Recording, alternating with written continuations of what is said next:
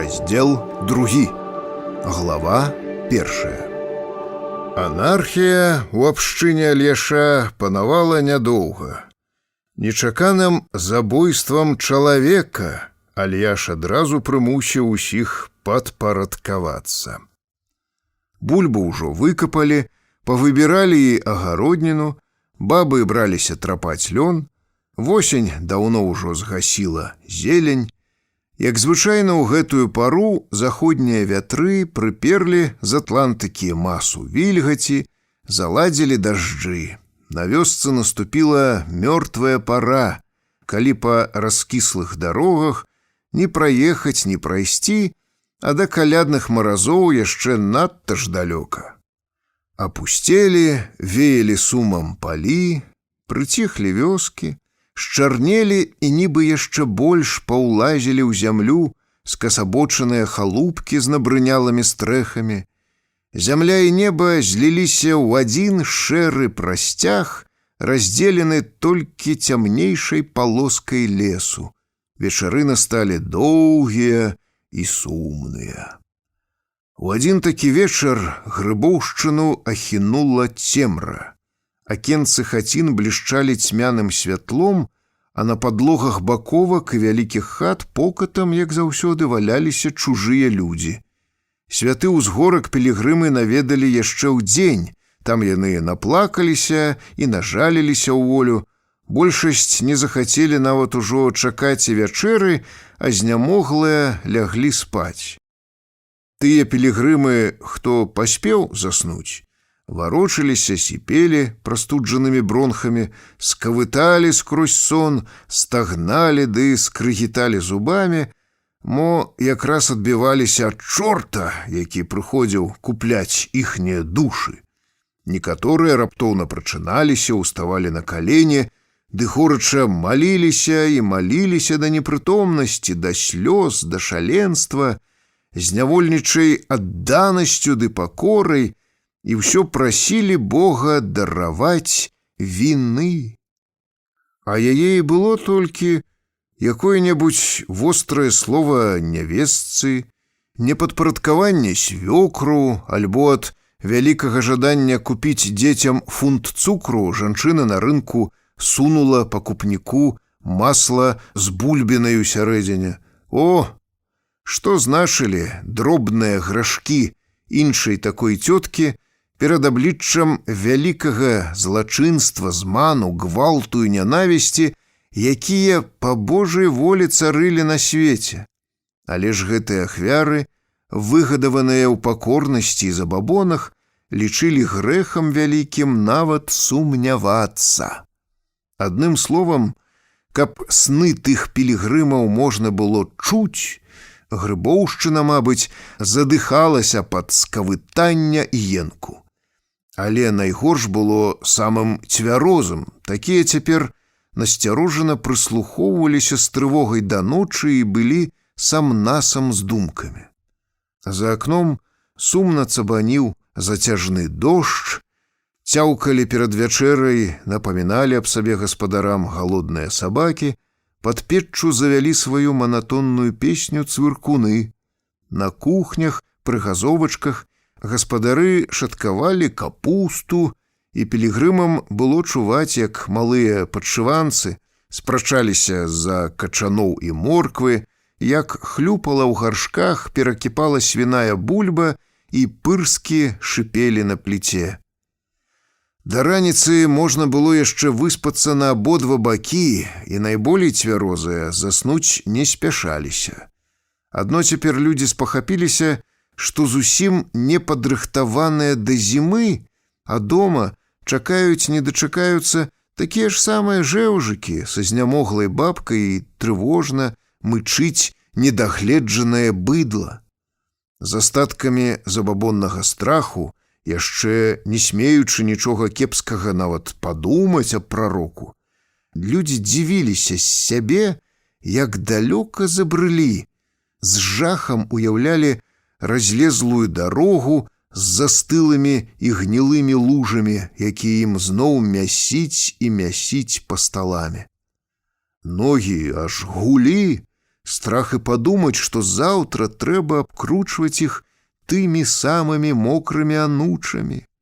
А казалі, быдта нейкая сіла ў Грыбаве знімае з ног боль, што са святога пагорка ідзеш, нібы ступаючы па небе, нібы напіўшыся гаючай вады. Сон такіх пілігрымаў не браў. Людзі неспакойна ўздыхалі, варочаліся, шасталі саломай, масціліся так і гэтак, і ні адзін з іх у распачлівым адчаі гаварыў сам сабе: «Эх, і праўду гаворыць разумная, што сам ад сябе, халера на яго, нікуды не ўцячэш, не схаваешся, хоць ты трэсні». А ў царкве ў гэты момант ішло вячэрняе малебства. Зрэшты, такое слово, мабыць, падыходзіць найменш для вызначэння таго, што там адбывалася. Глава 2. Перад палаючымі падсвечнікамі ля алтара згрудзіліся аброслыя па самыя вушы зельнянымі торбачкамі цераз плячо ў лазовых пасталах фанатыкі з Валыні. Злева перад імі ляжалі на сталах боханы хлеба, пірагі, цукеркі, яблыкі і грушы. Стаялі абвязаныя дратваю ды трысцём бутэлькі украінскага віна. На версе гэтых прынашэнняў бялелі паперкі з імёнамі для памінання за ўпакой, а справа на такіх жа ахвярных сталах ляжалі запіскі за здароўе. Тут жа на лаўках чынна сядзелі апосталы, трэція свяшчэннікі і сам Альяш. Вялізная кубатура храма танула ў глухой цемры, дзе харысты цягнулі псалмы. Манатонныя гукі мацнелі і адзываліся рэхам у густым змроку скляпення. Адчувалася насцярожанасць, якая бывала заўсёды, калі ў царкве прысутнічаў сам прарок. Настрою гэтаму не паддавалася мая цётка. Цётка Хімка сачыла за падсвечнікамі. У цэнтры пазалочанага дыска гарэў тоўсты васковы валік з залатымі абадкамі, а ў плоскай чашы трымцелі васковыя дубцы, акуратна ўстаўленыя ў гнёзды. Для нашай цёткі кожная свечка была канкрэтнай душой, за якую недзе маліліся сваякі, і Хімка гэтага не забывала ні на момант. Свечкі ў яе стаялі роўна, адна ў адну, выгаралі амаль датла. Калі ўсе 4 падсвечнікі, дыхаючы расплаўленым воскам, яскрава палалі залатымі пікамі неспакойных агеньчыкаў, Хімка не адводзіла ад жывога букета агню вачэй, а ў гэты час пілігрымы з забабоннай асцярожнасцю, нібы дробку солі, перадавалі адны адным новыя тоненькія патычкі. І свечкі цяклі да яе скрозь апрануты ў саматканыя світкі натоўп з раніцы да вечара. Толькі Хімка паспявала іх устаўляць. Цётцы заўсёды было хораша і ўтульна, як цяпер. І хоць яна ад самога Давідзюка ведала, што ад зямлі да неба 1000 вёрст, чулую малітву ўсявышняму яна шаптала, быдта Бог быў побач. Хімка выконвала многа работ адразу. Встаўляла свечкі, сачыла за імі, малілася і нічога не прапускала з таго, што адбывалася навокал. Хор скончыў спяваць. Чуваць было, як 25 спевакоў і спявачак зашоргалі нагамі ды палезлі па каменнай лесвіцы ўніз. Па ўстаноўленай традыцыі прарок мужыкам плаціў у канцы кожнай спеўкі, і Хімка ведала, што цяпер будзе. Вось кіраўнік хору з фіялетавым носам, дзячок Каваленка, праціскаецца праз натоўп да Альяша і пакорна застывае. «Алеш і нотно дзіселья спявалі», паціху хваліць ён сваю капелу. «Так у крынкаўскога Савіча, напэўна, не спяваюць, не». «Як захочце, можаце і нотно», Прарок неахвотна суне руку ў палатняны мяшэчак з грашыма ды нездаволена пытаецца: «Ці не патапталі мне там палатна на хорах?» Паспрабуй не ступі на яго, калі хоры так завалены, што не павярнуцца. Вазоў з 18 дабра тады забрала кансісторыя, як гаспадарылі тут яшчэ манахі, потым прэзідэнту ладную фуру кужалю завалаклі. Толькі ж калі гэта было? А падарункі з таго часу прыбываюць і прыбываюць. Адным таптаннем, вядома, там не абышлося. Іншы мужчына добрую шаляноўку або файнейшы рушнік такі суне пад пінжак, але Хімка да людзей за гэта нічога не мела. Дабро ўсё роўна марнуецца. Піня на яго нават глядзець не хоча, кажа: «Нештандартнае, падавай гандляру лён ды воўну, а паны сабе выткуць па-свойму». Шчэ невядома, куды ўсё неўзабаве Альяшы дзяваць будзе. «Што ты, айцец Ілья?» – запэўнівае прарока дырыгент хору, а ўся яго ўвага звернута цяпер на тое, каб хлебадаўца як мага больш зачарпнуў жменей у мяшэчку. «Хіба ж я дазволю ім таптацца па дабру? Ты ж мяне ведаеш. Мінулы раз развярнулі мне рушнікі з войцы, быць то золото там шукалі гіцлі». «Да што ты? Я ім скажу, айцец Ілья. Я такі, што ў мяне нядоўго і атрымаць. О, добра, што сказаў, я ім не дарую. А за такі нотны спеў ты ўжо ім...» «На!» Прарок высыпае сярэбраныя кружочкі ў падстаўленыя прыгаршчы. «Дзякуй!» Ужо байчэй кідае Каваленка ды бяжыць на двор, дзе яго чакаюць харысты мужчыны. Хімка нават адчувае, з якой дзяцінай прагай быяшка з маняй лічылі атрыманыя цукеркі, гэтыя дарослыя мужыкі цяпер, агорнутыя такім жа радасным хваляваннем, запаліўшы запалку, лічаць манеткі, каб ісці іх прапіваць.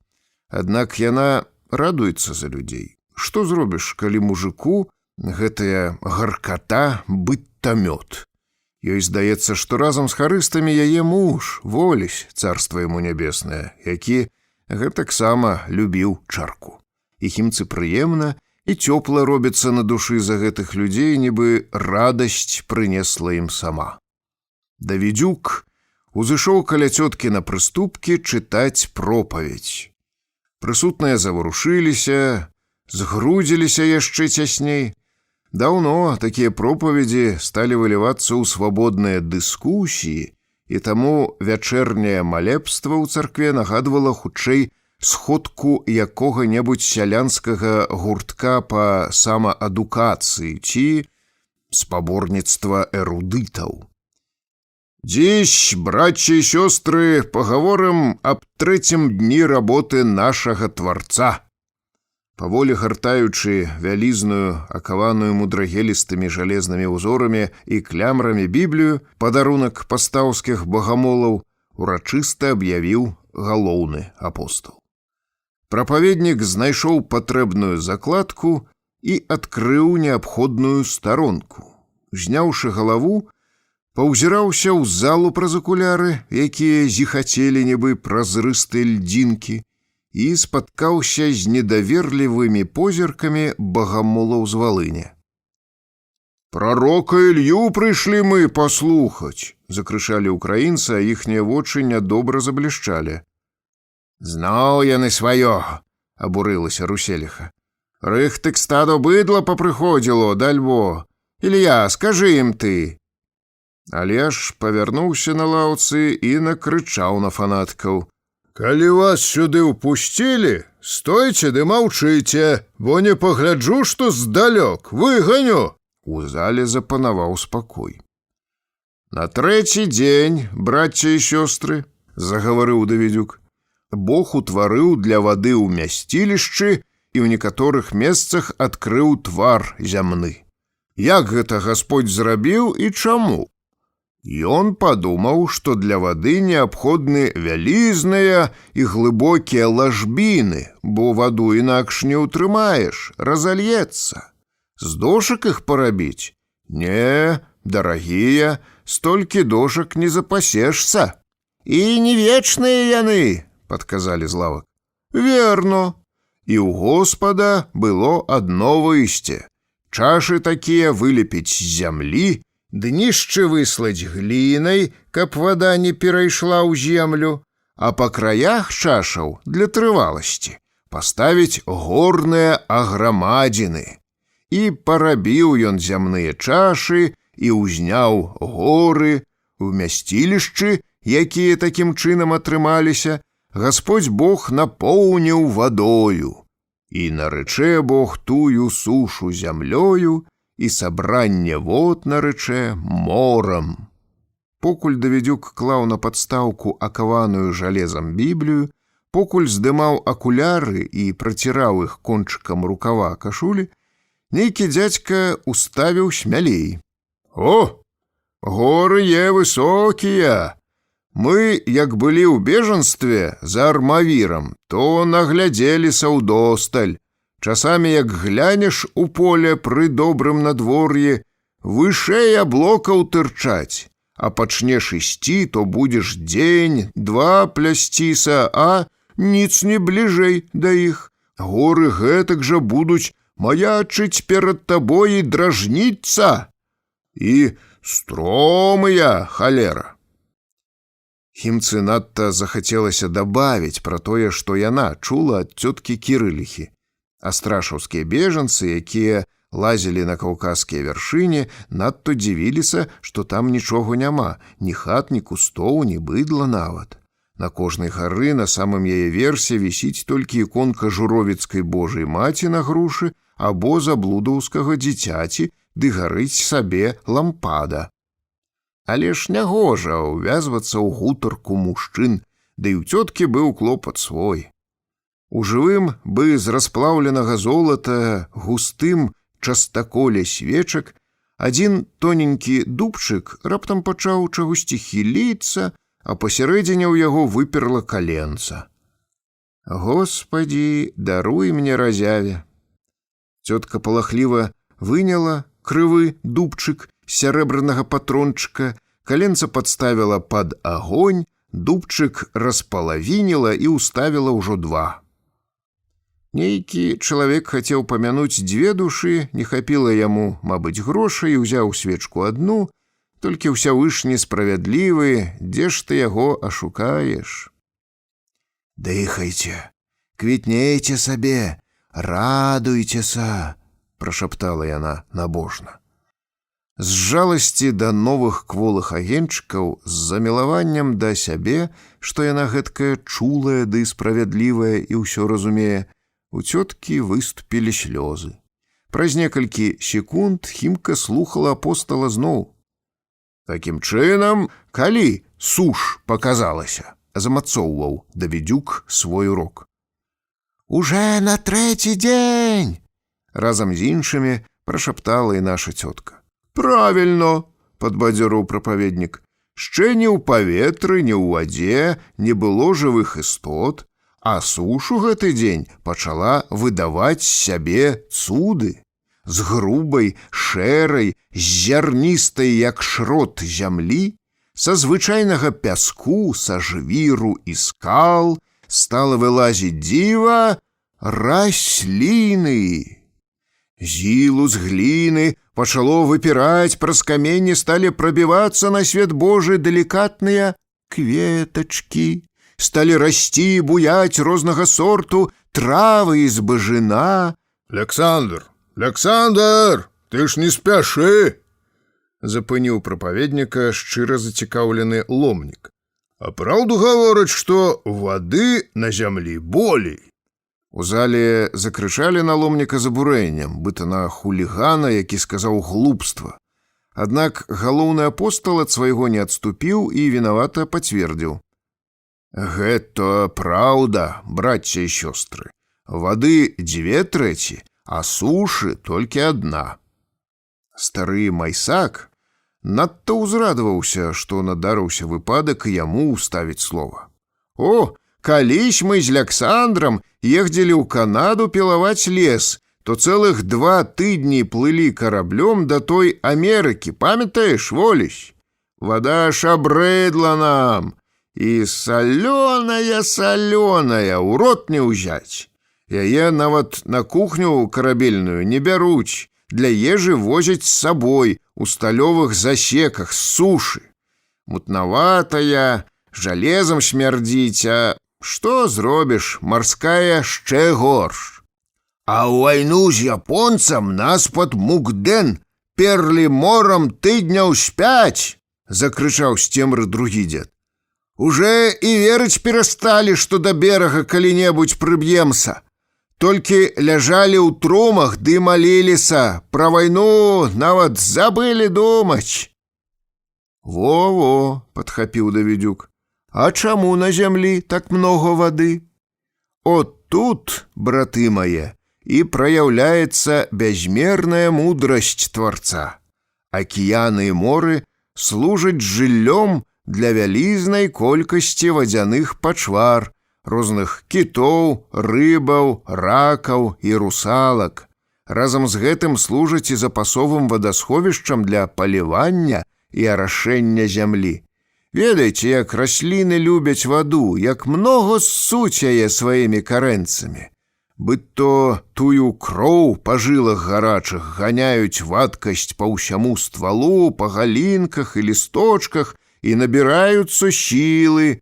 О, вада сілу мае, без яе жыць нічога не можа, гэта факт, пацвердзіў Майсак. А соль, убіўся ў размову нейкі плянтавец, паспрабуй паеш не салёнае, і ты не работнік, ад яе расце ўсё як файно, калі пасыпаць па полі, і ні адзін чарвяк не завядзецца, муха не сядзе ў мясе. А пастаў кубак з вадой на стол, насыпу яе солі жменю са снегам, памяшай, кубак да стала прымерзне. І соль, вядома, сілу мае, але колькі яе, разважаў Давідзюк. Людзі бяруць соль як лякарство, ісцінно вам кажу. Без вады ж не могуць пітацца расліны, а нас абкружае грамадная колькасць раслін і раслінак, кустоў ды кусцікаў, дрэў вялікіх, сярэдніх і маленькіх. Валыняне ледзь сябе стрымлівалі ад абурэння. Ход іхніх разважанняў прыкладна быў такі. Калі нейкі лысы здыхля гэтак цікава гаворыць, як жа тады гаварыў бы сам прарок, як прыемна было б слухаць яго. Чаму гэты нахабнік не дае слова Альяшу, што гэта робіцца? Да украінцаў нікому не было справы. «Вясной на капусту не напасешся яе», дапамаглі Давідзюку свае багамолы. «А што уже студзянскі лес патрабуе, а палі, а выган? Хай гаворыць апостол Аляксандр, не перабіваймо, мы не на кірмашэй». «Нічога, яшчэ паспею, выскажу со і я», памяркоўна заявіў галоўны Альяшоў прапаведнік, пазіраючы паверх акуляраў у залу. «Мне трэба, каб вы добра зразумелі».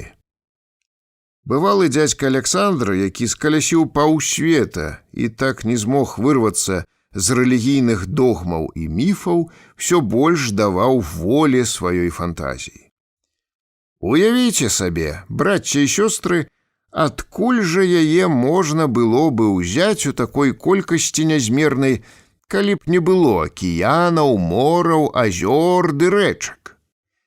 Дзякуючы гэтым вадасховішчам, зямелька наша з багатай сваёй сямейкай раслін не ведае цяпер недахопу ў вадзіцы. З акіянаў, з мораў і з другіх умясцілішч кожны божы дзень узнімаюцца вялізныя іспарэнні і воблакамі плывуць і плывуць над зямлёй, ды дажджаць на ёй, або не спадаюць росамі, ды прыносяць піццё кожнай травінцы, кветачцы, дрэву, якія самі не могуць хадзіць да калодзежа. А коровам, а коням, свінням хіба не трэ яе? Заўважыў Майсак. Я не гавару ўжо пра тое, якую аграмадную колькасць патрабуюць яе розныя адушаўлёныя і неадушаўлёныя стварэнні, ад чалавека да малюсенькай казяўкі. Всё жывое хоча піць і есць, а кожны харч бывае раствораны ў вадкасці. Пасля гэтага, сёстры і брацця, ніхто не можа сказаць, што вады многа. Яе столькі на зямлі, колькі трэ для існавання кожнай істоце. Тварэц, нябось, прадбачлівы і стварыў усё мераю, лічбаю і вагою, якраз ісцінно вам гавару. Давідзюк і сам ведаў, што гаварыць з мужикамі ўмее, але спрабуй дагадзі старому. Таму ён ужо, выціраючы свой пакаты ўспатнелы ад напружання і гарачыні, якой дыхалі яму ў твар падсвечнікі лоб, прасачыў за рэакцыяй Альяша. А нашая Хімка на момант забылася пра свае мігатлівыя душы, запамінала кожнае слова апостала і эрудзіраваных падказчыкаў, каб потым пераказаць усё страшаўскім бабам ды мець аргументы адбівацца ад брата. Галоўны апостал, не без здавальнення, пераканаўся неўзабаве, як яго слухачы увайшлі ў смак. Глава 3. Давідзюк не паспеў яшчэ перавесці дух, а Хрысціна ўжо патрабавала. «Аляксандар, раскажы яшчэ пра сонцо. Кажуць, яно большае за зямлю. Хіба можа гэта быць? Як жа яно утрымалася б такое на небе?» Давідзюк не спяшаў, даў магчымасць выказацца іншым. «Вялікае, а ты што сабе думала?» — азваўся раптам сам прарок. «Глядзі, унь свечкі гараць.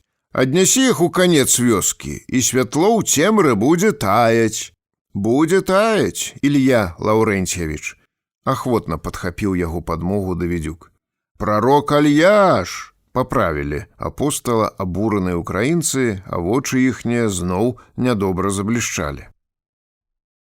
«Ладно вам, кажу, помаўчыце!» — крыкнуў на іх Альяш. «Пра што мы? Ага! Свечку аднясі ў канец вёскі, і агні будуць як зерня, а да якіх-небудзь плянтаў то ўжо і не ўбачыш яе нават адсюль. А сонца, ого!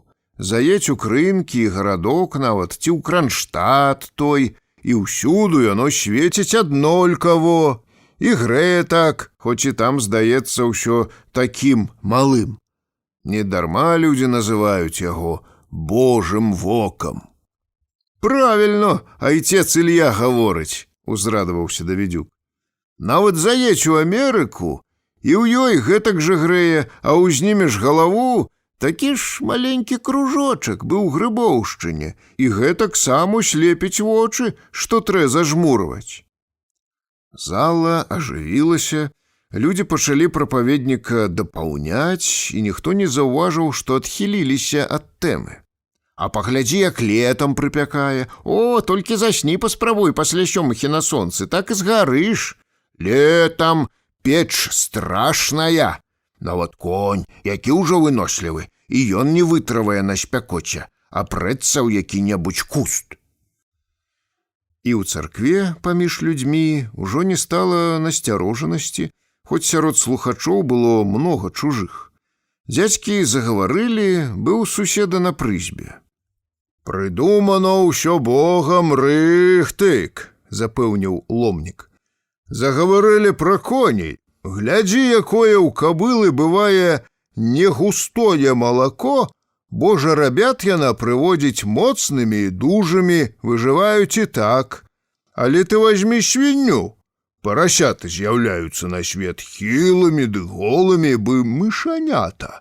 Ды малако ў мацеры, як смятана, і малыя ўжо праз пару начэй становяцца на ногі.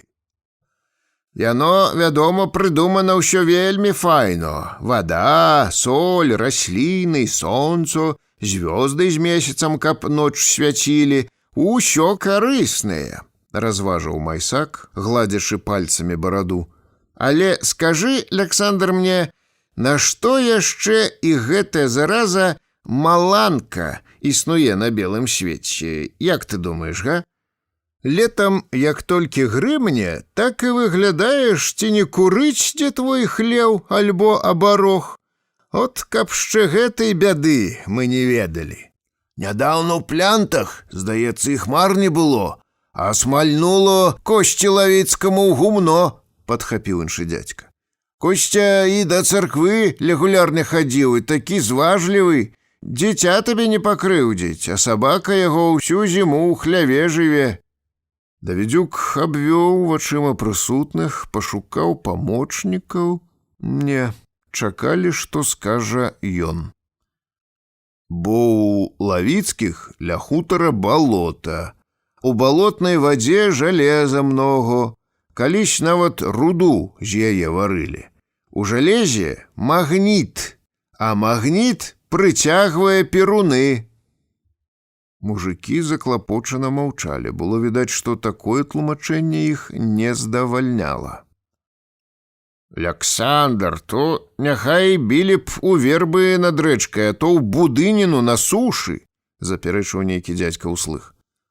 Але праўда, падтрымалі апаненты хорам.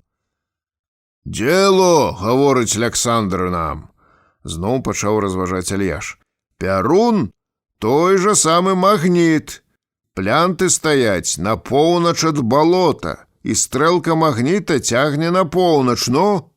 З пытаннем абвёў стары ўсіх вачыма, ці дайшло да людзей яго тлумачэння. Таму і стрэліло туды, а як жа? У царкве запанавала поўная пашаны цішыня. Стала выразна чуваць, як дзесьці ў глыбіні залы, дзе панаваў сонны густы змрок, нейкі чалавек усхрапнуў, але ж адразу і прачнуўся, ды перапалохана выгукнуў. Што? Дзе? Га? Ніхто гэтага і не заўважыў. Украінцы ўсё так жа бяздумна елі вачыма свайго бога. Астатнія мужыкі ўражана ківалі галовамі і быдта адзін аднаму казалі: «Це халера, недарма Альяш служыў калісь дзеншчыком у афіцэра, трымаў у руках розныя компасы, магнітную справу, ніц не кажы, ведае стары д'ябал». «Гэта верно, брацце і сёстры», – сціпла падсумаваў словы прарока Давідзюк.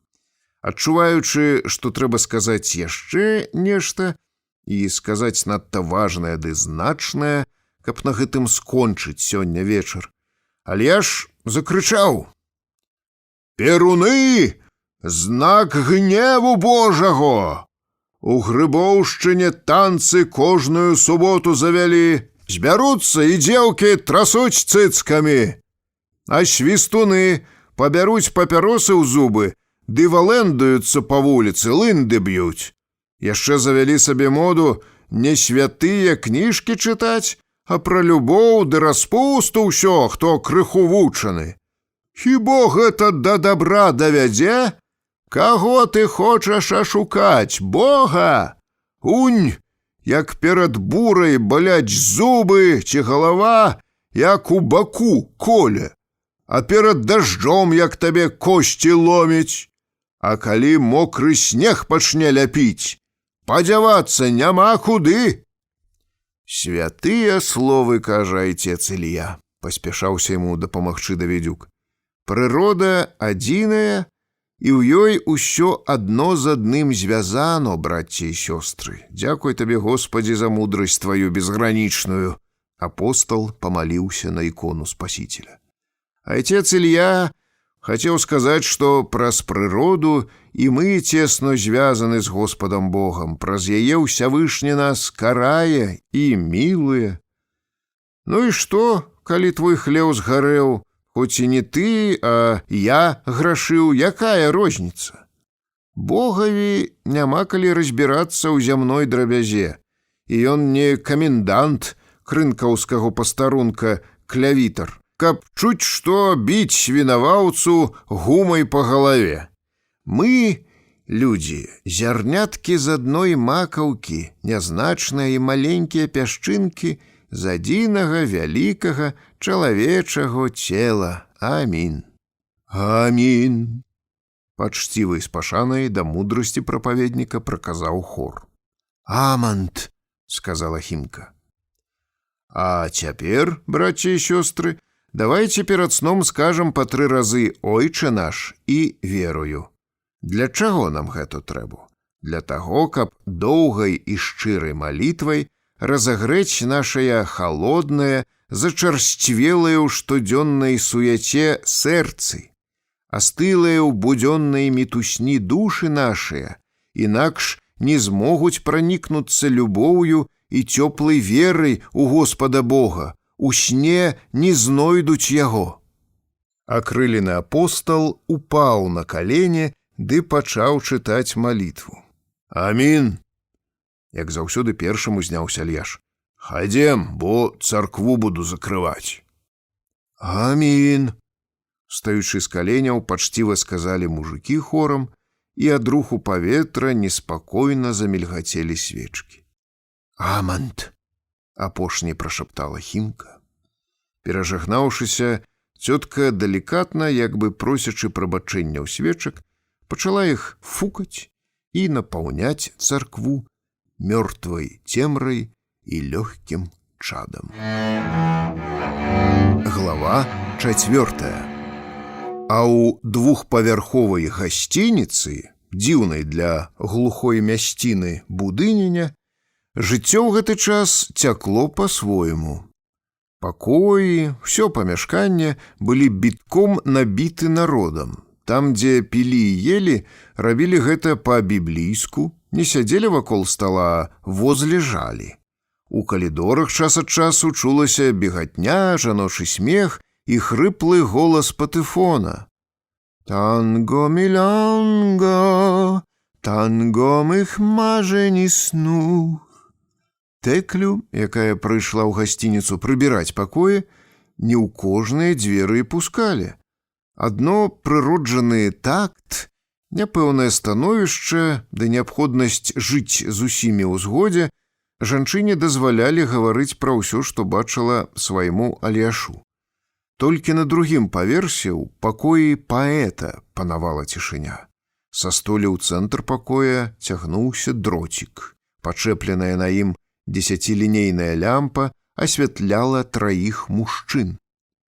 У воблаку дыму з папяросай у зубах за столікам пісаў вершы лабасты інтэлігент з упалымі вачыма, той самы Павел Бельскі з Пянькоў, чые гімны Альяшу спявалі багамолы. На сцяне над ім віселі 2 партрэты барадатых дзядзькоў, прарока Альяша Клімовіча і графа Льва Толстога. Былы грамадоўскі актывіст, вядома, не прачытаў да канца ні адной кніжкі Льва Мікалаевіча і меў цьмянае ўяўленне аб яго творах. Павел шанаваў графа, пакляўся яму за тое, што яго праклялі папы. Другім у пакоі начаваў вахлаты дзядзька Піняў Фурман. Ён раніцой меўся весці на станцыю Валілы воўну, лён, гусей і курэй, якія Піня купіў у прарока, а покуль што ў верхняй вопратцы валяўся сабе на нарах. За грубым сталом прымасціў сваё магутнае цела Мікалай Рэгіс. Вышываная касаваротка з адмысловымі вензелямі ды царскай каронай на ім была расхрыстана, на смуглых грудях вісела на ланцужку вялізнае меднае распяцце, а позірк яго быў сумны. Перад няўдалым дзячком стаялі з кепска выпаленага шкла, таму зялёная была шаўліст бутэлька і закусь. Цабаніць як, прыслухаўшыся, не то падумаў голас, не то прамовіў да дзядзькі былы дзяк. Асенняя плюха, мёртвы сезон. Цяпер тут будзе застой да самай вясны. Толькі рыжы Сямён, ці яшчэ які дурань з чырвонымі пяткамі, правалачэцца босы па снезе. Господі, як перажыць зіму? У горад падацца ці што? Сумота, хоць ты плач. Як бы пад прымусам Рэгіс наліў сабе з зялёнай бутэлькі ў шклянку і неахвотна перакуліў яе ў рот. Тады з глінянай місы ўзяў лусту хлеба, цыбуліну, ткнуў яе ў соль і з хрумстам пачаў закусваць. Як не плакаў, Бог аднакаў, прабурчаў фурман, засадзіў пяцярню за пазуху і, прыжмурыўшы ад здавальнення вочы, пашкрэбаў сабе бок. Што? Вошы адалелі, паспачуваў Рэгіс. І дзякуй Богаві, калі яны е. З глыбокім перакананнем сур'ёзна адказаў пінен слуга, павярнуўшы да сябра бялкі з чырвонымі пражылкамі. Вош толькі ад мёртваго чалавека бяжыць. О, трупаў яны пакідаюць адразу, што праўда, то праўда. За вайну наглядзеўся я. Павел нервозна зацягнуўся папяросай, ды шумам выдыхнуў дым. Адбіваючы такты, прыслухоўваючыся да свайго голасу, паэт на слых праверыў рыфму. Ты трудов понес немало, слез немало ты пролил. О, и сам Бог тебя за это? А что за это? За это, и сам Бог тебя за это рукой щедрой наградил. О, атрымліваецца. Паэт ліхаманкава ўзяўся запісваць. І ахвота яму вазіцца з гэтым, паціснуў плячыма Рэгіс. У гэты момант нехта пастукаў нясмела ў дзверы. Проша, па-польску дазволіў Рэгіс. З вядром вады і венікам увайшла Тэкля. А, святая душа, Фёклачка, шчыра ўзрадаваўся Рэгіс. Маладзіца аддана 3 разы пакланілася партрэту Альяша, затым Талстому, перажагналася і мякка папракнула мужчын. Зноў накурылі, хоць сякеру вешай. Ой, мужчынкі, мужчынкі, як вы так можаце? А ты для чаго? Што прабіла? Навядзі парадак у нас, мілая. Як жа, навядзеш тут, рыхтак? Вазончыкі ад дыму воз усім уже зачахлі. Хоць бы фортку адкрылі, ці што? Полезла яна белым каленам на акно. Бы малыя.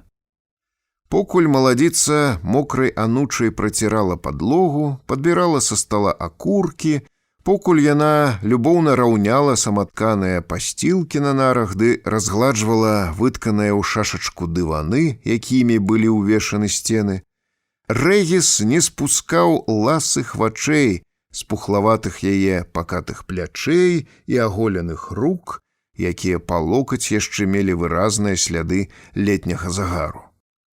Абмацаўшы Тэклю вачыма з пят да галавы, дзячок шчыра прызнаўся. А ведаеш, даражэнькая, пра такіх у Бібліі сказано: «Повела бы я тебя в дом матери моей, ты учил бы меня, а я поила бы тебя ароматным вином, соком гранатовых яблок моих». Гэтая ядронасць цела, радзімкі на шчацэ і шыі, ідеальна налітыя ногі, зубы, што аж зіхацяць белізной, такая ласкавасць у вачах. Колькі разоў на цябе гляджу, столькі і думаю: ну ж і бабу падчапіў сабе наш прарок, ну ж і умеў. То дзіво, Альяш хоць і стары, але жывы, уставіў вазніца. Ты сур'ёзна? Але ж падумай, чалавеча, што ён у свае гады можа рабіць з ёю, да яшчэ на адной грэчневай кашы. Чудеса твае, Господі! Скажаце вы таксама, айцец Мікалай, ну вас.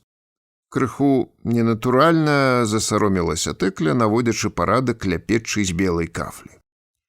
Пра нашага старога смешна апавядаў шудзялаўскі войт, паслухай, звярнуўся ён зноў да вазніцы. Альяшу прысудзілі палякі ордэн за тое, што пабудаваў царкву, прыслалі паперу з паведамленнем Узнагароду трэба выкупіць у Беластоку за 20 злотых. Стары зразумеў гэта як пакаранне. Ого, выдаткаваць яму такія грошы. Ён узяў торбу хлеба, прыбыў у гміну і папрасіў: «Пане Войце, а ці нельга было б гэтыя грошы адседзець у арышце як за штраф?» От камбінатар. «А што?» – не зразумеў гумару вазніца. «Бо гаспадарлівы, нічога на яго не скажаш, грошы берагчы умее. Народ любіць і паважае яго за гэта».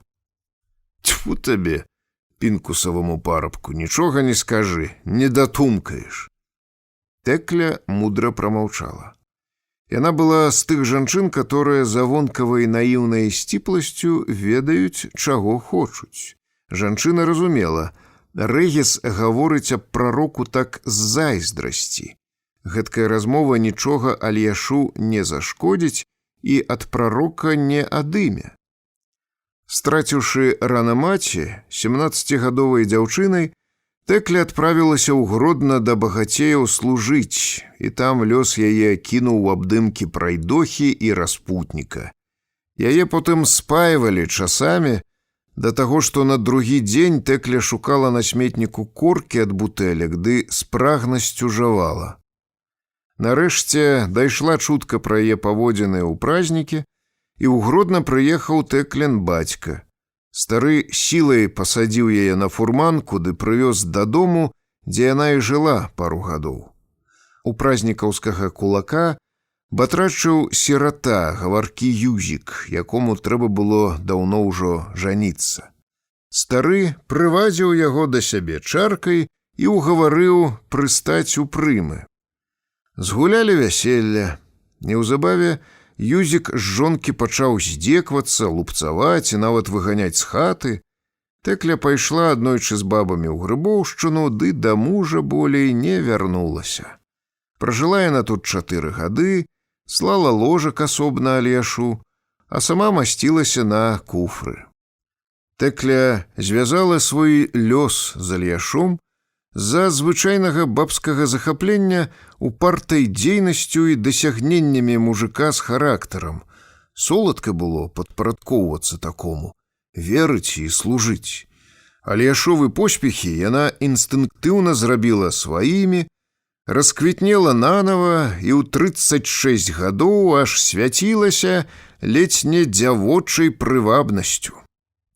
Кожную раніцу Тэкля ўсхоплівалася ад пачуцця бязмернага шчасця, радасці, якія чакалі яе цэлы дзень, і з вечнай прагай да работы, за асалодай ад сваёй маладой нястомнасці, запушчанымі ўніз сарамлівымі вачыма яна насілася да вечара ад дома да царквы, ад царквы да гасцініцы і ў вёску.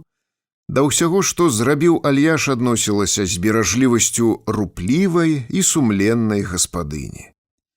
З такой жа цеплынёй, як гэта ўмеюць рабіць толькі жанчыны, адносілася яна і да яго нядобразычлівых сяброў, бо надта хацела, каб непрыязь гэтая была ў іх часовай. Пасля расказанага Рэгісам выпадку з ордэнам, Тэкля перажагналася зноў ды пакланілася барадатаму партрэту. Узнімаючыся, сціпла і дабрадушна папракнула жартаўніка. «Вы, як заўсёды, айцец Мікалай, жартуеце». «Чаму так думаеш? Я ж сур'ёзна. Сам Войт расказваў, што ён брахаў бы, і ці толькі гэта. З піняй мы ўгаварылі аднойчы Альяша зайсці ў крынкаўскую лазню. Мыцца то ён мыўся, а кашулі так і не зняў. Ты, гэткая чысцюля, як церпіш такога?» – не ўнімаўся дзячок. Тэкля паспрабавала перавесці размову. «І нашто вы, айцец Мікалай, столькі п'яце?» «Ты лічыш грэх?» – прыкрыў ён локцем татуіроўку на левай руцэ. «Дурненькая. Дык жа і сам Хрыстос піў». «Скажаце вы». «Не верыш? Рэгіс здаравеннай ручышчай хапіў распяцце, адцягнуў ланцужок на выцягнутую руку. То Іоанн Хрысціцель быў непітушчым, а гэты яшчэ як піў і людзям нават піць дапамагаў. Хіба гэта праўда? Што ты? На вяселлі ў Канне Галілейскай, дзе ён піраваў, не хапіла чым напаўняць бакалы. Дык Хрыстос твой, за якога ты заступаешся так, са звычайнай вады нарабіў віна для ўсёй кампаніі. Піце на здароўе сабе. Пра гэта ж у кожнай Евангелі напісана. То віно, а вы гарэлку. Бо там жыта не расце, дурненькая. Тыя людзі гарэлкі і не ведалі простое. А так, напэўна, піў бы і яе, гарэлка ж лепшая. Што для мужика маладога вінаграднае, падумай. Скажу табе па шчырасці, ён бы і спірт полюбіў. Вот так. Входящее в уста не скверняет.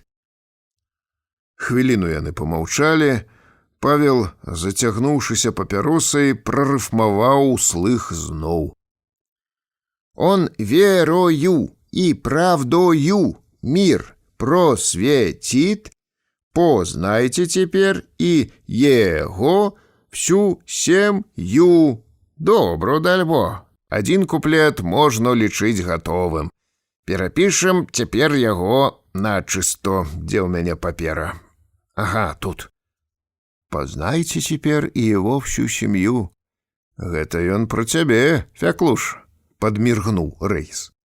Нашто вам чапаць і божаго чалавека, айцец Мікалай? З забабоннай пашанай да паэта праказала Тэкля. У айца Паўла якраз малітва льецца па ўнушэнню Духа Святаго. Хорошая ты, дальбо. Всяму цябе знойдзецца апраўданне, да ўсіх ты гэтак хораша адносішся, усім спрыяеш. Мне б такую жонку. І на назе радзімка. Колькі іх у цябе?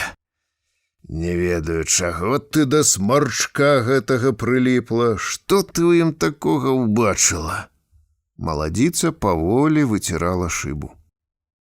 Скончыўся ён даўно.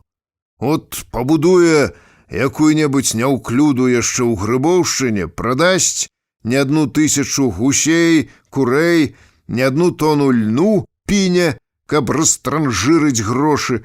Але больш гэты дзед нічога не выдасць, павер. Усе яго паклонніцы цяпер да мяне ліпнуць, як мухі на мёд. Да яго ходзяць, як сама бачыш, толькі бяззубыя бабулькі, ды Піліпіха з Хрысцінай верныя не адстаюць. Што ім іншага застаецца? Дзявачка з цябе, дальбо. Кожная дзеўка тут адхапіла сабе маладога апостала, а ты гэткая чартоўскі прывабная. Тэкля як бы раптам скінула з сябе маску. А чаго маю зайздросціць, што жарабцоў нахапалі?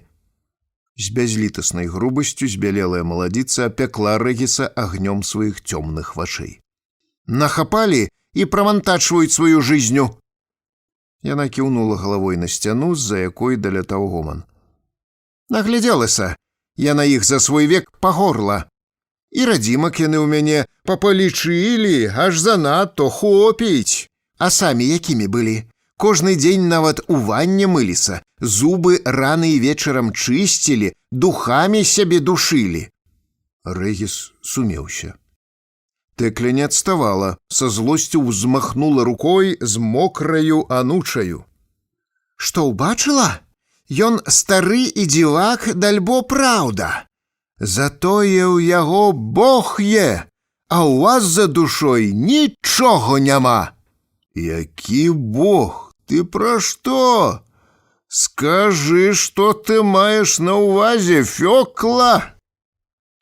Але маладзіца зрабіла выгляд, што непрыемнай хвіліны паміж імі не было, пабегла ў куток з венікам. О, і тут павуцінка. Глава 5. Наводзячы ў кутку парадак даўжэй, чым трэба, Тэкля праз хвіліну праказала ўжо зусім добразычліва, не паднімаючы галавы. «Ще спаткаеце сваё, айцец Мікалай. Кожнае за вас пойдзе, дальбо пойдзе».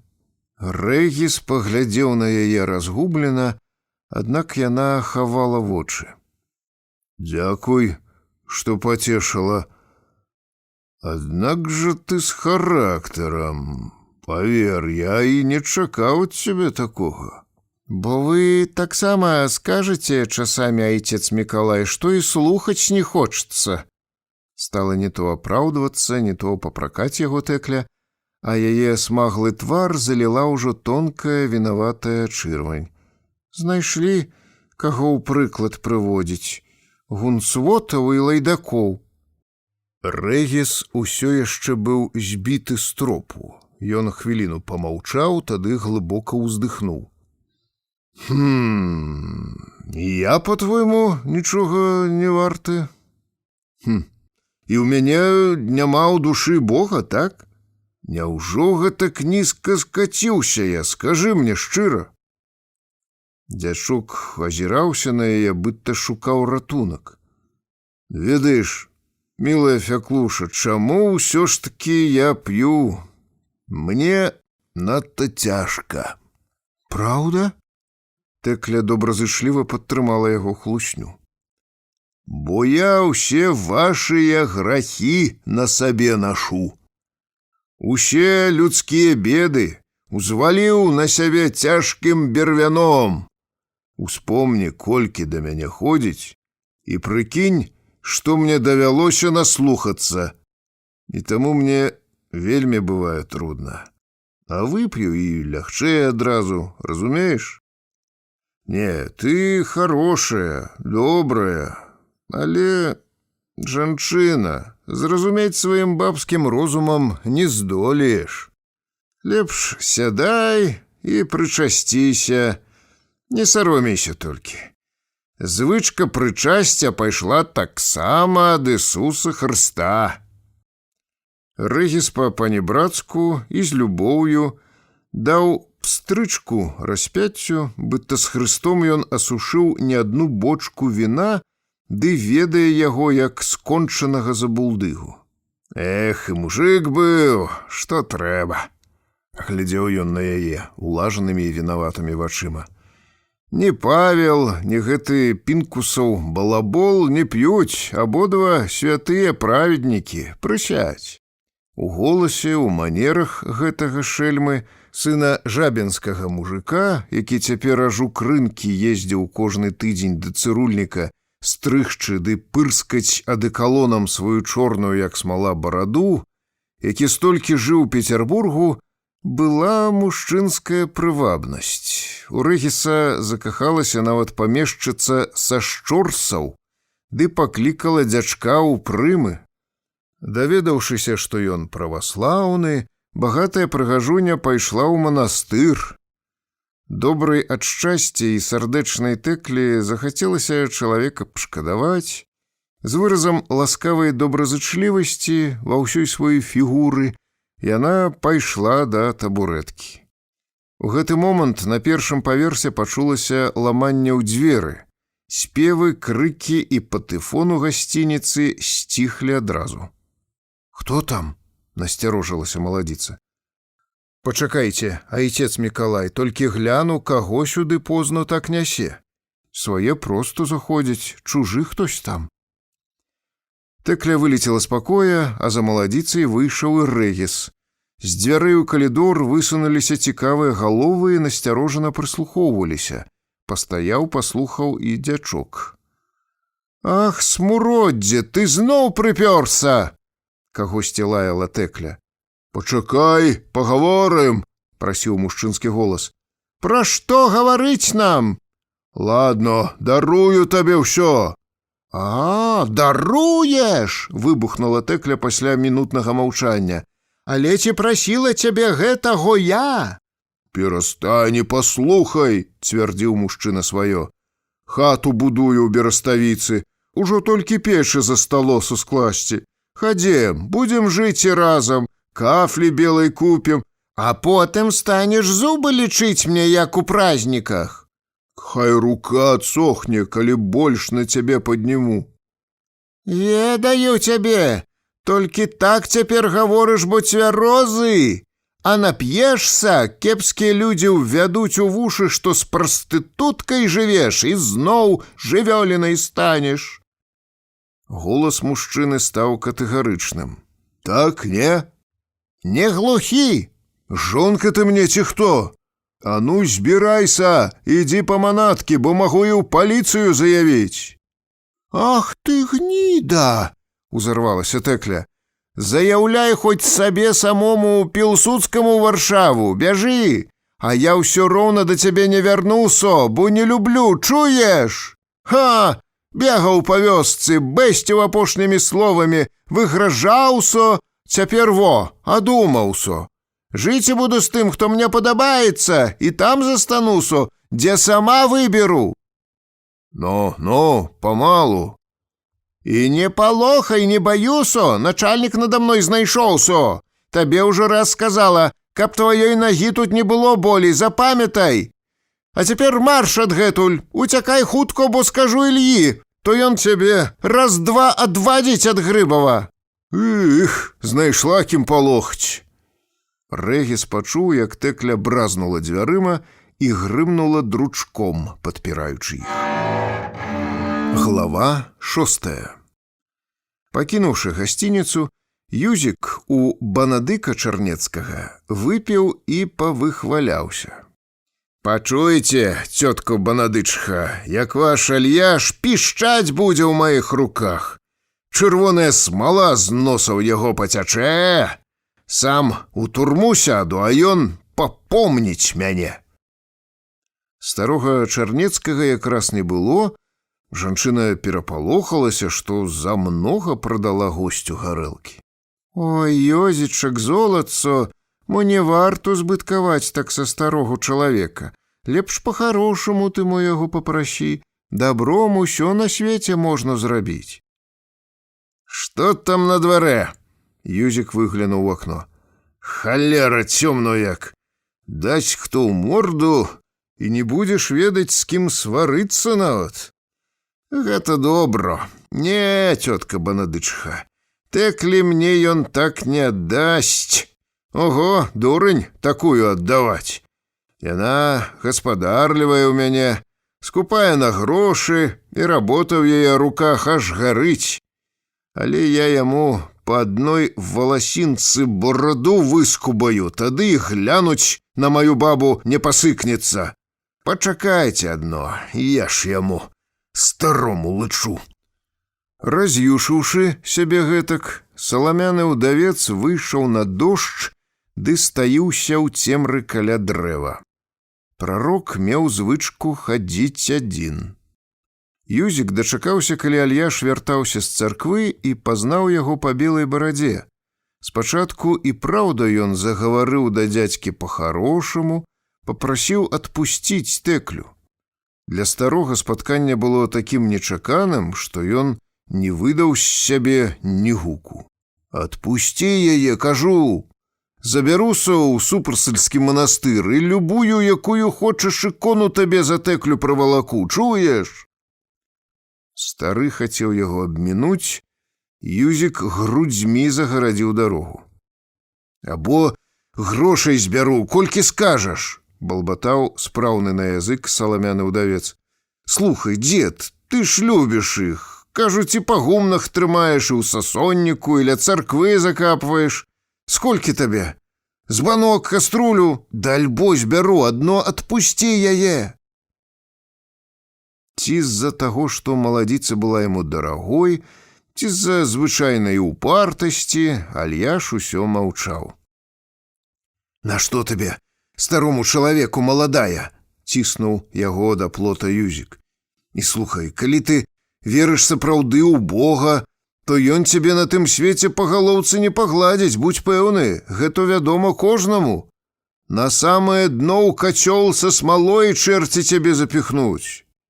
Ад таго, што Альяш быў такі стары, ніякі не сапернік, што ўсё маўчаў, Ад бадзёрасці, якую яму дала, банадычыся на самагонка, Юзік стаў бяспечны ды яшчэ больш гаваркі. Але ж і ты сам ні ў чорта, ні ў Господа Бога не верыш, столькі дурных баб ашукваеш. Хітры святоша. Не верыш, прызнавайся. Ён хапіў старога за бараду ды пачаў валтузіць то ўлева, то ўправа. Прызнавайся, нас тут ніхто не чуе. Пусці, гіцлю. Нарэшце азваўся прарок. Альяш упёрся плячыма ў штыкеціны, адарваў Юзікаву руку, адпіхнуў яго каленам і віскнуў. Ідзі адсюль, сацыяліст ты. То по-хорошаму не здаешся? Юзік палез біцца. Маладзейшаму на 1,5 пакалення мужчыне не цяжка было падмяць пад сябе друзлага Клімовіча, пакласці ў лужу ды сесці на яго вярхом. Але далей хлопцу не пашанцавала. Распластаны ўжо на спіне Альяш распачліва вывалак з-за халявы кілаграмовы ключыска і так стукнуў Юзіка ў скронь, што аглушыў. Узняўшыся на ногі, прыткі Альяш прыйшоў лютасць. Побач ляжалі нечыя дровы, прарок хапіў ёмкі яловы круглячок і доўга хвастаў Юзіка па галаве. Адкінуўшы кругляк, задыханы Альяш павалокся быў ужо дадому, але адумаўся і з паўдарогі вярнуўся. З вялікай цяжкасцю абвялае цела, якое яшчэ хрыпела, нібы качаў хто дзіравы кавальскі мех, Клімовіч завалок пад цэркаўку, сунуў у яму, адкуль бралі святы пясочак, і старанна ношу закапаў рукамі. Аддыхнуўшы крыху, Альяш прыслухаўся. У яме панавала мёртвая цішыня. На вёсцы перабрэхваліся сабакі. Альяш спаласнуў лужыне рукі, на ўсялякі выпадак памыў царкоўны ключ, сунуў яго зноў за халяву і патэпаў да хаты, дзе яго чакала вельмі ўстрывожаная Тэкля. А чаго гэты гіцель лез?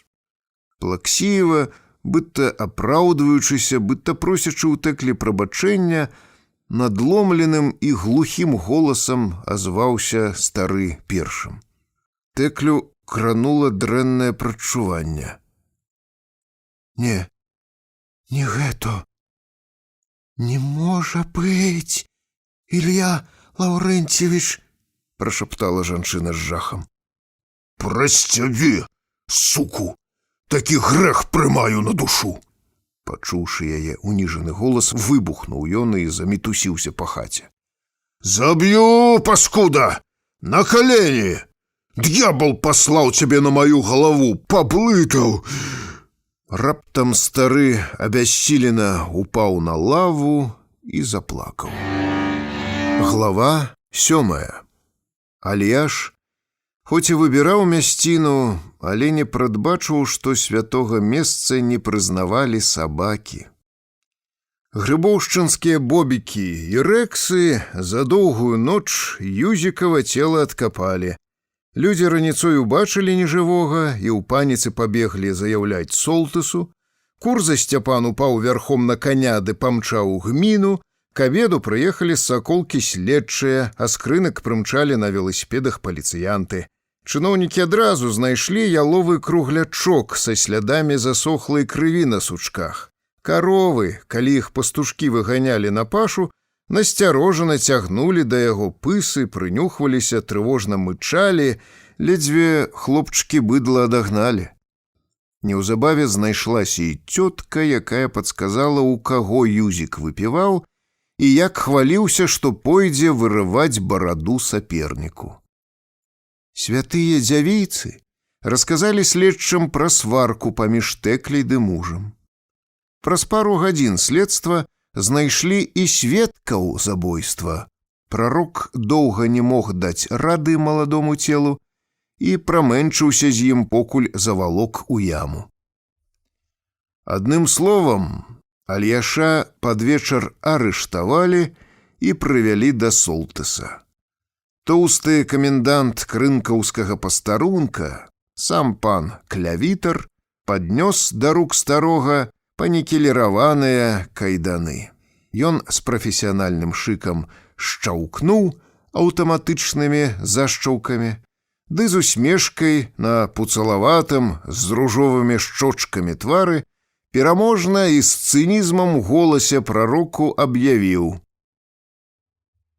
«Но, стара псяюху, бачыш, і мядзведзю кальцо ў губу ўдзяюць. Развітвайся, кланяйся нізка ўсім апошні раз, прасі прабачэння, бо сюды ніколі табе больш не вярнуцца. Пахаваюць на казённы кошт цябе пад нумарам на турэмных могілках». Пануры дзядзька толькі моўчкі пераступаў з нагі на нагу, а на шэрым і зморшчаным ілбе выступілі кропелькі поту. Гэтым часам пад Солтысаву хату, нібы пасля землетрасення, ўсё збягаліся і збягаліся людзі. Супроць курзавага плота стаялі дзве фурманкі. Людзі яшчэ не ўжыліся ў здарэння, ўсё для іх было як сон. Не даючы веры сваім вачам, яны анямела глядзелі, як закаванага ў бліскучыя ланцужкі з такім жа бліскучым замочкам Клімовіча падсаджваюць два паліцыянты на пярэдні воз, а паабапал арыштанта уладкоўваюцца цывільныя чыноўнікі з Саколкі. Усё было так нечакана, што людзі не ведалі, шкадаваць ім чалавека ці абурацца. Здалёк ад усіх тырчала здранцвелая Тэкля. «О, нясуць!» — з жахам пракацілася праз натоўп. Стараючыся ступаць у ногу і абмінаць лужы, 4 грыбоўшчанскія мужыкі валаклі на конскай гуньцы цела. Цьмяныя вочы саламянага ўдаўца нерухома глядзелі ў неба.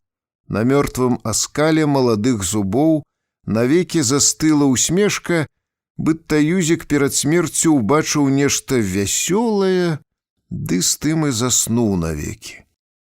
Насільшчыкаў суправаджалі паліцыянты, 4 пародзістыя палякі з Мазоўша.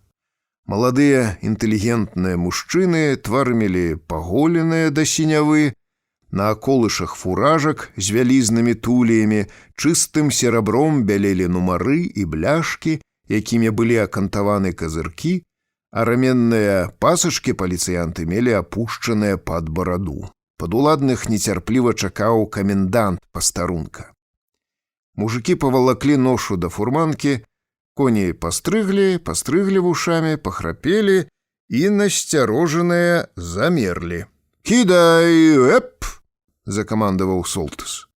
Пачуўся глухі стук акасцянелага цела аб драбіну. Толькі цяпер усхліпнулі бабы. «Банадык! Сена пад галаву пакладзі, а то звісае!» Прыкрываючы цела гунькай, з цвярозай абыякавасцю да смерці кінуў суседу Аўхімюкоў Володька. «Ат, цяпер яму ўсё роўна, ці паднятае, ці звісае!»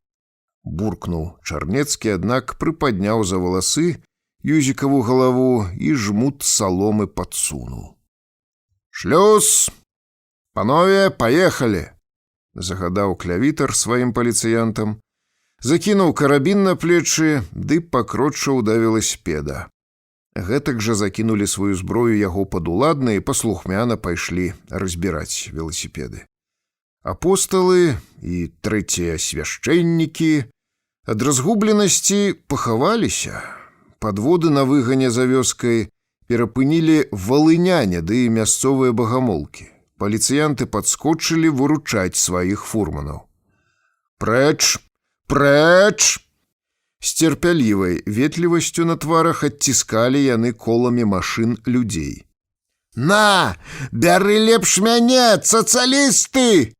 Паўзала на каленях, падстаўляла сухія грудзі ды рвала на сабе кофту цётка Піліпіха. «Руку падняў на божага чалавека, антыхрыст! Высмаліць табе, маланка, слепакі б нахабныя! Чакай, Бальшавік ты няверны, і ўвесь твой род здохне, калі не адступіш, калі святого чалавека не выпусціш. Псяюхо, будзеш блытацца тут яшчэ, зазлаваў клявітар. Ён лёгка, быццам кацяня, занёс бабку за кювет, паклаў на мурог. Не паспеў камендант вярнуцца, бабка ўжо перапаўзла роў і апынулася зноў ля яго ботаў. Апамяталася, на выгане дагнала іх і Тэкля. Маладзіца была ўжо апранутая як у дарогу, трымала клумачак. Тэкля бухнула на калені, палезла да каменданта, абхапіла яго ногі, пачала з плачом прасіць клявітара. «Пане, гэта ж я ва ўсім вінаватая! За мяне, нягодніцы, ўсё гэта выйшло! Арыштуйце мяне разам!» «Дойдзе, калейка, пачакай!» паабяцаў ёй начальнік, прытрымліваючы маладзіцу, каб ад'ехаліся фурманкі. «Хороба, якая ты мяккая і файная бабка! С тобой, псяюха, я б згадзіўся ў адной камеры замкнуцца на тыдзень. Недарма мужики разбівалі головы адзін аднаму». А гэтым часам праз выган памалу прабіваліся падводы. Як валыняне не кідаліся пад колы, як не вішчалі, не кусаліся, не галасілі бабы, не хапалі за полы паліцыянтаў наша цётка Хімка і Піліпіха, а прадстаўнікі ўлады арыштанта адстаялі. Службістыя чыноўнікі надта гордыя, што так хутка ўдалося выявіць злачынцу, на якога ніхто і не падумаў бы, павезлі старога ў павятовую турму, ды смакавалі сенсацыю, якая мелася ашаламіць усю Саколку, а потым цэлае ваяводства. Раздзел 3. Глава 1. Як толькі падвода з арыштантам ад'ехала, Тэкля з Хімкай кінуліся збіраць апосталаў. Зрэшты, праз пару дзён тыя ўжо і самі адумаліся. Іх агарнула трывога. Засудзяць прарока, разгоняць і ўсю абшчыну. Адно цяпер усе яны ўразумелі, чым для іх быў стары. Бяда апосталаў неўзабаве аб'яднала. Давідзюк Тэклю супакоіў, узяў яе ключ, ды вечарам сабраў у царкве савет трэціх свяшчэннікаў.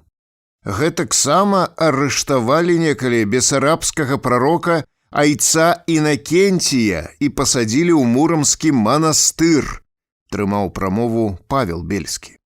Людзі дабраліся аж туды і выручылі яго. 2000 вёрст ішлі малдаване з Бесарабіі ў Аланецкі край, скрозь сумёты, у лютыя маразы.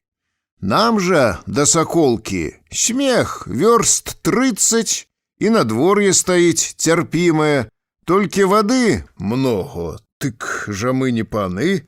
Чаго сядзець, склаўшы рукі? Пад ляжачы камень і вада не пацячэ.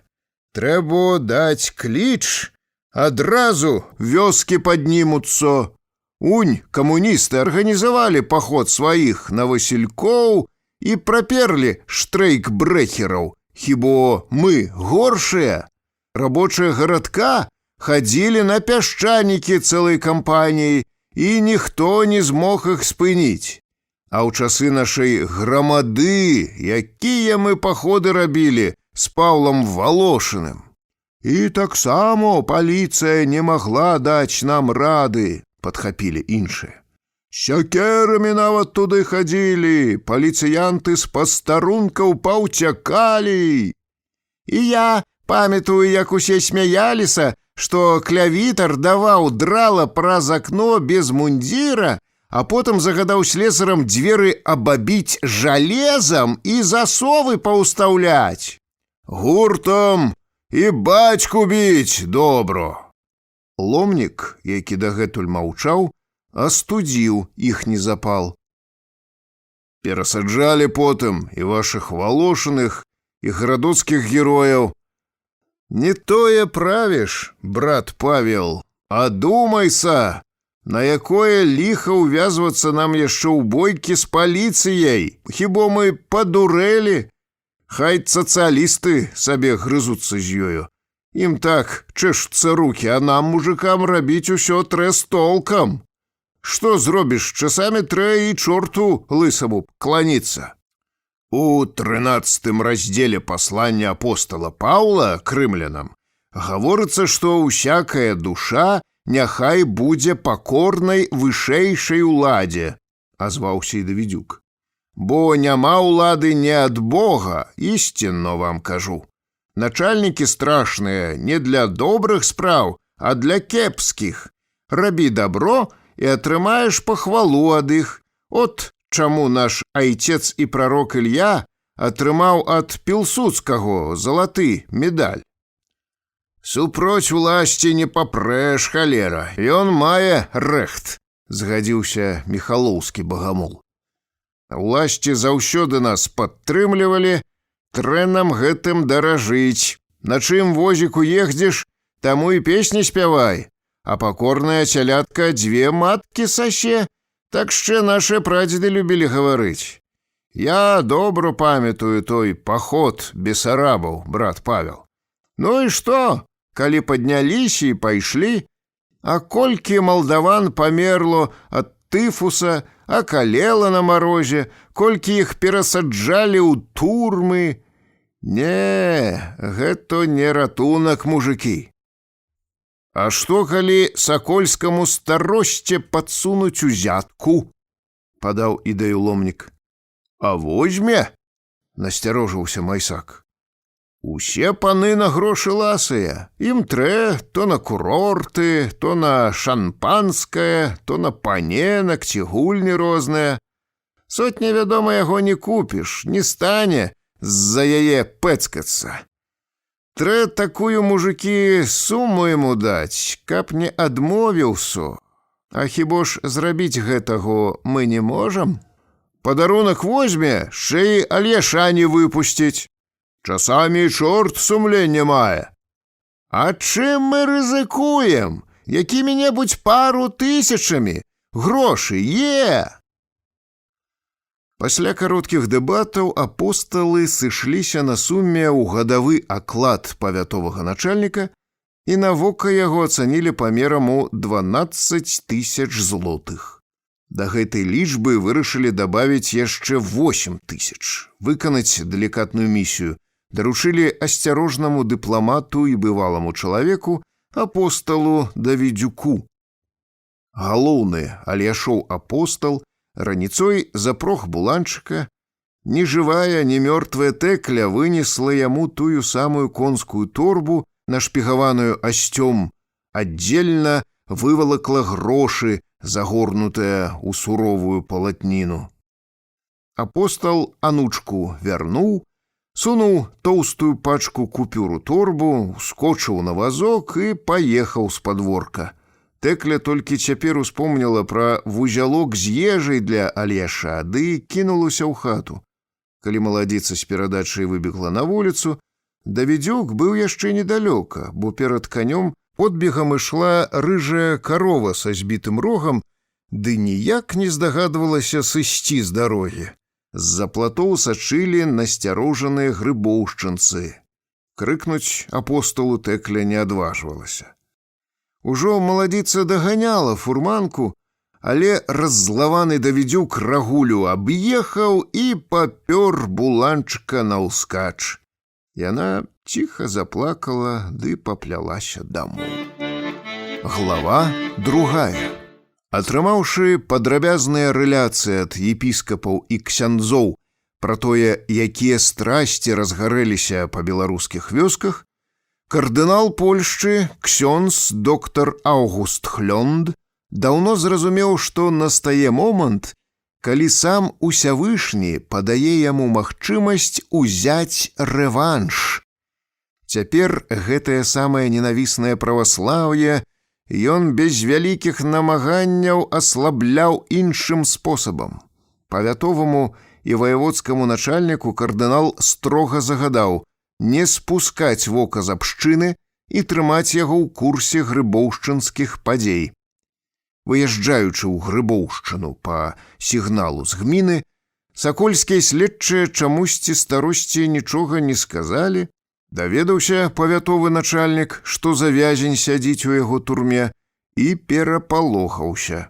Староста адразу памчаў у Беласток, з ваяводам Генрыкам Асташэўскім пазванілі ў Варшаву, кардынал спатрабаваў начальнікаў да сябе. Прыма з Польшчы ў пурпуровай мантыі уважліва ваяводу са старостай выслухаў і першым чынам надта здзівіўся. «Панове, то гэты мужик з такім характарам, але ж выдатна, ён і праўда той, хто нам патрэбен. Не будзем, мае дарагія, суровы лішне к людзям, і ў саміх ёсць эканомкі, ды і віна яго невялікая. З такім жа поспехам мог старога прыкончыць і сапернік, але лёс выпаў зрабіць гэта яму. Тым лепей, што гэтаму мужику палец у рот не кладзі, а ўсявышні не пазбавіў яго і ў 70 гадоў удачы». Кардынал ад захаплення не знаходзіў слоў. Што ж, вакол талкавання святых кніжак русіны распалялі фанатызм і не такі, стаў успамінаць ён гістарычныя паралелі. Пры цары Алексею Михайловичу 1020 клікуш спалілі сябе толькі ў адным пашахонскім уездзе. О, як гэта мудра, што наш касцёл не дазваляе сваім міранам талкаваць святое пісанне. І гэтыя мужыкі Біблію наталкавалі, яшчэ адну секту адкрылі, ды якую магутную, хто б спадзяваўся. Панове, вы самі бачыце, што за апусташэнне ён нанёс праваслаўнай царкве, як на фоне гэтага вар'яцтва русінскіх тлумаў выглядаюць нашыя касцёлы на крэсах. «Маеце слушнасць, ваша экселенцыя», — пачціва падтакнуў ваявода. «Ды і ў грыбоўшчынскім бедламе столькі нашага. Царква прарока больш на касцёл падобная, у цэнтры вісіць абраз Маці Божай з Чэнстаховы». «Я ўсё гэта ведаю. Панове, і на мінуту не маеце права забываць, што Ватыкан аб'явіў вашы землі тэрыторыяй місіянераў. Трэба нам канчаткова выпіхнуць адтуль праваслаўе і наблізіцца да граніц Савецкага Саюза. Гэты волат на гліняных нагах вось-вось пачне рассыпацца. Грузіны, татары, башкіры, украінцы даўно ўжо чакаюць, каб узняць разню, якой яшчэ свет не бачыў. Тады ваше ваяводства стане для каталіцкіх місіянераў базай для паходу на ўсход. Не забывайце, панове, вялікага католіка Стэфана Баторыя. Такой спрыяльнай атмасферы сталіца апостальская не мела на крэсах усходніх гадоў 300. Старосты і ваявода пачціва падтакнулі. Такім чынам, мы не зацікаўлены, каб глушыць гэтую секту. Інтарэсы святой веры патрабуюць, каб захаваць яе. Пра вашага мужика ведаюць нават у Ватыкане. Так-так, вашыя рэляцыі ўжо запатрабавалі туды. Гэтага арыгінала зараз жа выпусціць». «Справа ўжо атрымала такое гучанне», — выказаў заклапочанасць ваявода. «Трэба было заглушыць яе ў зародышы. Цяпер думайце самі, панове, як арганізаваць усё. Вы людзі вопытныя, і вам на месцы відней. Канфлікту з паліцыяй мець не будзеце. Міністэрства ўнутраных справаў таксама вашага Ільяша падтрымлівае. Клімовіч глушыць работу камуністаў, і генерал Славой Сладкоўскі выдасць заўтра ж дадатковае распараджэнне паліцыі. Захавайце, прашу вас, асцярожнасць. Барані Божа чым-небудзь выдаць сябе. Рабіце ўсё так, каб ніякая вестка не пранікла ў левыя газеты, а тым болей за граніцу. Будзе выканана, ваша экселенцыя. Я са свайго боку падтрымаю вас таксама.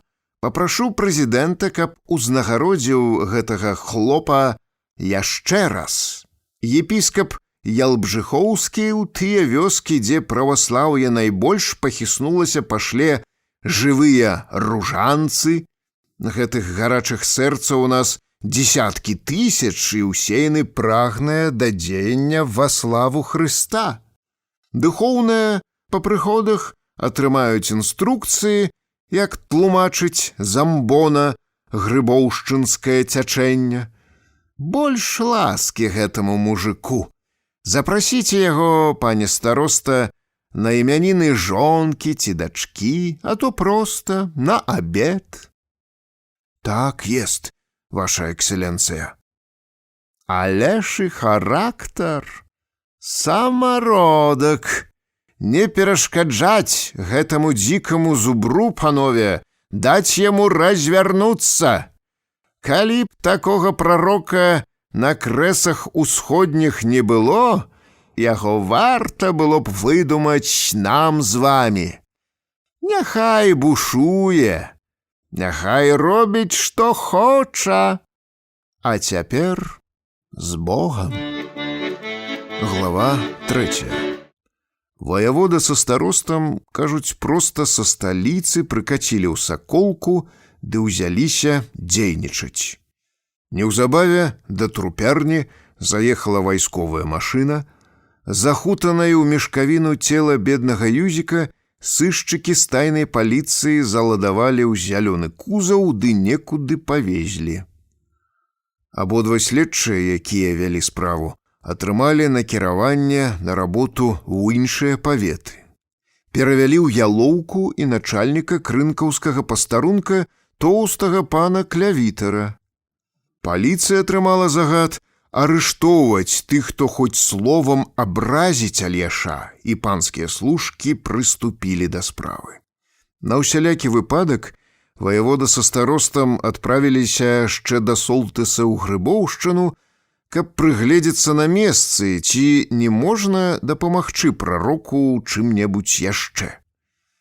У свой час царкву прарок перадаў на баланс крынкаўскаму протаіерэю айцу Савічу, толькі Альяш нездарма быў селянінам.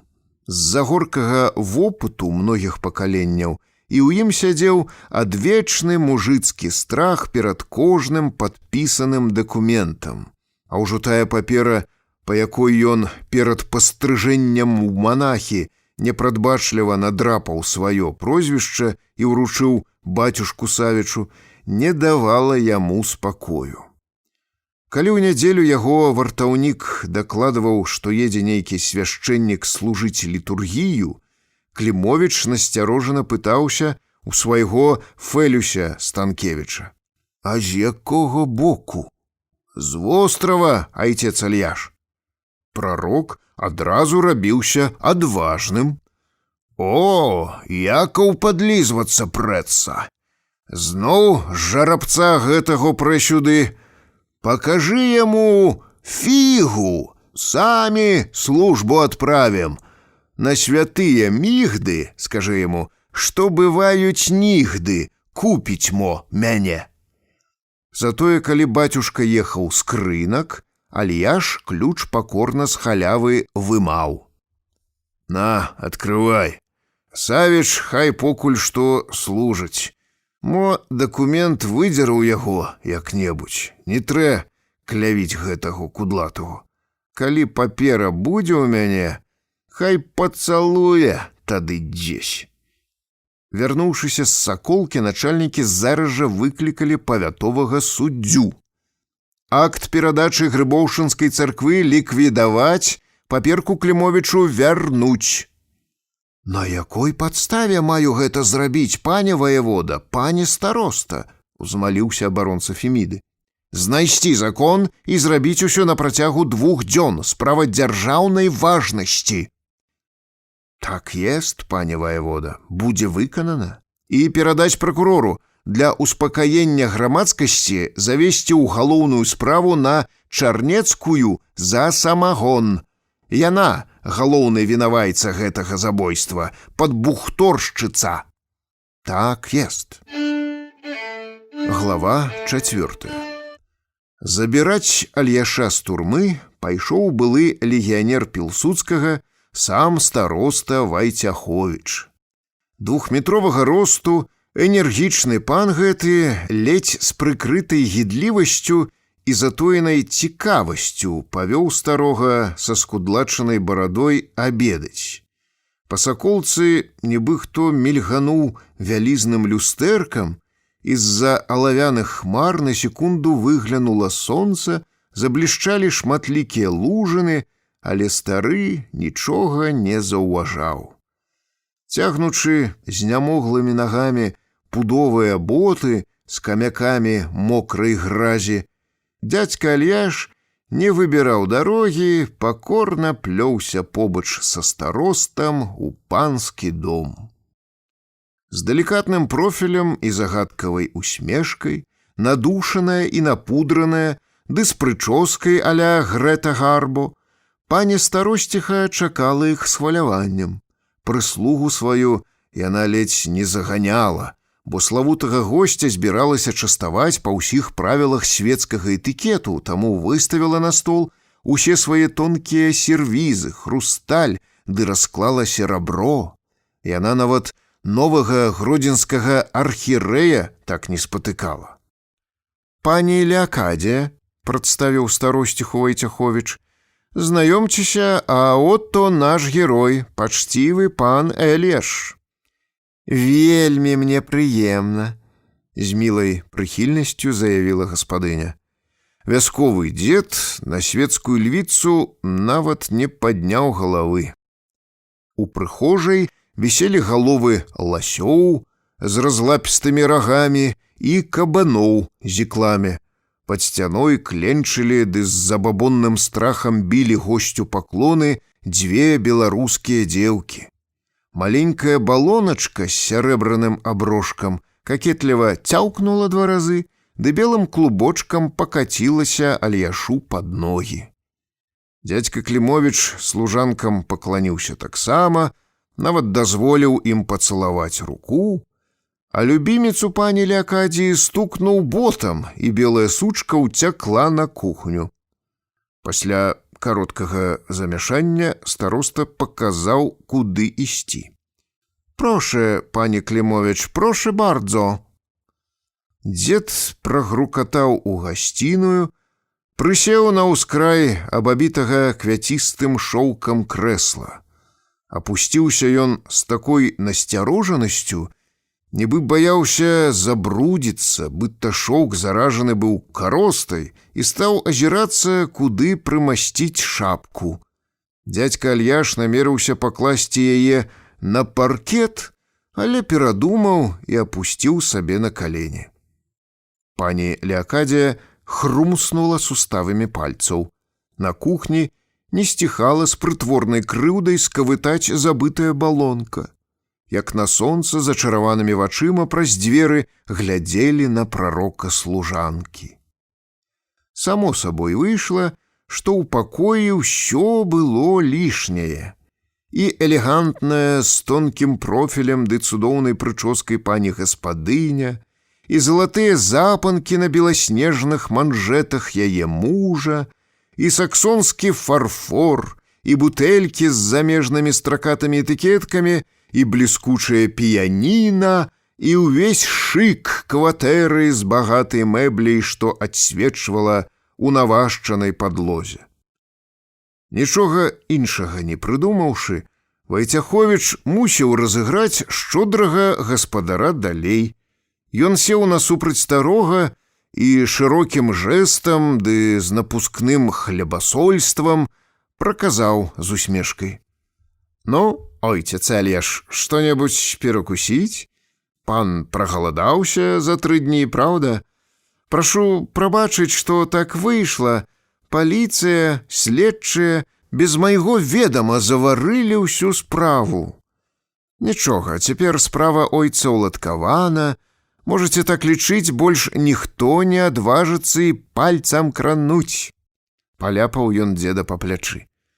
«Праз пару мінут адпраўлю пана ў Грыбоўшчыну, але ж прошы бардзо, нех ойцец частуецца. Ну, то давайте пакаштуем, што нам пані Леакадія падрыхтавала разам». І гаспадар сунуў рог крахмаленай сурвэткі сабе за каўнер. Аднак госць і на яго не падняў галавы. Дзядзька крытычна і з-пад лба агледзеў панскі стол, не спяшаючыся ўзяў кавалачак чорнага хлеба, адкашляўся, сумным і прастуджаным у каталажцы голасам папрасіў: «О, цыбульку бы мне!» Гэта і былі адзіныя словы, якія ён прамовіў у Вайцяховічаў. Гаспадары пераглянуліся. Пані Леакадія хацела адправіцца на кухню сама, але старэйшая служанка як бы адно чакала гэтай просьбы. З-пад фартуха дастала ядроную цыбуліну, якая аж адлівала свежым глянцам, ды з зямным паклонам падала прароку: «Возьмите, айцец». Дзед кіпцюрамі цыбуліну разадраў, абмакнуў палавінку ў сальніцу, уставіў вочы ў сурвэтку, ды, як пад прымусам, пачаў здавальняць свой голад. Старосціха ў недаўменні слухала нейкі час, як на зубах старога хрумсціць цыбуля, тады зноў пераглянулася з мужам, і на яе напудраным шляхотным твары з'явілася гідлівасць.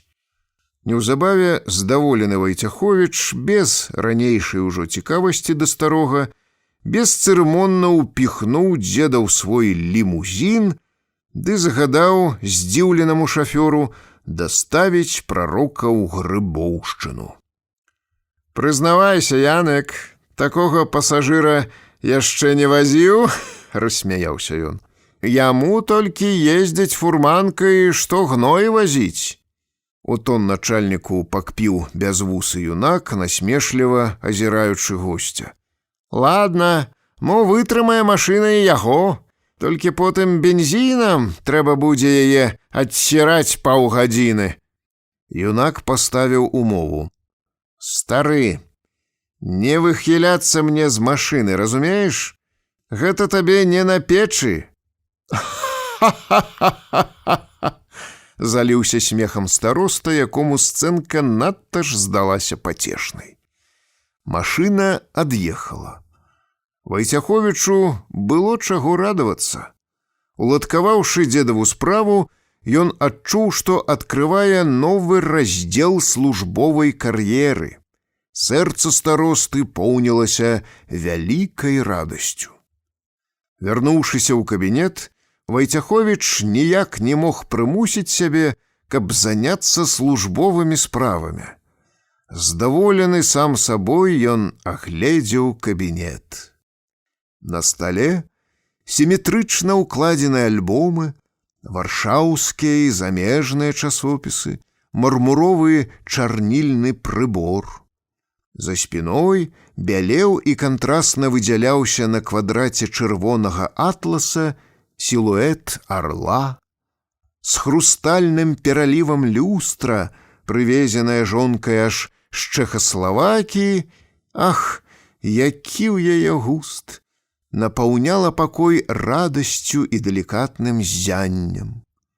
Позірк маршалка з даўзёрнымі, як у маржа вусамі, што набычана глядзеў з партрэта, здаўся яму цяпер не такім ужо і суровым. Таямніча маўчалі бліскучыя ад чорнага лаку і нікелю тэлефонныя апараты. Усё, што яны цяпер маглі перадаць, малаважнае. Пану Вайцяховічу раптоўна захацелася пахваліцца перад каханай жонкай. Толькі цяпер ён спахапіўся, што з-за старога дзівака так і не паабедаў.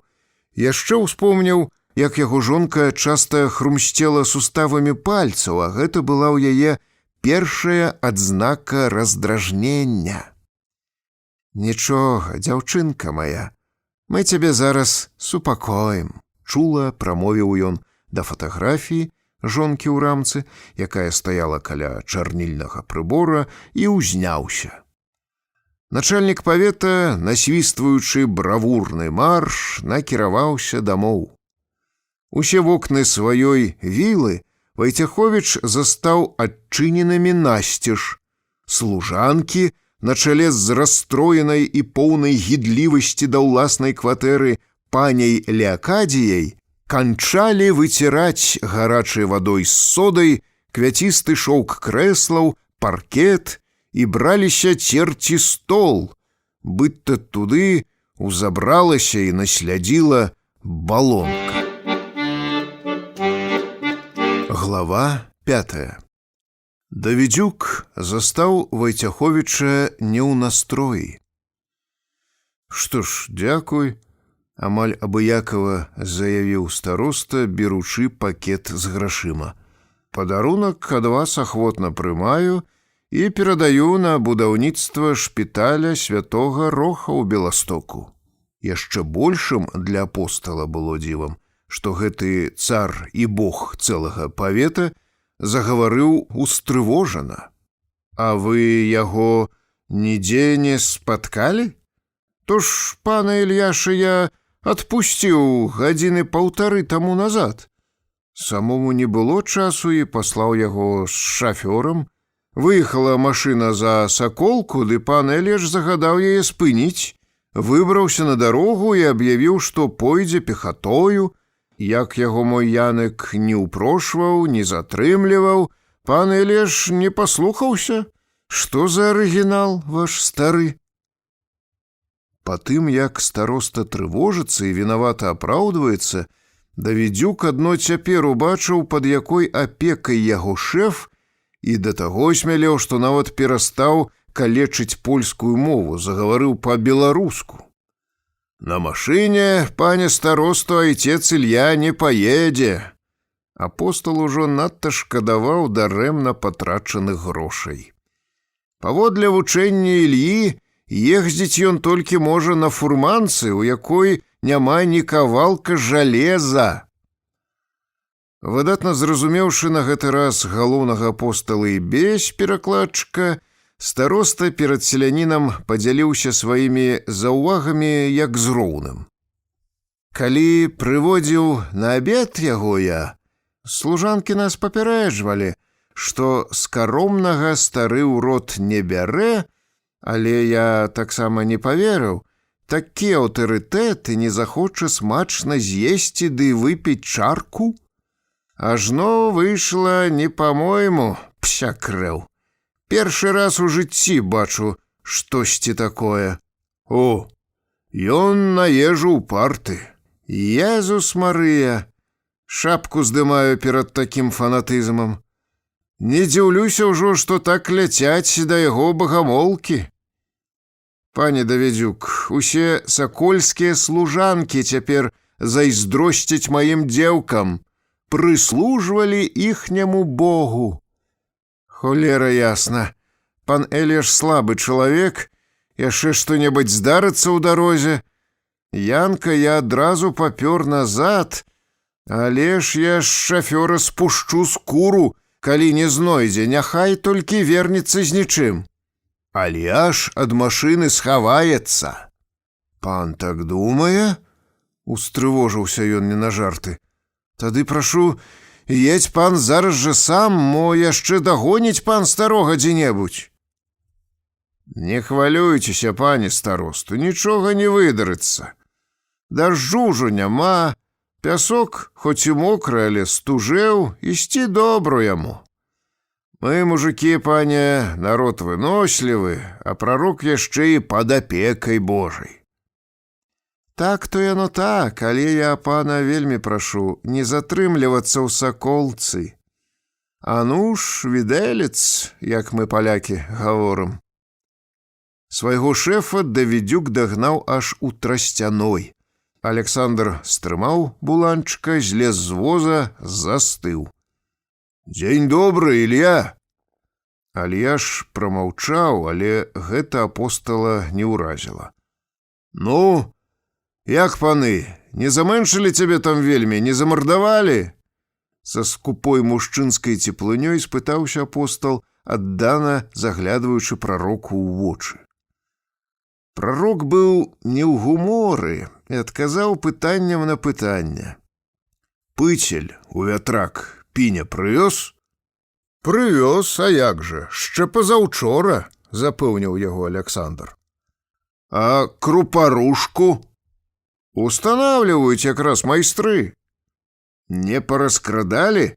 Пажару ніякага там без мяне не нарабілі?» «Знойдзеш таксама, што спытаць, Ілья Лаўрэнцевіч. Крыўдно аж слухаць, усё ў парадку. У царкву толькі раз мы заходзілі, а то ўсё цябе чакаем ды выглядваем. І Фёкла Мартынаўна вельмі чакае цябе». «Чакае, гаворыш?» — выбухнуў стары. «Тут дачакаецца. Нагі гэтай сукі не будзе больш у Грыбоўшчыне. Хай толькі да яе я дабяруцца». Агледзеўшы ўпалыя бакі буланчыка, прарок ужо наваліўся на сябра.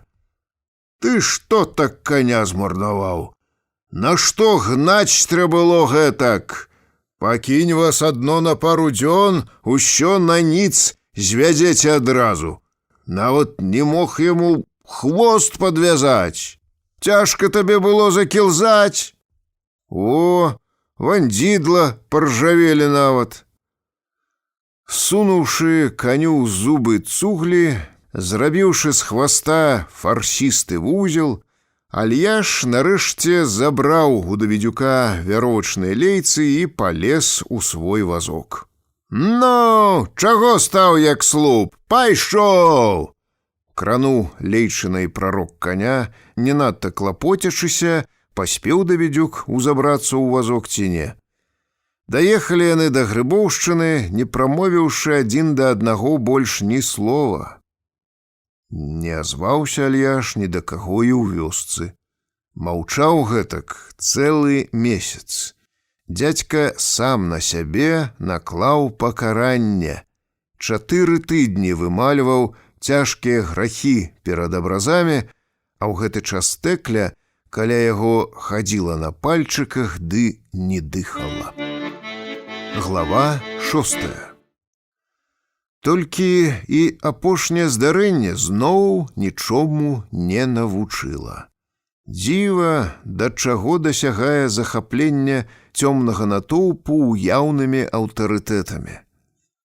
Цяпер нібы хто развязаў вялізны мех і па вёсках шугануў магутны пратуберанец яшчэ адной неверагоднай легенды.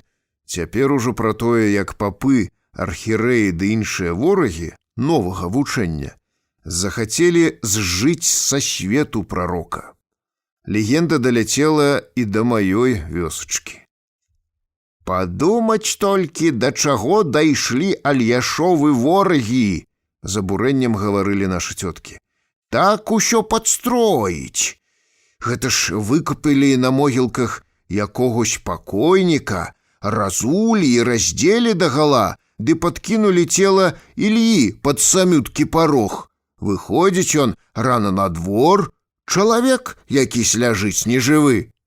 Нават шчэ разбілі яму чэрап, ды палену падкінулі папэцканае крывёю.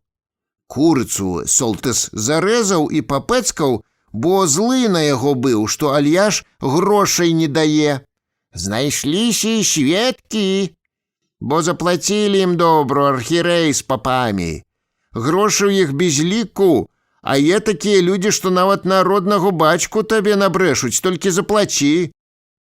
І далей ужо з расшыранымі ад узбуджэння вачыма перадавалі адна адной фанатычныя бабкі, як крынкаўскія паліцыянты прывезлі закаванага ў жалезныя кайданы прарока ў саколку, як кінулі яго там у халодную, а ён раптам засвяціўся незямным зянням.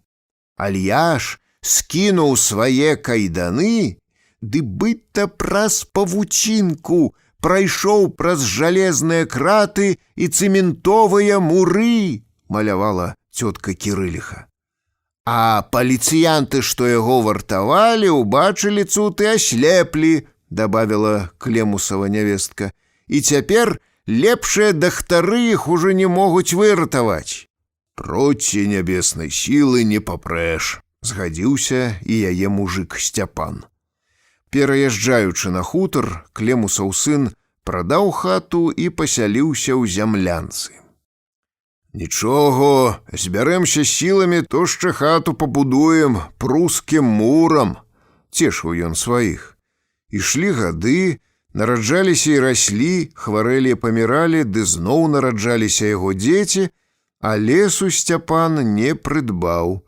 Яго сям'я зімой і летам гніла ў сырой ды змрочнай яме, у якую нават мухі не адважваліся залятаць, а жыццё ў ёй трымалася толькі на аптымізме упартых гаспадароў.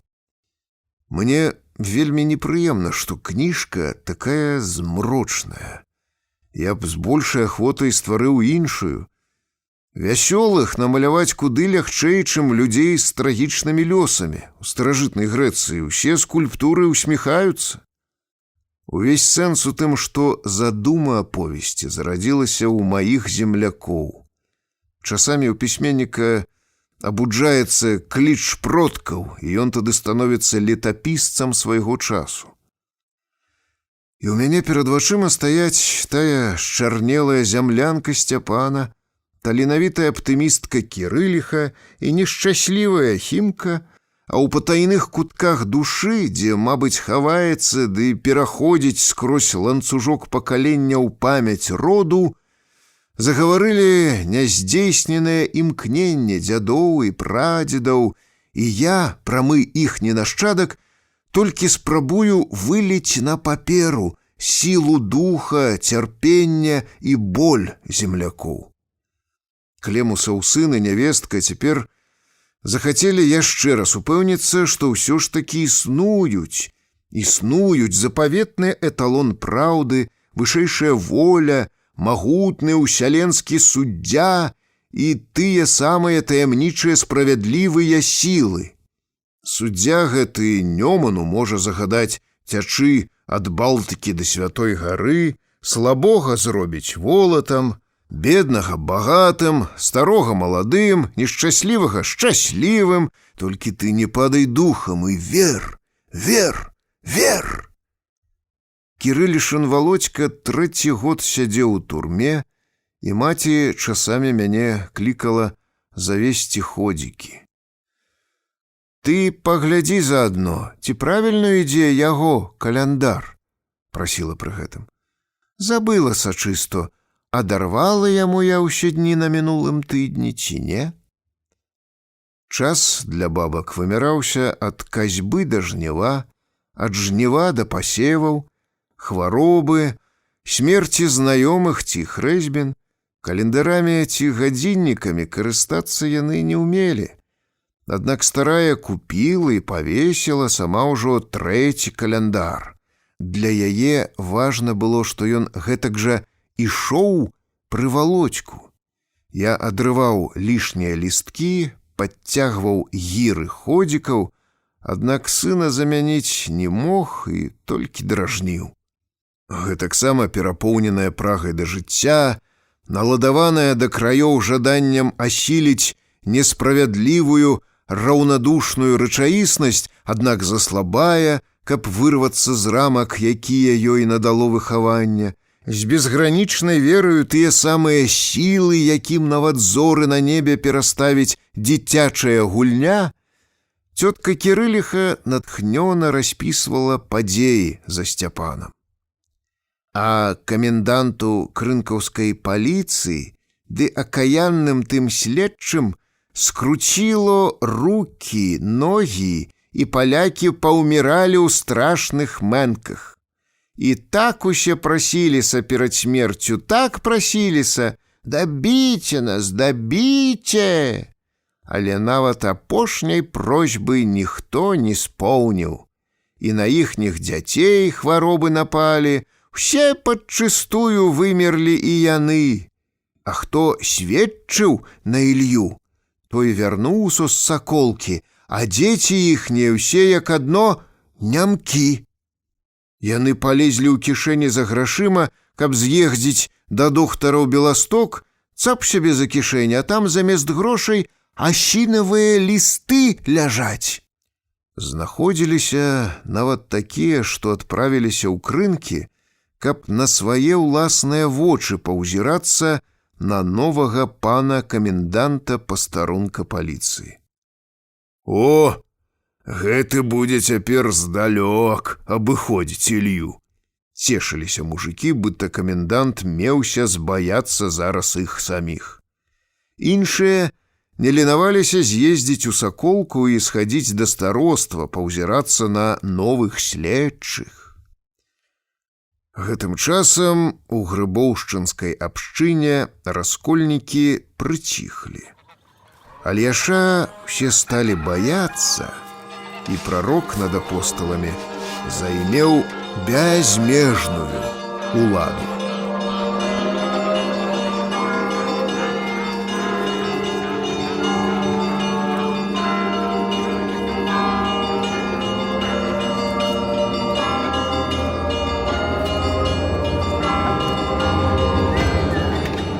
Частка 3. Раздзел 1. Глава 1.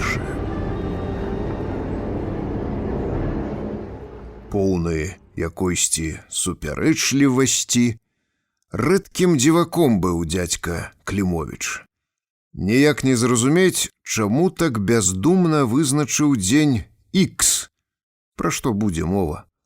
Найхутчэй за ўсё ён і сам верыў у тое, што прапаведаваў, бо мала адышоў ад сваіх багамолаў. Усе ідалы варты сваіх паклоннікаў. А яшчэ гэты мужык вылез у героя выпадкова. Падобная з'ява на свеце даволі распаўсюджаная сярод усіх народаў і розных эпох. Даводзіцца толькі здзіўляцца небагатаму выбару сродкаў і вузкаму шаблону, па якіх працякае іхняя кар'ера. Так ці інакш, мужык Клімовіч, прайшоўшы хоць і ў мініяцюры праз сваю ноч доўгіх нажоў, перыяд гучнай арганізацыі будаўніцтва, непрыкметна стварыў сваю сістэму, рэлігію і культ. Затым, як і ўсе культы, узнятыя на вяршыню разэкзальтаванымі масамі, хворы назойлівым неўрозам веры ў сваю высокую місію на зямлі, прыступіў да захадаў, каб ратаваць чалавецтва і на гэтай ніве ўвекавечыць сваё імя. Паводле цёткі Хімкі, уся тая славутая ідэя ў сумбурнай галаве старога нарадзілася летам, і дзядзьку фактычна на гэта падбілі. Жыццё ў маленькай вёсачцы працякала як бы ў дзвюх фазах, па-свойму ў багамолаў і зусім іначай у грэшных міран. Была нядзеля, грэла, бязлітасна пякло сонца, шчабяталі ў ліпах птушкі, удоўж вуліцы імкліва шыбалі ластаўкі з разяўленымі дзюбамі, на гародчыках у гарачым пяску паласкаліся куры, пад плотам сабакі ляніва выбіралі блох і час ад часу кляцалі зубамі на мух.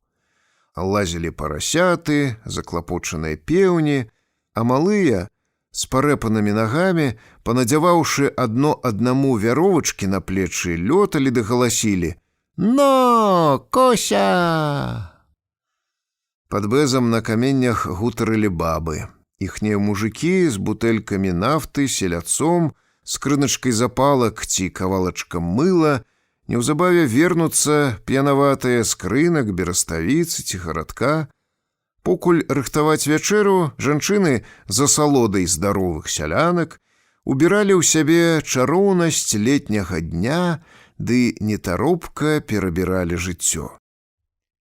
«Гляджу на наш бэс і ўспамінаю», — апавядала Чарнецкая.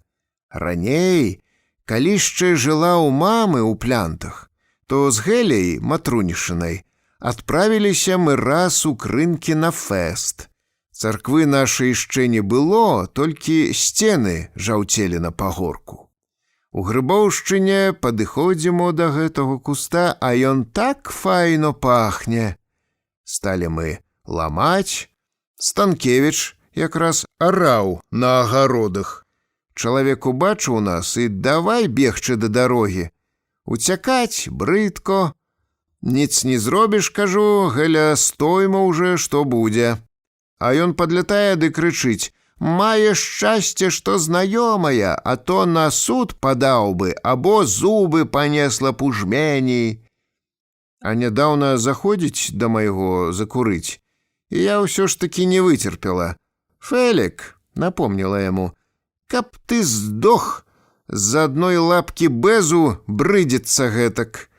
То, ляя табе, хадзі, цэлая бярэма, наламаю яго». «Ой, бабанькі, такія дурны ён і цяпер», — падтрымала Чарнецкую суседка. «Недарма Клімовіч сторажам трымае. Гэтакі не дасць спуску ні брату, ні свату. Калі сам возьме што, то не падзеліцца, годзе. Мой Базыль гаворыць, што ён куды горшы нават за самога Рогуся», — заўважыла Аўхімюкова Гандзя.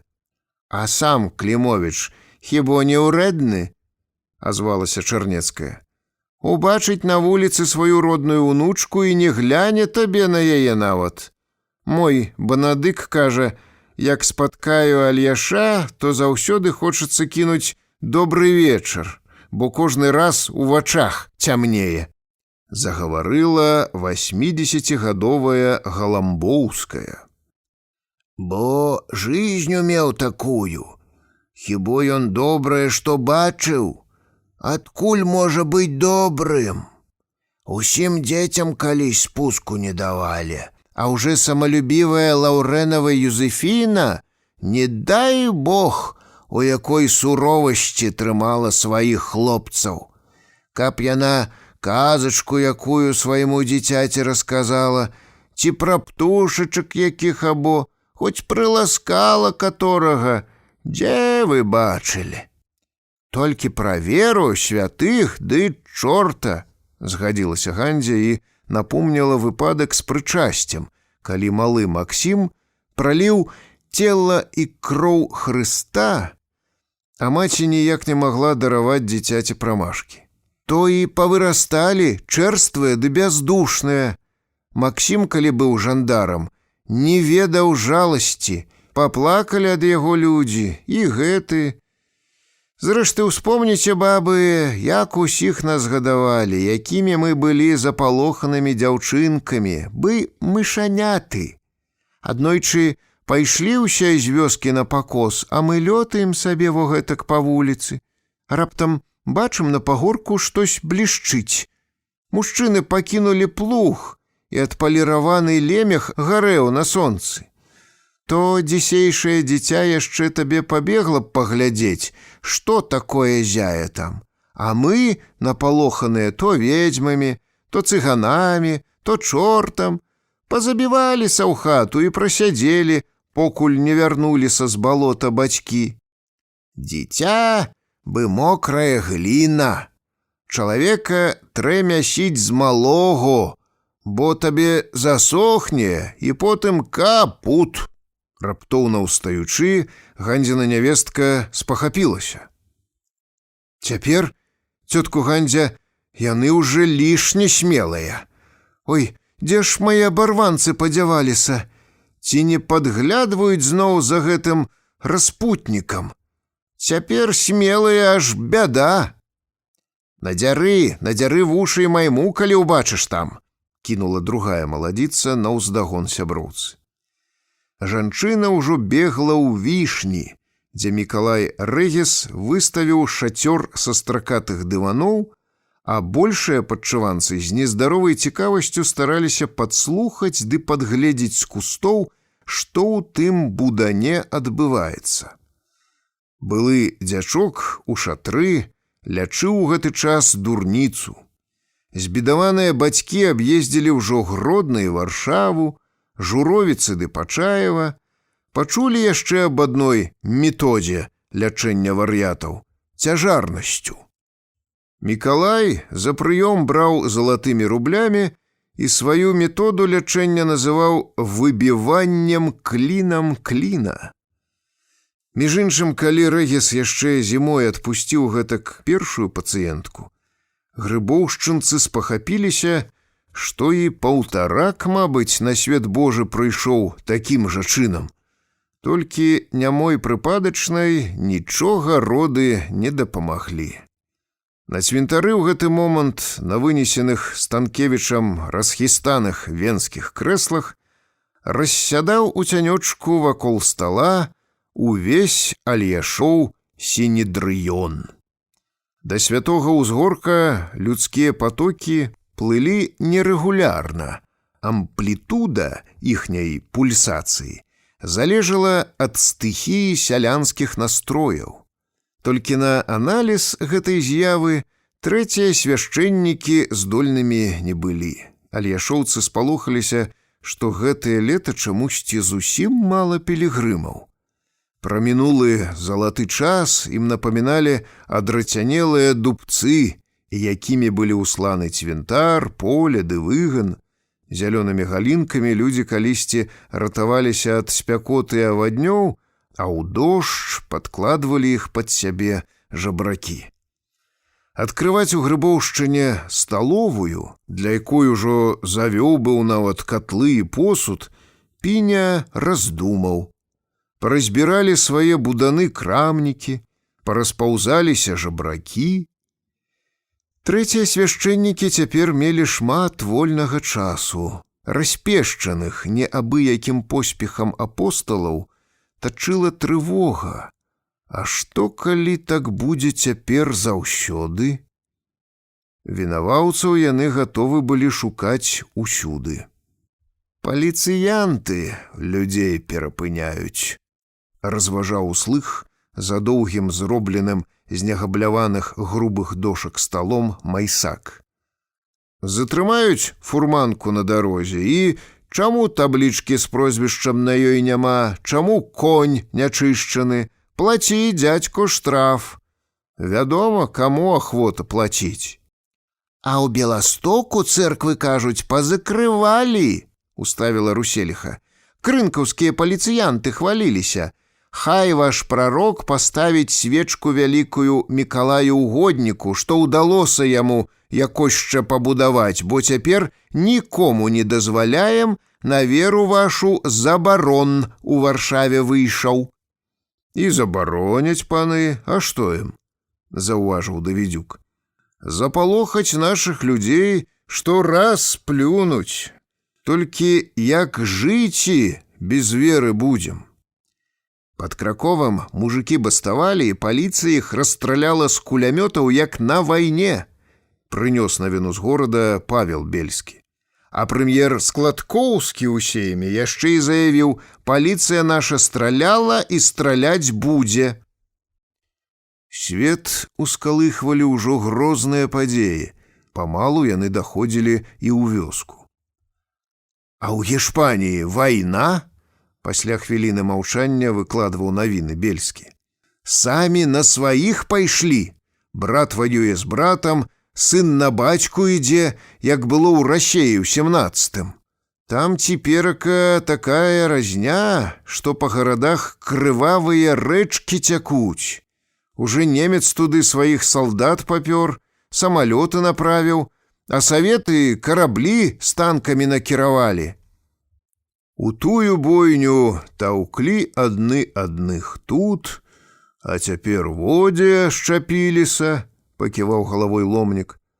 Ну, паглядзім, чыя цяпер возьме. У германца, як і тады, на спражках напісано «З намі Бог», а ў рускіх звёзды, хіба ім цягацца з немцам. Англічане прыдумалі бомбы.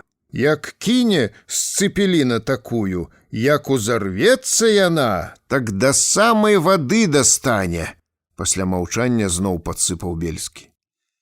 На ўсходзе японец, усё далей у Кітай залазіць, уздыхнуў Майсак. Спецыяльныя каты па вёсках адсякаюць галовы непакорным кітайцам. У газетах здымкі паказваюць. Шабля у ката шырокая, бы цясак, аберуч трымае, а каля ног яго галовы валяюцца, бы качаны капусты. Падала голас і Хрысціна. Не дай Бог гэты японец яшчэ і сюды дойдзе, куды падзявацца нам? Ах, маці Божая, што за згіненне валіць на людзей адусюль? Зноў, мабыць, настае Садом і Гамора, ды канец свету уже падыходзіць. Прыйдзе тая гадзіна канца свету, ох, прыйдзе, выгражала бабка Піліпіха. Але колькі раней народу намарнуецца, страх і падумаць, пашкадавала Хрысціна. Бо няма такога Саламона, каб сказаў народу: «Людзі, адумайцеся, пачніце жыць у міры, якога ражна вам трэба», — кінуў Майсак. «А што ты, Хрысціна, хочаш?» — азваўся Альяш.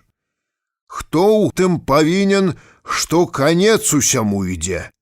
Самі людзі вінаваты. П'янкі, грахі, разбой, танцы, ашуканство на кожным кроку, распуста. Ужнівоціўся на коз, параздзяваюцца да пупа. Тьфу! Кіем не загоніш маліцца іншаго свістуна да царквы, а ў нядзелю будзе табе рабіць, што хочаш, толькі заплаці яму». «Даль Бог, праўда», — са страхам адзначыла сабе цётка Хімка.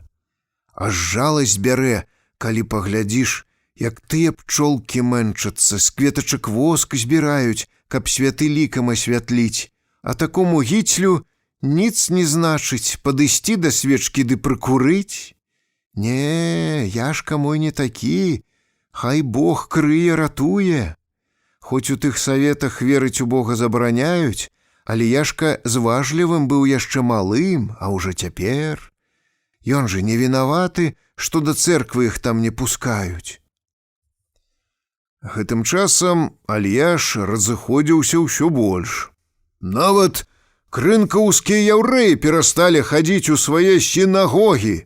А да нас, паглядзі, 10-я часть людзей прыйшла ў гэтым годзе, калі параўнаеш з тым, што мелі мы.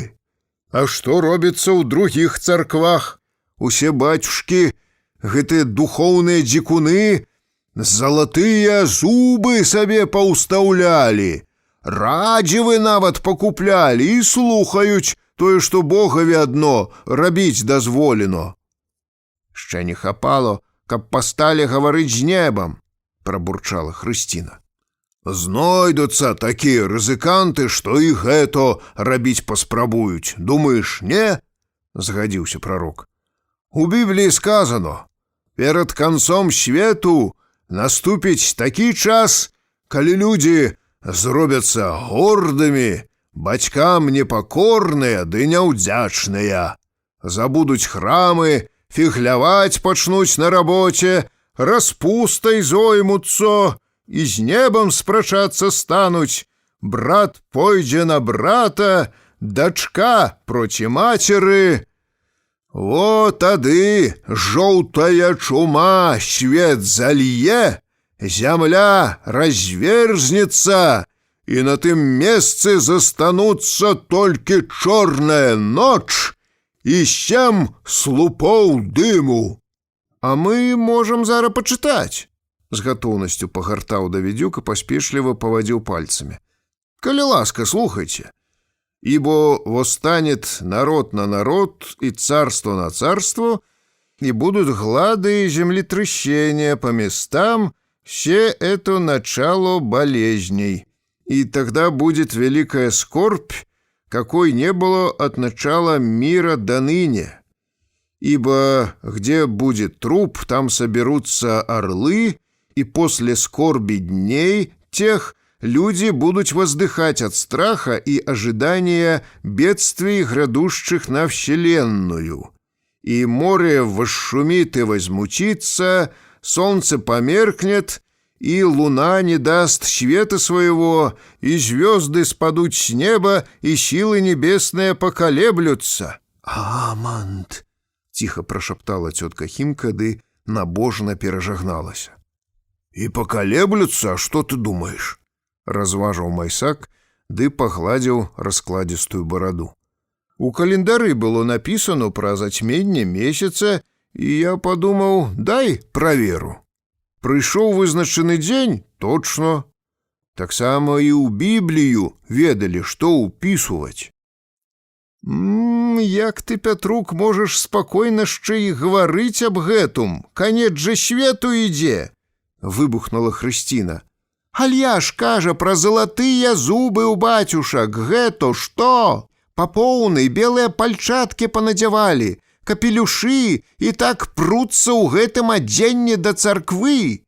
А глядзі, што людзі вычаўпляюць з мукі. Уже хлеб просто так не могуць з'есці, выпякаюць усялякую распусту. Мусіць жа ўсяму гэтаму прыйсці канец, бо далей так быць не можа. Прыглядзіся ты адно да людзей, што прыходзяць да нас. Хіба яны такія, як раней былі? Рагочуць, усюды лезуць без сораму, бы чортавай пячаткай усе кляймёны». «Бо і кляймёны, а ты сумнявалася яшчэ?»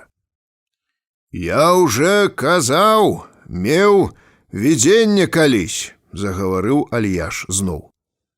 «Быт-то ноччу іду я і бачу, небо распаўзлося, і людзі, і каровы, і хаты. Застаўся толькі Вершалін. Горад такі, быт-то я пабудаваў на пагорку пад лішчыной. Пасярэдзіне сабор вялікі вельмі. Домікі ўсе з горкамі, прускім мурам пабудаваны. Вокны ў іх блішчаць на сонцы, бялеюць платы, вапнай пабеленыя. Жарабяты сабе брыкаюць па выгане, дым з каміноў валіць, ды ветракі круцяцца». Панавала хвіліна цяжкага маўчання.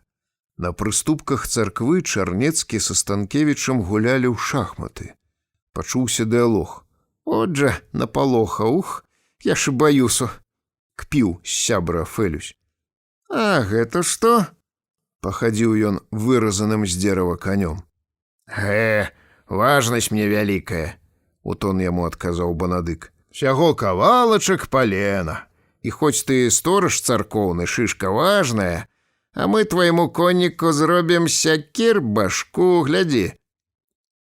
Занятыя ўсяленскай праблемай, багамолы дыалога на прыступках не чулі. «Ілья, ты ж некалі ўратаваў нас ад паўтарака», — раптам прыстала да прарока Хрысціна. «Прызнавайся, было гэта?» «Было. Так і цяпер ад светапрадстаўлення, ад жоўтай чумы ўратаваць можаш нас толькі ты. Пакажы нам знамення». «Пора, айцец Ілья, паказаць табе яго», — падтрымаў Хрысціну бельчанін. «Во і виденне уже меў. Думаеш, Бог зра табе намякаў бы?» «Альяш, да альбо настаў час, каб ты зноў праявіў сваю сілу і цудатворную моц», — ужо патрабавала Руселіха. «Пра цябе ж во нават Біблія пішацца, і звязда на небе паказвала калісь у Петраградзе. Усе пакланяюцца табе, моляцца на твае іконы. Ну і што, калі не ідуць сюды? Тваё імя так славяць па вёсках усюды. І Божае наіче, і сваю неразгаданую моц Гасподзь толькі на цябе спускае. Даўно чакаем ад цябе святы знак, ужо настойліва патрабаваў ад галавара Сінедрыён.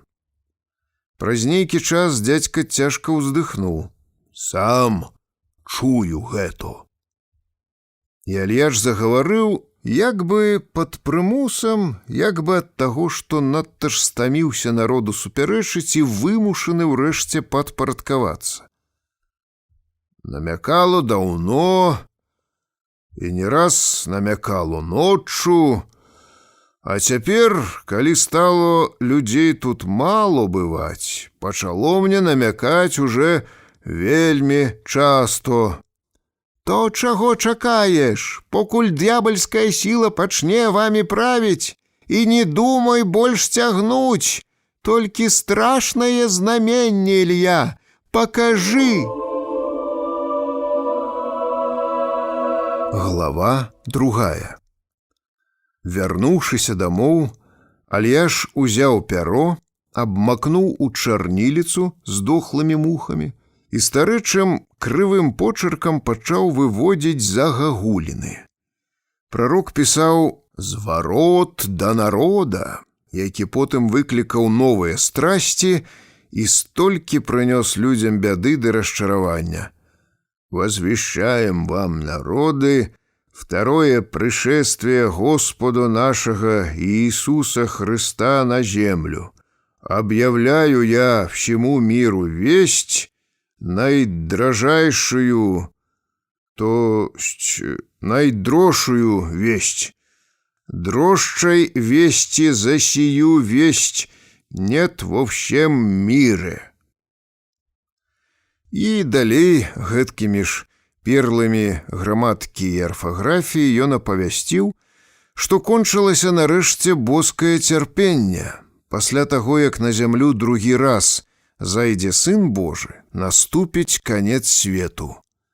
Такога числа, такога месяца затрасецца зямная цвярдыня, памеркне сонца, пасыплюцца, як гарох, спадуць звёзды, пахіснуцца небасхілы, само неба саўецца ў вялізны рулон, а ўсе гарады і вёскі, перапоўненыя гэтак грэшным народам, абрынуцца ў гіену вогненную, а там расстануць, як воск, і згараць.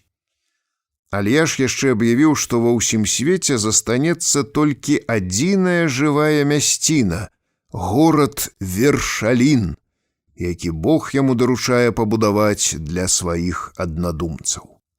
Пасля канца свету грыбоўшчынскаму Вершаліну Богам назначана пераўтварыцца ў рай, дзе будуць жыць вечна тыя, хто прызнаў Альяша і яго новае вучэнне.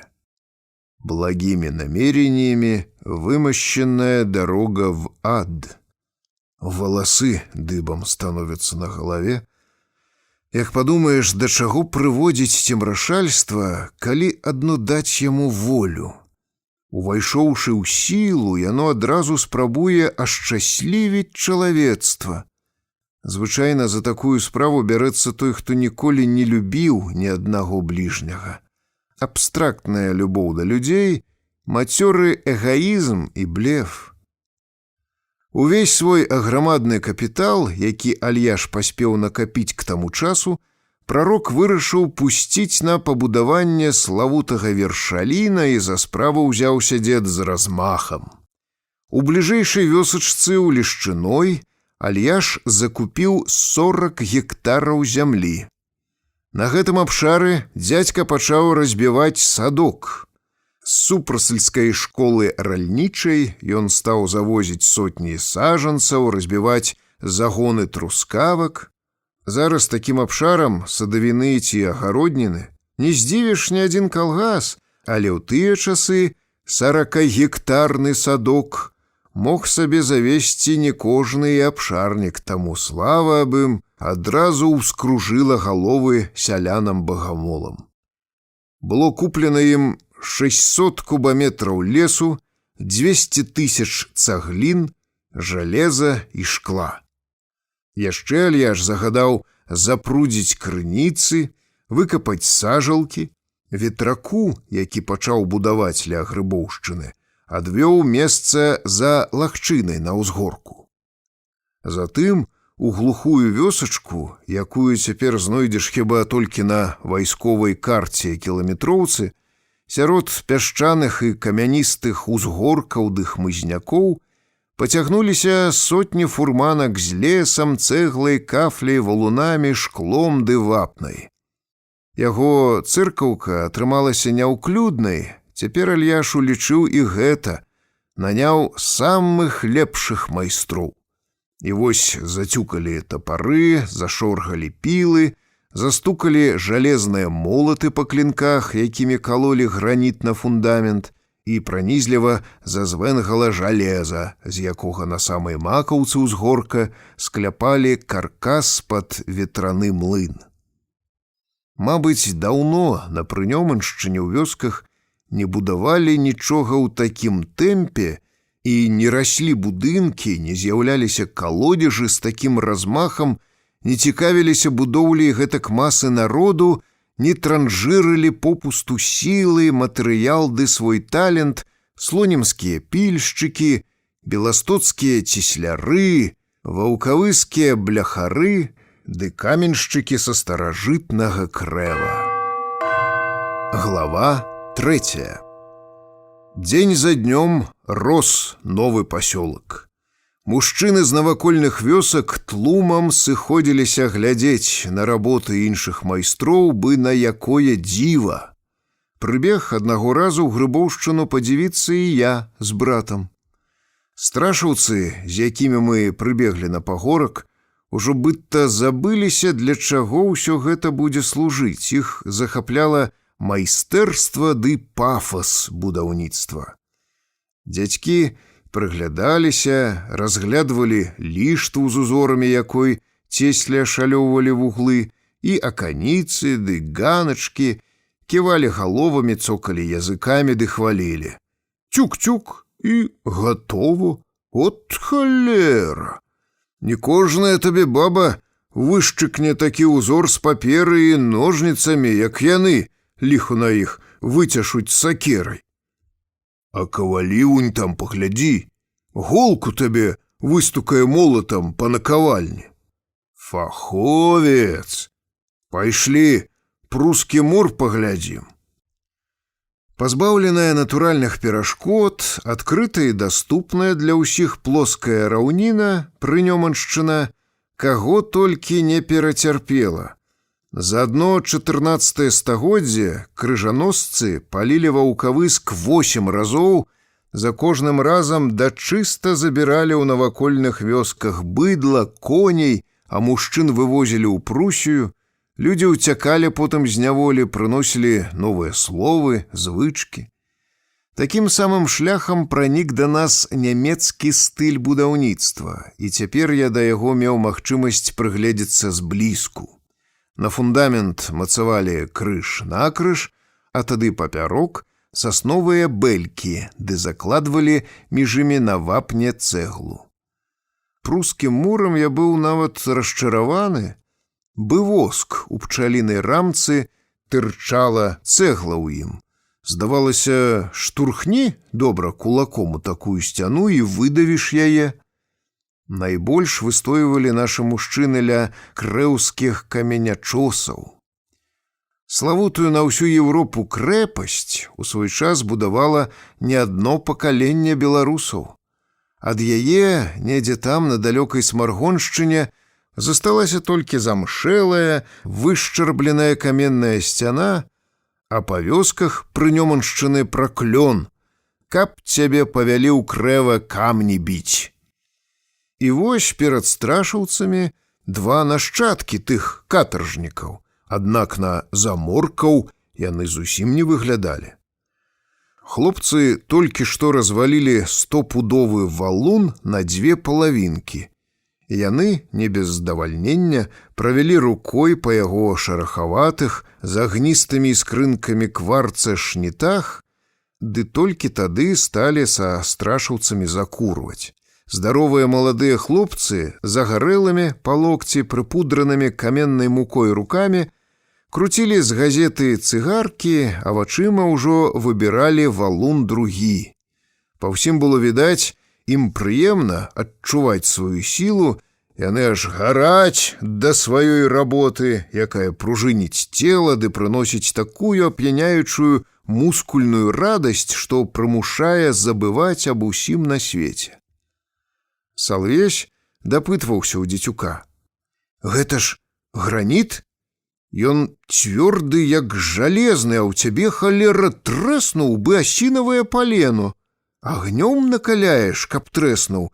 Ці што другое яму робіш, прызнайся!» З хлапечай бянтэжлівасцю дзівіўся і я. «Гляньце, дядьку Салвесь, дзеравянымі клінкамі колюць. Хіба дзераво бярэ камень?» Вышэйшы ўспатнелы каменячос ссунуў замусоленую кепачку на бакір і усміхнуўся, паказаўшы нам мокрыя ды белыя зубы, якімі смела можна было адшчыкваць дрот. У такіх жа пасечаных асколкам граніта нагавіцах і абвязаных анучамі ступаках успатнелы ніжэйшы ростам хлапец пачаў тлумачыць нам, быццам апраўдвацца. «Я дядьку вады падліваю, клінок набухае і рве камень, шчэ як і рве». «Че халера!» — з недаверам ківалі мужыкі галовамі зноў. «Трэ толькі не ленавацца і выдзеў б добрую ямку для клінца ды не шкадаваць вады», — даваў парады разахвочаны фаховец, як у нас называлі спецыялістаў. «І колькі Альяш дае вам за такую работу?» — не адставаў Салвесь. «Як удасца вырваць», — неахвотна прызнаўся ніжэйшы. «Ваш Альяш жмін, да якіх свет не бачыў. Мы з ім не цырымонімся. Прыме ў нас расколатыя камні, вапнай адзначыць, то мы паводзім па полі, вапну адзін за гэты час змые, падвядзём да горбы з другога боку і стары другі раз прыме. Калі 3 разы так з адной горбай скамбінуеш, то і па 15 злотых у дзень выйдзе». Страшаўцы зацокалі языкамі, зноў заківалі галовамі. Гэткую плойму грошай зарабляў адно камендант пастарунка. Прыляцеў трэці каменячос з вёскі і аб'явіў сябрам: «Хлопцы, вчарашнія багамолкі паскардзіліся старому, што мы спаць ім не давалі ноччу. Альяш мяне ўбачыў і загадаў: калі думаеце зарабіць, то слухайце мяне, да 12 гадзін ночы бушуйце там, колькі сабе хочаце. Як прыйду да вас у 12, як скажу, нячыстая сіла выйдзе вон, то хто ў вокны, хто ў дзверы, але каб і духу вашаго да раніцы не было ля баб». Каменячосы ўжо нас не заўважалі.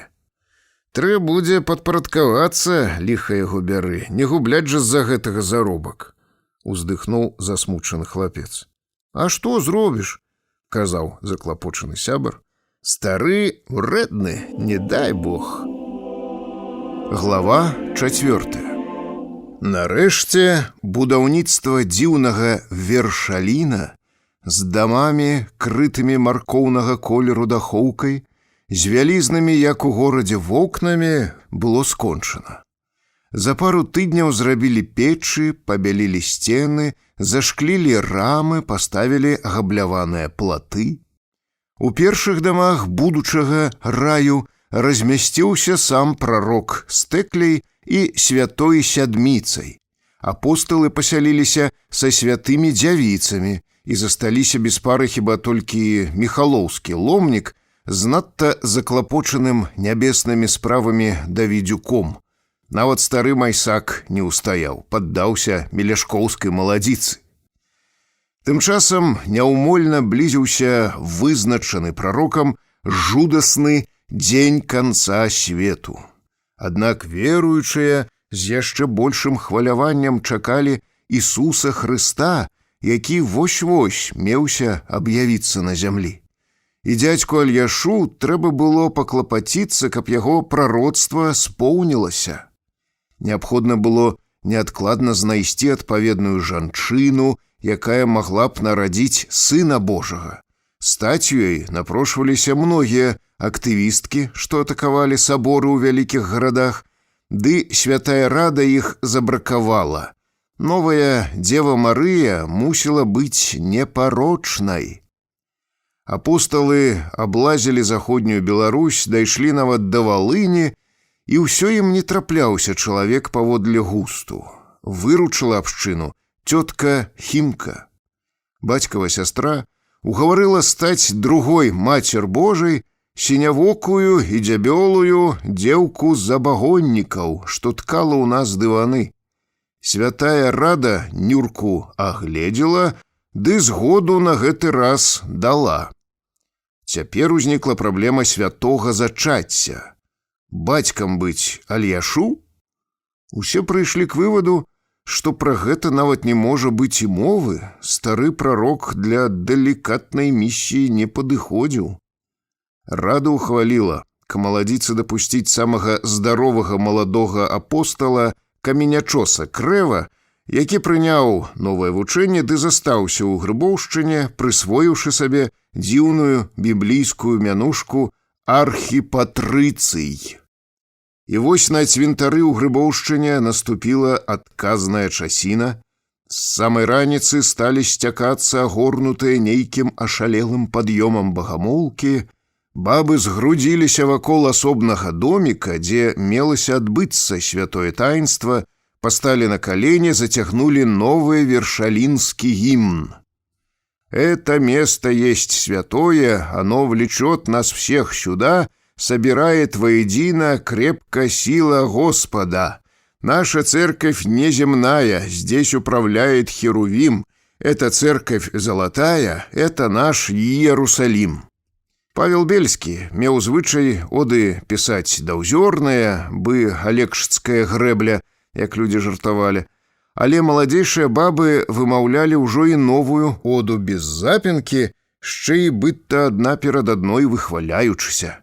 Дэкламавалі яны ў захапленні, бяздумна, бо бязглуздзіца супярэчыць здароваму сэнсу, і толькі ў захапленні можна ў яе па-сапраўднаму верыць. «Ну, то дзе яны там, чаму не ідуць уже?» — нецярпліва пыталіся адна ў адной бабы. «Хопіць прыхарошвацца.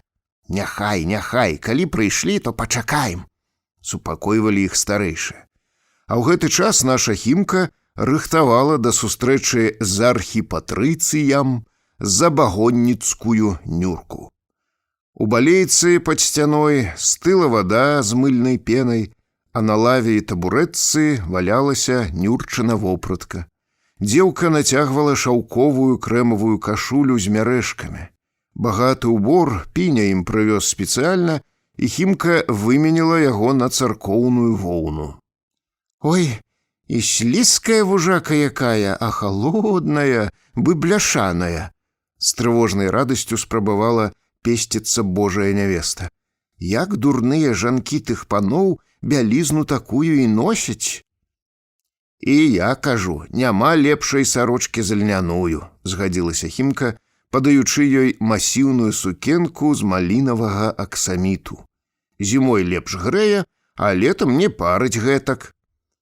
Нюрка цяжкую сукенку надзела так, як апраналіся гарадскія дачніцы, каб мярэшкі з кашулі трохі выставалі з расхлістанага каўнерыка. Крэмавая кашулька вылазіла і знізу, давялося шоў падабраць і шчапіць на жывую нітку. Краўчыха не ўлічыла жывата кліенткі, таму перад атрымаўся карацейшым, але перарабляць аксаміт не сталі. «Не будзем псаваць файны матэрыял, ён жа такі дарагі, мусі», — вырашыла Хімка. «Такога нават і ў паноў не бачыла. О, рэдкая матэрыя. Калі будзеш, Нюрачка, ісці, то ўжо не надто напінайся, тады краі вісець імуць добра. Каб не забыць адно. Толькі той бяды, калі забудзеш». Дарагія панчохі на тоўстую лытку маладой не вельмі налазілі, жанчыны збаяліся, што парвуцца і цётка загадала нявесце лакіраваныя туфлі абуць басанож. На дварэ лето, Нюрачка, абыдзешся без іх, цалейшыя будуць. Цяпер нават так і паненкі ходзяць па гарадах. Сама ў Гродні бачыла, калі з татам бульбу лоне вазілі. Падбадзёрыла сама сябе дзяўчына. Толькі ног не мачы, бо набрыняюць адразу. Вытры іх насухо, калі ўжо ўсадзіла ў ваду. На, выцірай гэтым, кінула цётка старую кашулю. Але дзяўчына ўжо была занятая другім. Нібы разглядваючы сябе ў люстэрку, Нюрка насцярожана пацікавілася. «Цётко, а ён, кажуць, надто велькі, праўда?» Не дачакаўшыся адказу, пырснула смехам. «Каб не задушыў шчэ, чаго добрага!» Хімка падумала і адказала не адразу. «Мой быў таксама мажны мужчына, царства яму нябеснае», перахрысціла яна лоб. «І мне здавалася, такі здаравяка ўлезе на цябе ў ложку, наваліцца і задушыць. Ажно ён лёгкі надто быў. Ой, лёгкі бы хлопчык!» Зноў абедзве прамаўчалі. Праз вокны стала чуваць, як па вуліцы з гоманам прайшла на цвінтар новая група плянтаўскіх баб. Толькі ні цётка Хімка, ні Нюрка іх не чулі. Кожная перажывала сваё. Ой, што скажуць бабы з забагоннікаў, калі даведаюцца. Што мама пачнуць гаварыць, што скажуць сёстры мае, пакруціла галавой Нюрка. Я то, дурная, хоць і згадзілася на гэта, не надто думаючы, але не знаю, не ведаю, цётачку, што шчэ будзе. Усе маліць імуцца за цябе. Жартанькі такое дасі людзям, Божае дзіця прывядзеш. Пра гэта адно ў бібліях розных ды евангеліях святых пішуць, і з паперці бацюшкі ды архіерэі ў пропаведзях расказваюць. Дзеўка цяжка ўздыхнула. Шчэ я так костыкі баюся. Не дакраніся, як яно ссачы ў мяне будзе. Так адно бывае, калі цябе казыча хто чужы. Як сваё дзіця кране, не пачуеш. «Не выдумываеце?» – недаверліва перапытала Нюрка, быццам гэта быў самы важкі аргумент для поспеху ў яе будучай гэтак незвычайнай ролі. «Вядома, тваё цело, твая крывінка, сама ж ты сябе не баішся, казычы, не казычы?» «Дальбо, праўда». Жанчыны апусціліся на калені перад іконай Дзевы Марыі, пачалі горача маліцца. «Ойче наш, іже ясі на небясі, да свяціцца імя Тваё, да прыйдзе царство Тваё, да будзе воля Твая».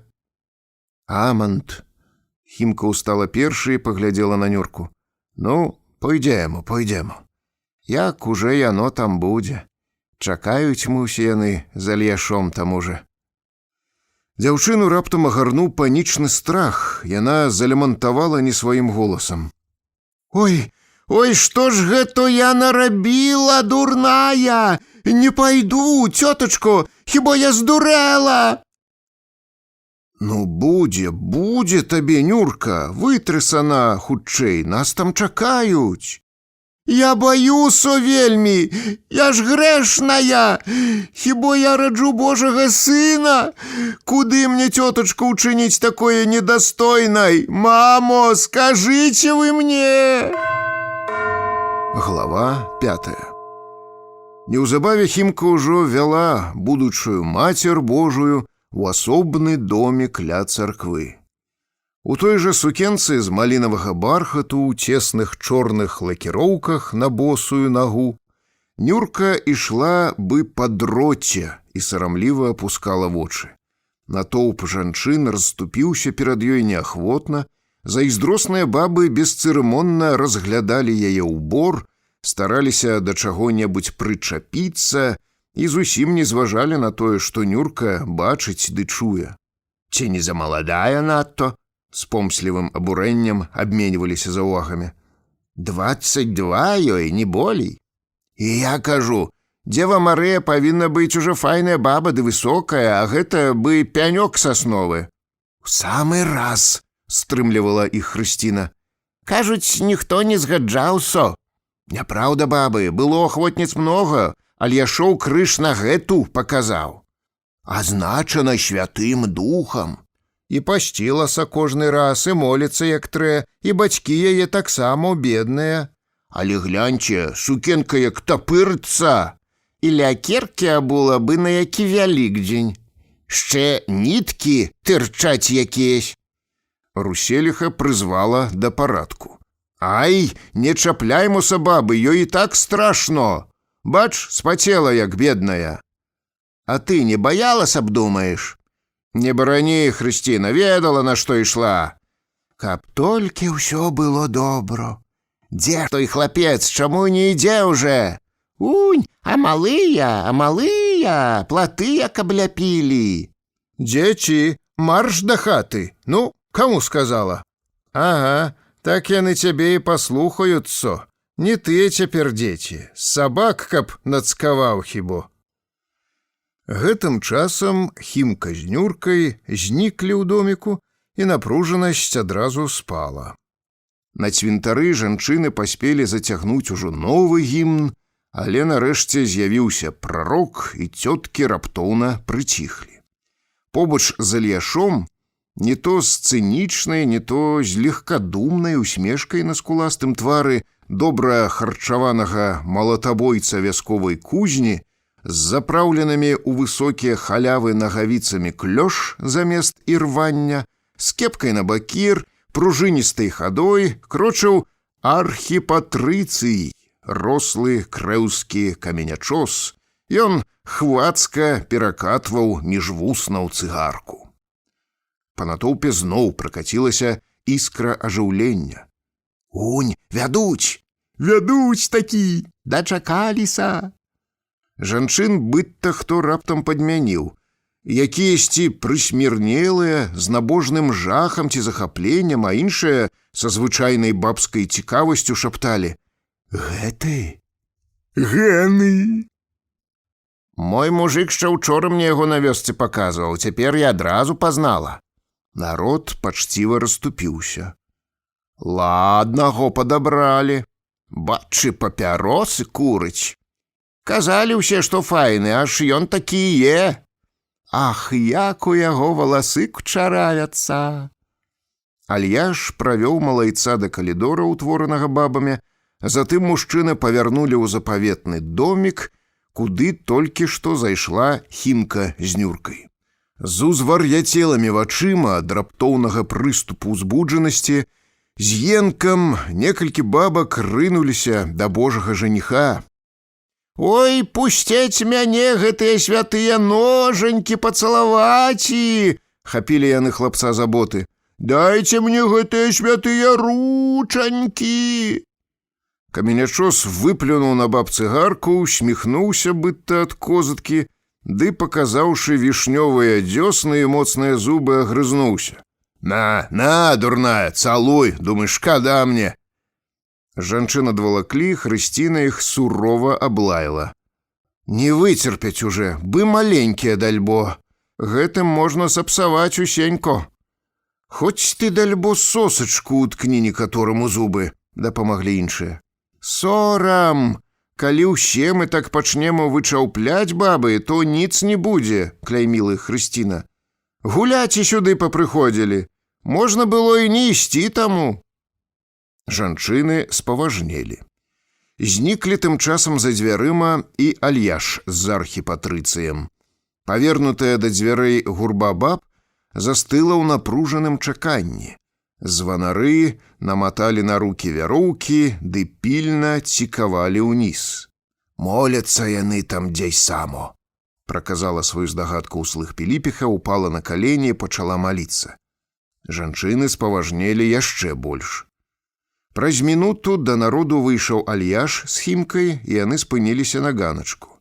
Хімка трымала запаленую свечку, а ў няласкавага, хмурага, амаль панурага чалавека, якім прарок заўсёды бываў на людзях, на гэты раз твар прамянеў цёплай усмешкай дабрака, быдта ён гатовы быў шчодра дарыць усім людзям яшчэ не адно такое блага, якое толькі што ім адпусціў. «Браця і сёстры!» – праказаў Альяш ціхім голасам у напружаныя твары. «То пастаньмо цяперака ўсе на калені ды памолімся Богаві. Хай уже Господь праявіць сваю міласць, сатварыць таінства сваё». Людзі рухнулі ў пясок на калені, зашапталі «Верую», хто «Радуйся, Дева Марыя», хто «Ойча наш». Праз нейкі час бабы з эмацыянальным уздымам цягнулі да неба рукі ды крычалі: «Ісусе, прыйдзі! Спашлі сваё знаменне, сыдзі з неба ў Нюрку, Божа! Выслухай лишь нясмелыя малітвы сірот сваіх, унемлі просьбам іхнім, Господі! Дай ім лёгкае зачацце, Господі!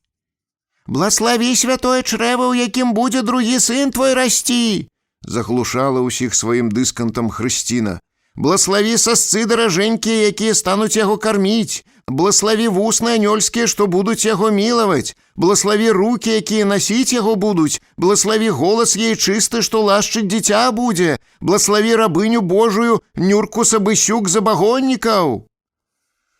Людзей ужо разбіралі дрыготкі, на тварах з'явілася ненатуральная сарамлівасць. Мой таварыш, вучань настаўніцкай семінарыі, які назіраў тую сцэну цвярозамі вачыма, падобнае потым яшчэ раз бачыў у вёсачцы Лука, пра што будзе сказана ў свой час. Семінарысты не падазраваў, якім валодае ўяўленнем. Шалёны калектыўны псіхоз гэты быў такі моцны, што начытанаму хлапцу-атэісту раптам зрабілася страшнавата, пачало здавацца, вось-вось сапраўды здарыцца нешта незвычайнае. Мабыць, таксама і 1000 гадоў таму назад, у часы глыбокага язычества, рыхтуючыся да ночы кахання на Купала, паспытвалі ўзнёслую радасць, незразумелую ўзбуджанасць, ды адчувалі сябе часткай маці прыроды, па-дзяцінаму даверлівыя мае далёкія прашчуры, дрыгавічы старажытнай прынёманшчыны, краіны дзікіх пушчаў і непралазных балот. Раптам гэты звар'яцелы шматгалосы гоман брытвай паласнуў прарэзлівы жаночы віск. Некалькі секунд вакол доміка панавала неўразумнае, напружанае маўчанне. Потым з грудзей баб вырваўся раптоўна ўздых палёгкі. «Нарэшце! Усё! Здзейснілася! Бом! Цялям-цялям-цялям!» Ударылі ў вушы, пахіснулі паветра і ўрачыста панеслі на віну магутным акордам у бязмежную даль 4 грыбоўшчынскія званы. «Господі, дзякуй табе, што ўважыў нас! Бом! Цялям-цялям-цялям! Хвала табе, хвала вавек! Бом! Цялям-цялям-цялям!» Ударалі па сэрцах і мазгах, выціскалі адзін аднаго ў неба ўсё новыя гукі металу. Ашалелыя бабы завішчалі ад шчасця. Альяш спакойна, нібы такое ў яго вершаліне адбывалася кожны дзень, устаў з каленяў, паназіраў увесь гэты гвалт. Затым не то з асуджэннем, не то ад здзіўлення стары паківаў галавой, ды зноў патэпаў дамок. Засланяючы свечку далонню, каб не пагас агеньчык, падалася за дзядзькам і цётка Хімка. Баб стала разбіраць цікавасць. Яны памкнуліся да ганачка, павыцягвалі шыі, з бессаромнымі ухмылкамі, знямоглыя ад нецярплівага чакання закрычалі: «Ну, куды ж яны там падзеліся? Канчалі б мілавацца, выходзілі б! Не для распусты пайшлі якой! О, жаніх ідзе! А чаму толькі ён адзін?» Раздзел 2, глава Першае. Новая Божая маці зажыла ў Грыбоўшчыне, што каралева. Святыя дзявіцы Нюрку паілі, кармілі, ды ледзь на руках не насілі, а сотні сектантаў і сектантак ад Беластока да Валыні, ад Наваградка да Бельска і пастаў маліліся за яе здароўе ды паспяховае развіццё плода ў святым чэрве. «Отож смеху будзе, як Нюрка дзеўку родзіць», маргаталі ў Грыбоўшчыне на прызбах і каменнях мужыкі. «Куды яе Альяш падзене тады? А тут же тройня родзяцца». «Што думаеш? Жарты такі жарабец. Альяш гаворыць, родзіцца дзіця, адразу і канец свету настане. Так яно ж грудное яшчэ будзе. Што з яго за Хрыстос? Ці здурнеў? І сабор узяўся будавачша. Калі ты чакаеш таго свету і раю, то на што выдатак дарэмны? Стары баламут сам не разумее, куды яго заносіць. Хочаш зразумець ты?» — разважаў Базыля Аўхімюк. «Не ламай галавы з-за глупстваў. Унь што на свеце робіцца. О, у газеце пішуць пра вялікія баі ў Гішпаніі, фашысты бяруць верх, па вёсках збіраюць помач». «Дапамаглі, ўсёй Польшчы і рэспубліцы сабралі 100 000 злотых, а наш Клімовіч у год адзін пускае на вецер больш». Ні насмешак, ні сур'ёзных разважанняў, ні таго, што робіцца на свеце, багамолы не слухалі. Абшчына жыла ў сваім мікраклімаце. Не толькі Нюрка чакала свайго дня. У Вершаліне на свет рыхтаваліся з'явіцца цэлыя касякі апасталят. Прарок з усім гэтым даўно змірыўся. Святая Рада падвучыла свайго шэфа, каб ён для трэціх свяшчэннікаў падключыў тэхнічныя сродкі. Апостол Давідзюк закупіў амаль цалкам друкарні, мішэндзіка ў Беластоку і каплуна ў Гродня. Александр цяпер з іх не вылазіў і масавымі тыражамі выпускаў літаратуру. Ось некаторыя назвы тых шэдэўраў. «Обращение Ильи к народу. Церковь Новый Иерусалим, устроенная по расписанию пророка Ильи. Илья пророк в Польше строит город Вершалин. Указание отца Ильи пророка о воздержании от распусты, чтобы постичь Царство Небесное, о скором конце света, страшном суде и новом пришествии Господня, об избавлении от мук земных». У гэтай літаратуры і намёкам не гаварылася аб класавым раздзеле, не асуджаліся нечалавечыя формы эксплуатацыі, нацыянальнага прыгнёту, а ўвесь гнеў быў накіраваны на тых, хто не прызнаваў грыбоўшчынскага прарока, моладзь, камуністаў, вучоных і духавенства. У ёй славіліся простыя людзі на чале з Клімовічам, якому Бог адкрыў вялікую праўду. Такім чынам, цяпер ужо не лістоўкі, як дагэтуль, а цэлыя кіпы белых, сініх, жоўтых ды малінавых кніжачак з трызненнем старых баламутаў, графаманаў ды авантурыстаў, з гэтым сапраўды страшным опіумам для народа, з неабмежаванымі грашыма на камандзіровачныя выдаткі. Пасланцы новай веры паперлі пехатою, фурманкамі, на веласіпедах і цягніках у найбольш адсталыя куткі праваслаўнай Польшчы. З Гродна і Беластока, проста з друкарань, рассылалі іх па пошце. Чакалі новай Бібліі з дапаўненнямі пра жыццё і вучэнне грыбоўшчынскага прарока, але Рэгіс усё яшчэ чамусьці не здаваў матэрыяла ў друкарню. Словам, усе члены абшчыны жылі напружанымі буднямі, не сядзеў, склаўшы рукі, сам прарок.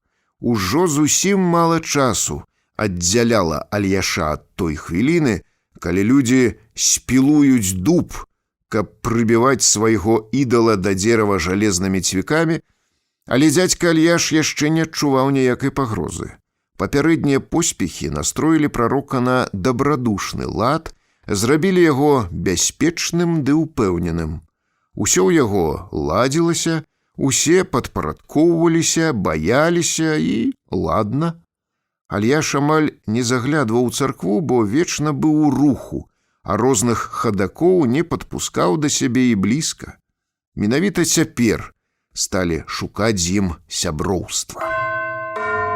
Глава 2. У далёкія і бурлівыя для рускага праваслаўя часы царква, як вядома, раскалолася на ніканіянцаў і прыхільнікаў старажытнага благачэсця на чале з пратапопам Аввакумам. Потым самі раскольнікі падзяліліся на некалькі груп. Адну з іх узначаліў інак Беламорскага манастыра айцец Піліп. Пры самадзержцы Екацярыне II у часы ганення манах Піліп з сябрамі замкнуўся ў хаце і сам сябе спаліў, а пару тысяч яго паслядоўнікаў уцяклі на захад ды зашыліся пад Саколку ва Аўгустоўскую пушчу. Асколкі екацярынінскай эпохі таіліся ў гушчары ля Саколкі на працягу 2 стагоддзяў.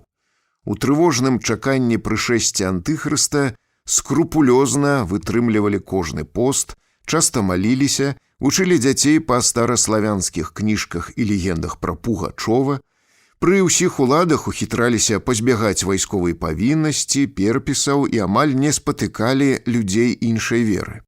Займаліся агародамі, садкамі, разводзілі многа пчол, ды з гэтага жылі. Усе навіны да гэтых рэліктаў, нібы запячатаных лесам у кансервавую банку, даходзілі са спазненнем на некалькі гадоў. Хоць Грыбоўшчына была пад бокам, чутка пра Альяша ва Аўгустоўскую пушчу дапаўзла да лесуноў таксама са спазненнем. Даведаўшыся пра Клімовіча, стараверы узрадаваліся.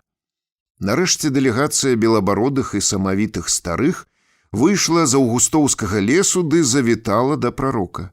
Вера забараняла ім прывіваць воспу, ад перажытай хваробы ўсе яны былі рабымі. З сінімі кропінкамі вугроў на шырокім, нібы асмаленым порахам носе самы старэйшы рабы піліпавец па-руску аб'явіў: «Ілья, ты не голішся, ясі скаромнае, ды толькі тое, што збярэш сваімі рукамі, чакаеш канца свету. І мы носім бараду, даматканую вопратку, яму плады адно са свайго поля, ды чакаем трубы архангельскай на страшны суд.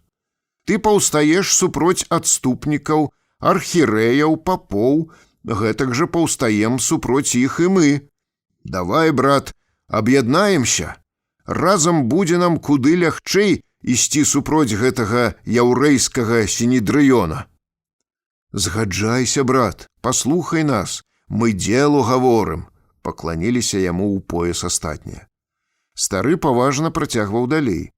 «У страшны час, калі праваслаўная царква перайшла ўся ў лацінства, а светам антыхрыст правіць, будзем, брат, супольна і непахісна стаяць у веры, і, як сказаў наш брат Аввакум, страха чалавечага не баяцца, ды смела па Хрысту страдаць, хоць і біць стануць нас і на агні смажыць».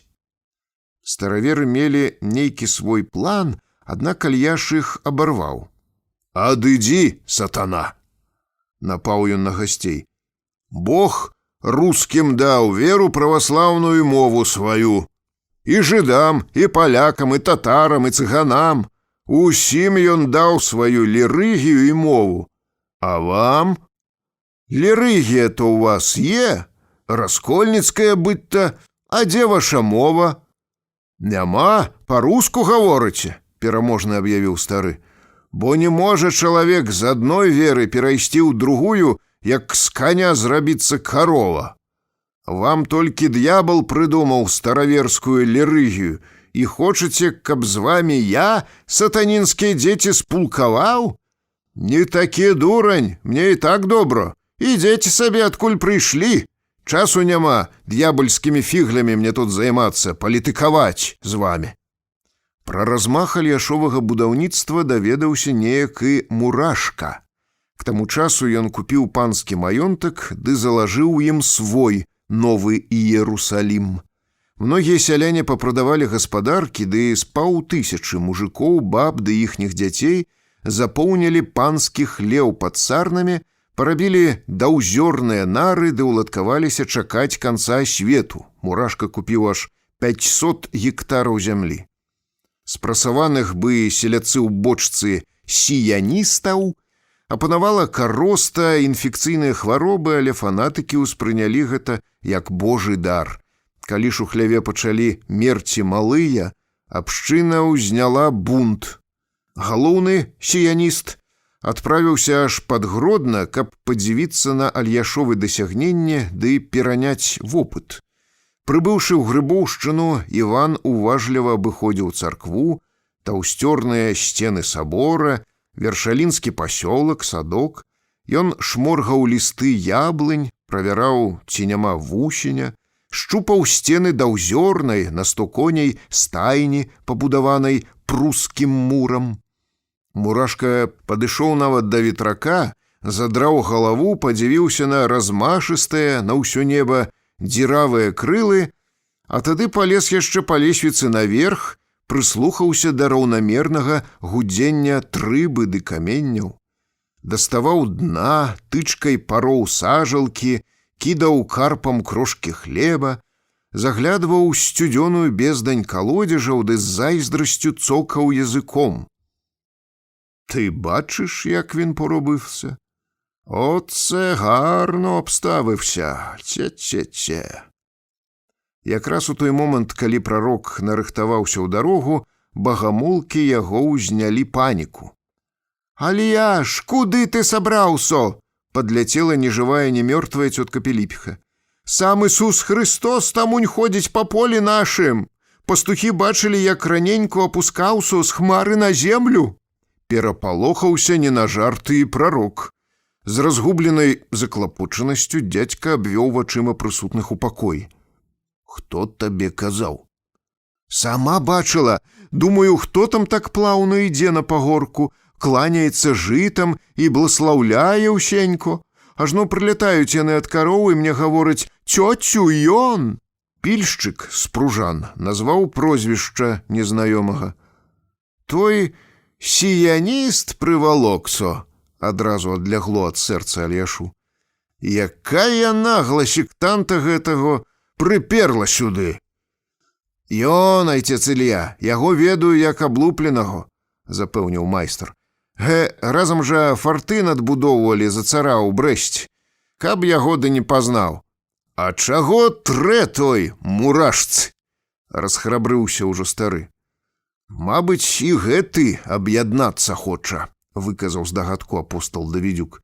«У яго, кажуць, людзі ўзнялі такі вэрхал, што ледзь жывы выскачыў са свайго сіёна. Кашулю на шматкі парвалі на ім, морду падрапалі бабы, паліцыянты ездзілі ртаваць». «І ён аб'яднацца?» ужо адважна ўскіпеў прарок. «Бачыш ты, і гэтаго хахла заело». «Зайздросцяць табе цяпер, Альяшку, многім ты цяперака соль у воку», заўважыла Піліпіха. «Ніц у мурашкі не выйдзе, во яму!» Дядька тыцнуў поле фігу. «Стану тут ще патураць яго за бабонам, кроў пускаць людзям, танцы всю ноч устраиваць». Збіраючыся бегчы да падводы, з нехаванай варожасцю да саперніка ён аб'явіў: «Калі гэтая лахудра захоча мяне бачыць, гаварыце, айца Ільі няма, у крынкі паехаў і забавіцца там доўго». Пасаджаны рэгісам хлапец з тоўстым блакнотам, каб запісваць для Бібліі Альяшовы словы, ледзь не за полы стрымаў прарока ды плаксіва ўзмаліўся: «Айцец Ілья, куды вы? Я вас учора пытаўся, і вы абяцалі дзесь сказаць. То скажыце зара, бо айцец Мікалай ад мяне патрабуюць запісанага, а што я ім дам? Кожны раз так паабяцаеце, я сяджу, аж надаело». Нездаволены прарок спыніўся. «Ну, пытайся. Хто, па-вашаму, дастойны ў Бога?» Прысутныя застылі з насцярожанай пашанай. Альяш нецярпліва падумаў і пашкрэбаў сябе пад пахай. Ноччу во сне мне ікона казала: той адно дастойны ўсявышняго, хто знімае шапку перад крыжам. Так і напісаць у цятраць? Дзелавіта абмакнуў хлапец пяро ў чарніла. Як сабе хочаш, а мне што? Хай цябе Рэгіс вучыць, што пісаць. Думай мне тут за вас усіх. Хлапец ужо прыклаўся да паперы ды ўспомніў. А новы сабор як называцца будзе? Шчэ не хутка даваць імя будзем. Мы толькі пачалі. Мо канчаць будуць другія нацыі. Кінуў дзядзька, быдта загадаў загадку. А яшчэ на пропаведзях вы гаворыце, што пасля смерці людзі ў сабак пераходзяць. Як гэта? А што такое, па-твойму, сабака? Цело чалавека ў магіле рассыпаецца на порах, а душа яго страшнага суда чакае. Гэта такія, як мы. А грэшнікі сабакамі робяцца. Потым лётаюць па вёсцы, золото за халявамі падбіраюць, мэнчацца так, покуль да пекла. А як ты хочаш? За добро было б ім, каб не гэту. А што вам сніла судзісь? Але на гэты момант падышоў Давідзюк і не то спытаўся, не то аб'явіў. Ілья Лаўрэнцевіч, на імяніны дачкі старосты ў Саколку ты не паедзеш, вядома? Не маю чаго рабіць у таго пана. Прарок даўно быў не ў сіле кіраваць падзеямі, якія разгортваліся вакол яго асобы. Аднак рабіў выгляд, быдта ўсё, што навокал адбываецца, ідзе дакладна гэтак, як ён планаваў. Такую асаблівасць свайго шэфа Давідзюк добра ведаў. Але ты пасылаеш на дзень нараджэння ёй палатно, якім хоры завалены. Яго зноў накапілася вёрст 7, калі развярнуць. 3 фуры наладавалі, ды больш солты з падвод ніяк не збярэ. Вайцяховіч палатно раздзеліць прыютам, і хоры вызваляцца, і староста спрыяць будзе. Альяш і віду не падаў, быдта яму шкода кужалю. Сцвярджальна хмыкнуў ды паляцеў збірацца ў дарогу. Цяпер Альяш па вушы паграз у клопаты. Яго рабочыя вывернулі траншею пад новы храм, кацілі туды валуны, залівалі вапнай. У старой царкве выдзіралі з падлогі дошкі, высцілалі узорчатай мятлахскай пліткай. Альяш развіваў будоўлю вершаліна, падарожнічаў, пытаўся пра цэны, перабіраў кожную шыбіну і цвік у краме, а час ад часу браўся ратаваць землякоў, тых блудных авечак, якія не прызнавалі яго веры, легкадумна грашылі, празябалі без Хрыста, Святога Духа, Царства Нябеснага, ды каціліся проста ў пекла.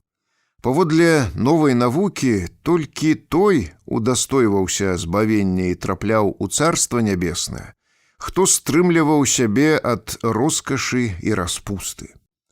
Аднойчы ў крынках з'явіўся ён з вазамі, выкупіў у крамах усё пячэнне, адвёз за горад ды вываліў у канаву за палонікамі.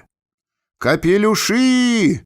Капелюшы збірае святы Клімовіч!» пранеслася іншым разам сярод усхваляваных гандляроў, і праўда, дзядзька заглядываў у крамы гатовага адзення да шапачнікаў, выбіраў модныя ўборы на галаву, а потым вывез усё гэта за мястэчка на шудзялаўскі гасцінец, зваліў у горбу ды спаліў. Гандляры кусалі сабе локці, не маглі дараваць, што гэтага тавару трымалі так мала. Калі ў крынкі прыбыў тэатр, Альяш выкупіў і парваў усе білеты. Трупа з поўнай касай, але без спектакля і апладысментаў, вымушана была вяртацца ў Беласток. Куды б не заязджаў Альяш, ён цяпер выклікаў буру спрэчак, злосці ды зайздрасці. Некаторыя ж выглядалі яго бы анёла-збавіцеля. Што ж, было чаго радавацца, злаваць ды зайздросціць. Глава 3. Падарожжа сваё дзядзька Альяш пачынаў з заезду ў крынкі. Ля рэстарана прарок спыняў буланчыка і кідаў яму пад нос канюшына, а сам браў конскую торбу ды заходзіў да Хайкеля. Сваім людзям ён не давяраў. У крынкі ён прывозіў рэгулярна падлічваць касу. Сталыя Альяшовы лічыльшчыкі, зяць і сын рэстараншчыка, дзядзьку вялі за шырму ў закуток, на стол вытрасалі крэдыткі ды манеты. І вось ужо разбітныя хлопцы аж пацелі ад стараннасці. Лічылі грошы ды ўзбуджана спрачаліся, а прарок недаверліва і насцярожана прыглядаўся да іхняй работы. Паступова гнуткія тонкія пальцы лічыльшчыкаў, акуратныя стосікі купюр, слаістыя валікі манет дзядзьку зачароўвалі.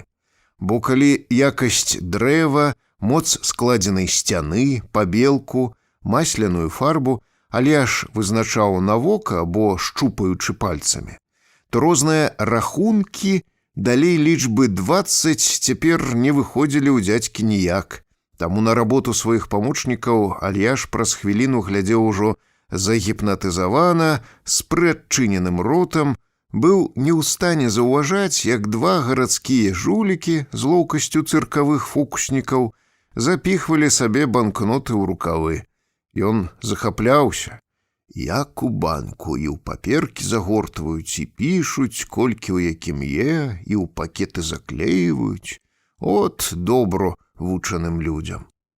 А ў гэты час у зале за прылаўкам стаяў стары Хайкель, здаволена прыслухоўваўся да ўзбуджаных галасоў з-за шырмы і чакаў кліентаў. Шустры ды чорны, як цыганя падлетак, майстраваў нешта ў шафе, што іграе. У дзвярах, якія вялі на кухню, тырчала з пасудай Хайкелева нявестка.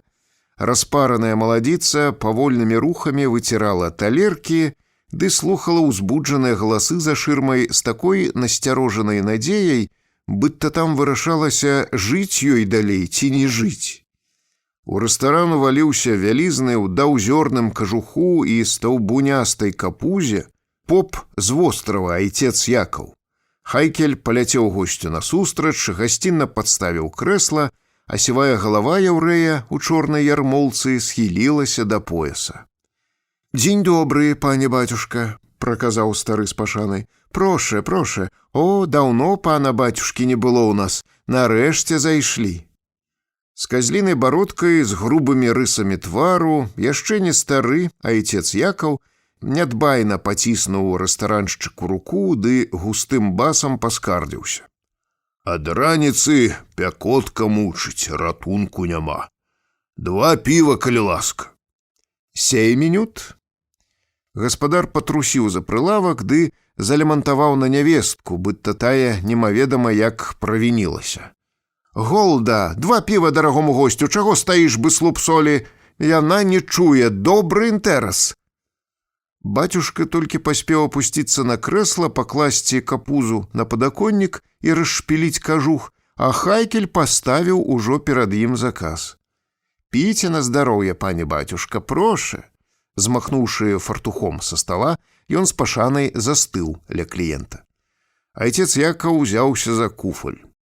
У гэты якраз момант з чорнай, падзіраўленай шашалем шавы з музыкальным інструментам, які цалкам мажліва памятаў яшчэ часы Напалеона, а на палакіраваным чорным баку сценкі і тады красаваўся ды блішчаў гэтак жа пазалочаны фірменны надпіс «Полёфон», металічны голас прарэзліва заскрыгітаў.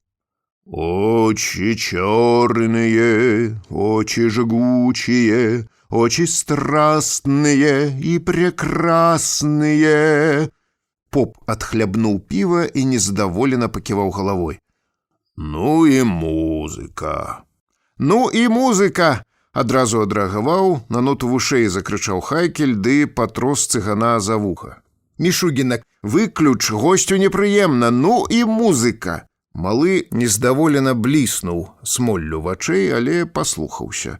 Ён шчоўкнуў апаратам, у пустым памяшканні зноў настала цішыня. Хлопчык прымасціўся ў цёмны куток, каб ляпіць з хлебнага мякіша гусак ды прыслухоўвацца да размовы старэйшых. З-за шырмы даляцелі ўсхваляваныя галасы. «Не засланяй мне стола! Мажліва, айцец Ілья паспяшае і трэ хутчэй канчаць работу. Хохаем, балайлы, табе і жыць перашкаджае уже, чуеце, пане Клімовіч? Думаеш, айцец Ілья дурань, не бачыць, што ты ўлез у раму і свет мне засціш?» Хайкель нездаволена паківаў галавой, нібы сына і зяця мірыў. «Зноў прыехаў гэты д'ябал», — паказаў бацюшка бародкай на шырму. «А мне, будь ты святы, будь ты сам Люцыпар, абы плаціў». Госць нядобразычліва гледзеў Хайкеля з ног да галавы. «Зрэшты, я, бедны яўрэй, што магу зрабіць?» Зараз жа паправіўся стары рэстараншчык і ўздыхнуў. «А і плата, вялікі цымас, адны слёзы». Бацюшка зноў адхлябнуў піва. «Айцец Якаў, пра што я вас хачу прасіць? Зрабіце ласку, растлумачце вы мне, беднаму яўрэю і нявучанаму чалавеку, які пражыў ужо вось 73 гады, хутка ў саван ляжа, а так і не разумее нічога. Ну, ёсць на небе Гасподзь Бог, ёсць рэлігія, іўдзейская, праваслаўная, каталіцкая, магаметанская, ёсць і святыя недзе, вядома, на Афонскай гары ў Іерусаліме. Але пры чым тут гэты мужык, спытаю я вас? Мажліва, прыйдзе месія яшчэ раз на землю, толькі ён будзе ехаць на белым кані і пакідаць залатыя сляды на пяску. Яго будзе прамяняць боскае ззянне, і ён згорне неба ў сувой, як сказана ў святым пісанні. Але якое ззянне праз гэтага мужыка, спытаю я ад вас, не разумею». «Пра што вы гаворыце, пане Хайкель?» Ажывіўся бацюшка да адразу падабрэў да рэстараншчыка.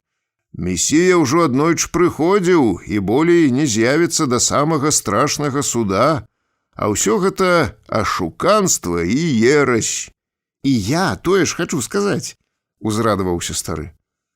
«Калісьці такіх на вогнішчы смажылі».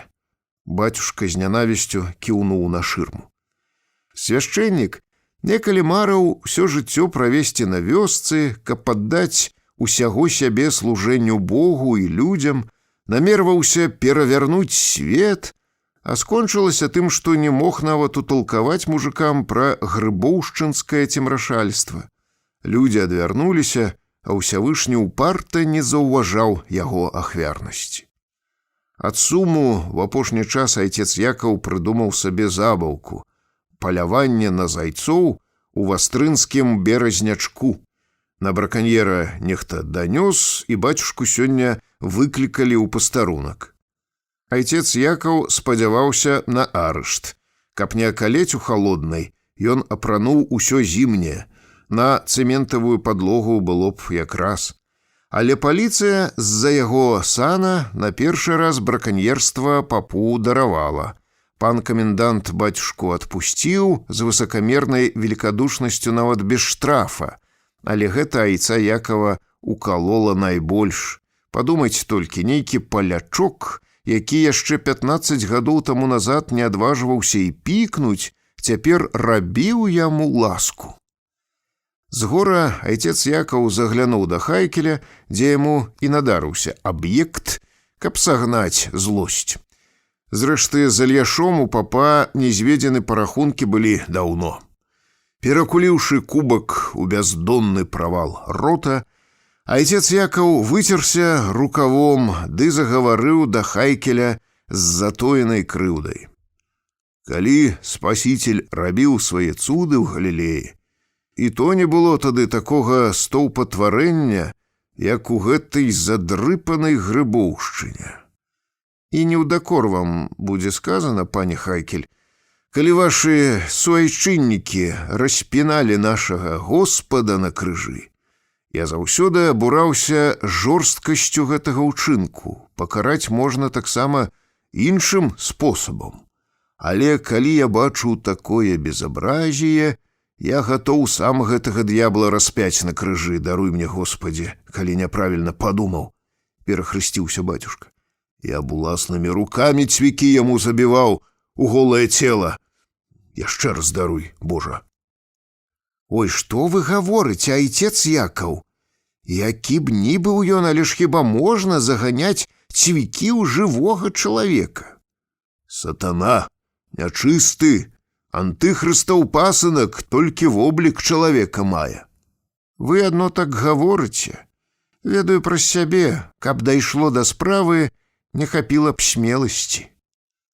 Госць зняважліва паўзіраўся на старога. У мяне? І я так думаю, не даваў яму гаварыць рэстараншчык, казкі пра тое, што кажуць на яўрэяў, быццам яны распялі Хрыста. Не маглі нашыя гэтага зрабіць. У жывога чалавека заганяць цвікі? Овэй, мы нават курэй самі не рэжам, а робіць гэта шайхет.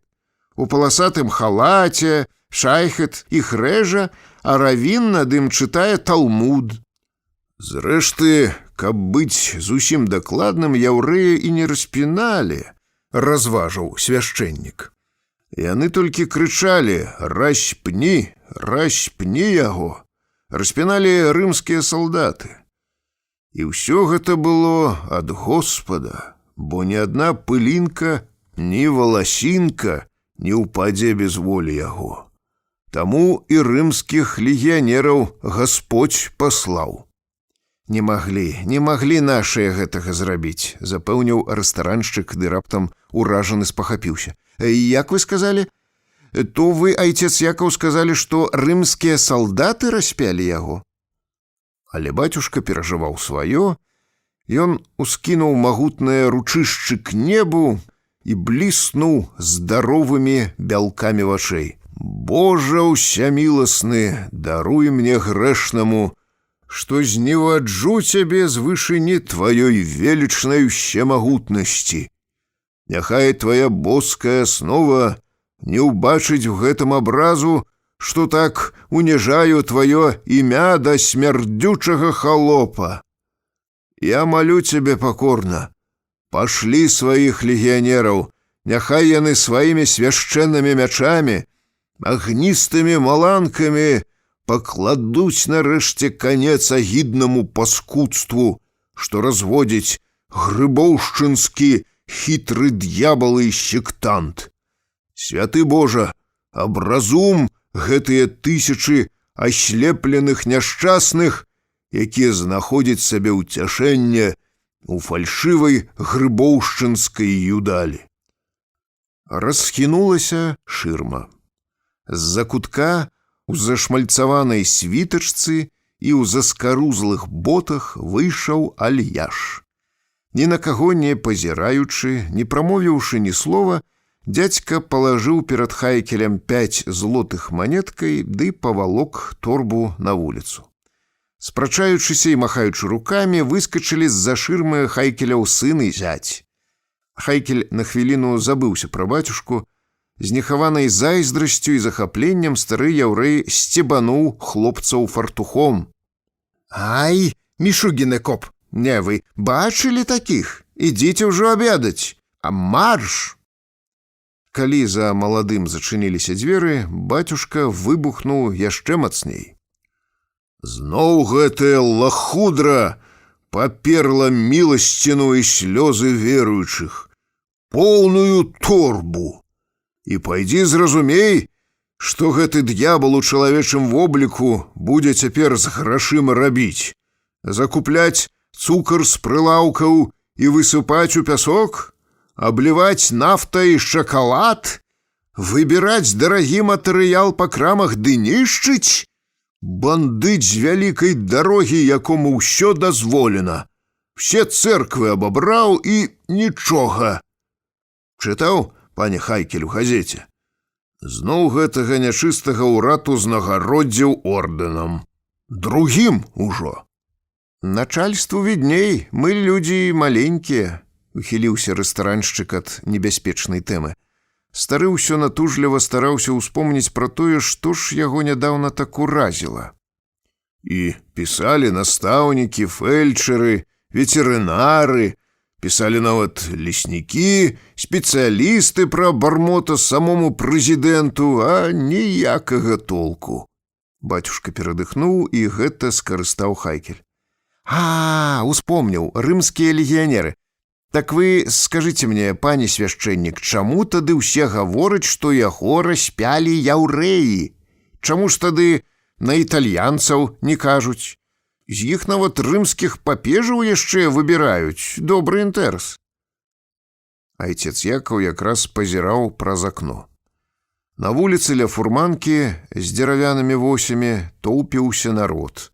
На вазок, не звяртаючы ні на каго ўвагі, клаў рэшткі канюшыны, ды ўзбіраўся Альяш і масціў пад сябе торбу.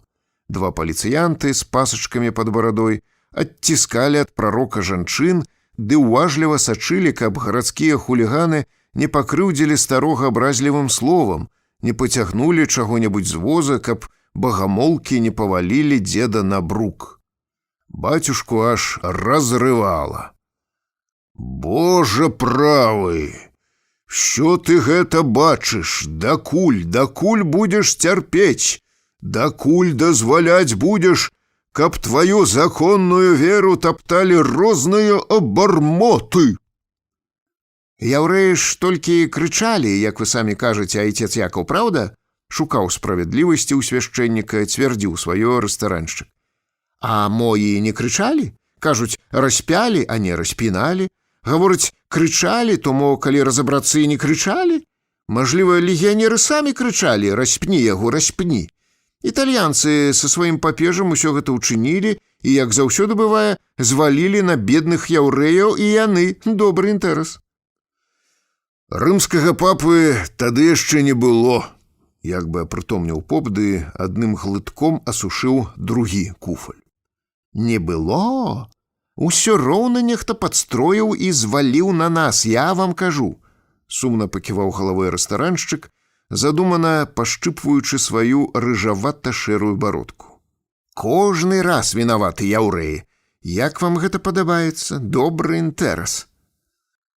Уздыхаючы, айцец Якаў скардзіўся пра сваю бяду. «Ціснуць, гіне праваслаўная вера, Господі! Ці мы маглі такое сабе ўявіць некалі ў духоўнай семінарыі? Пане Хайкель, яшчэ 2 куфлі, калі ласка». 7 минут. Глава 4. Покуль у крынкаўскім рэстаране айцец Якаў заліваў сваё гора півам, Альяш ехаў памалу ў лясніцтва. У буржуазнай Польшчы лес быў надта дарагі. Сасну мужикам прадавалі толькі 3-й і 4-й катэгорыі, сінюю, крывую, з'едзеную караедам, бо лепшая ішла на валюту. Аднак Альяшу, нібы купцу з Бельгіі, дзерава адпускалася першага гатунку. Затое кожны прыезд прарока Альяша, напрыклад, у лясніцтва Пачапок, прыносіў сюды свята, і тады ляснічыя ды іхнія жанкі гублялі ад шчасця галовы. Дома Альяш тэклі выдзяляў да лямпы нафту, меруючы яе ў бутэльцы з крыначкай ад запалак, а каб эканоміць свечкі, маліцца з кніжак у царкве ў апошні час дазваляў толькі днём. У лясніцтве ж дзядзька раптам плаціў шчодра, не лічачы нават грошай. Тую самую торбу, з-за якой спецыяльна заязджаў у крынкі і праводзіў час на падліках у рэстаране, цяпер стары прывалакаў у кантору лясніцтва і вывальваў на стол папяровыя стосікі ды металёвыя валікі. «Во, маеце!» — вымаўляў пры гэтым, а пануры яго твар кранала скупая ўсмешка. Ці абіты нявольнік у такі момант рабіў жэст толькі з падхалімства да паноў?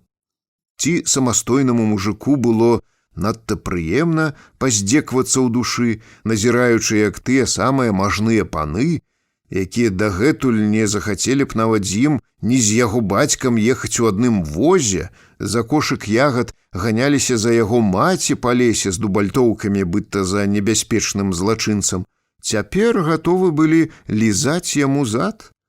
Паспрабуй зразумей. Пра ўсе Альяшовы дзівацтвы ведалі нямногія. Настаўніцкі штотыднёвік змясціў аднаго разу артыкул аб цемрашальстве ды інтрыгах каталіцкага клеру на крэсах усходніх, і клерыкальныя газеты адразу дружна на яго абрынуліся. Штотыднёвік абвінавацілі ў спробе накіраваць Польшчу ў крывавае русла нешчаслівай Гішпаніі, а яго аўтараў абазвалі радыкаламі і камуністамі на службе ў крыважаднай Масквы. Афіцыёз варшаўскай дыяцэзіі «Воскресны вестнік» апублікаваў пра Альяша матэрыял маладога крынкаўскага папа Міхаіла Гапоніка. Бацюшка вельмі асцярожна апісаў пра мужика з Грыбоўшчыны, які пабудаваў толькі царкву, а цёмныя масы народа робяць з яго святога. Артыкул герою прыйшоўся даспадобы. «Ну-ну, і з вамі будзем сварыцца», — наваліўся Альяш на Гапоніка, спаткаўшы яго ў крынках. «Чаму, Ілья Лаўрэнцевіч? Што вы там пра мяне нашрайбавалі? Думалі, не буду чуць? Добрыя людзі сказалі». Гапонік схітраваў. «Я надрукаваў усю праўду, нават змясціў вашу дату нараджэння. А што, няхай людзі ведаюць?» Альяш шчыра здзівіўся. «Ну, а дзе вы ўзялі пра нараджэнне? Я нават сам пра яго не ведаю». «З метрычнай кнігі выпісаў. Так. Там паказана ўсё, нават хросныя бацькі. Апісаў пра Лаўрэнція Міронавіча, Юзефіну Вацлаваўну, пра вашага брата Максіма Лаўрэнцевіча, пра яго службу ў жандармерыі і пра тое, як загінуў ад рукі старэйшага голуба. Цяпер і пра іх людзі чытаць будуць». «Гэта добра. Трэ расказаць Рэгісу. І он пра мяне ў Біблію піша. Спытаўся, калі мяне маці нарадзіла, я дальбо ведаю толькі што ў жніво». Альяш пайшоў да фурманкі ўзрадаваны, бы хлопчык. «Воскресны вестнік» выпісвала адно духавенства, і той артыкул прайшоў без увагі.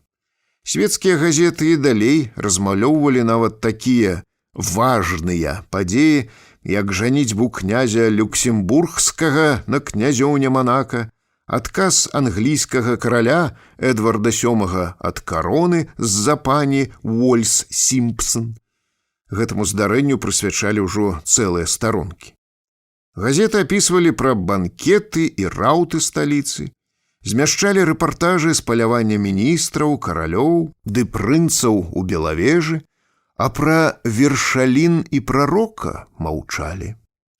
Ні ў адных архіўных матэрыялах не знайсці сёння дакладных звестак аб грыбоўшчынскай абшчыне, хоць усюды ляжаць у фондах з грыфам «сакрэтна» справы баптыстаў, суботнікаў, трасуноў, адвентыстаў і мар'інцаў. Атрымаўшы адпаведныя інструкцыі, паліцыя дакументаў такіх не заводзіла. Раздзел 3. Глава 1. Міналі ўсе тэрміны, а нічога не паказвала, што другая маці Божая збіраецца нарадзіць дзіця. Па вонкаваму яе выгляду неўзабаве і дурань мог вызначыць, што яна ўжо і не народзіць. Цвярозыя Альяшовы памочнікі пачалі заўважаць, што дзеўка звар'яцела. Хрысціна выказала здагадку. «Бабы, сярод нас тады былі нячыстыя, я ведаю. Хіба ж маглі мы ўпрасіць нябесную моц? І смешачкі вы сабе строілі тады з усяго. А жаніх той цэлы. На такое дзело ідзе сабе папяросу ў зубы ўзяўшы». Цёткі спахапіліся, як жа не падумалі пра гэта раней. Хрысціна, Піліпіха і наша Хімка захацелі справу падправіць ды выручыць прарока. Невядома было, як задуму іхнюю ўспрыме Альяш. Бабкі, хаваючыся ад прарока, выбралі ўжо самі кандыдатуру на Мацер Божую і знайшлі ёй жаніха больш сур'ёзнага – багамола Банадыка Лобача з Лукі. У невялікай вёсачцы Лука, дзе была свая царква, і яна якраз стаяла без бацюшкі, цёткі сабралі жанчын ды паўтарылі тую самую працэдуру. Толькі балельшчыц на таінства ўжо адбіралі. Самі нават білі ў званы, а Лобача прымусілі перад гэтым доўга маліцца.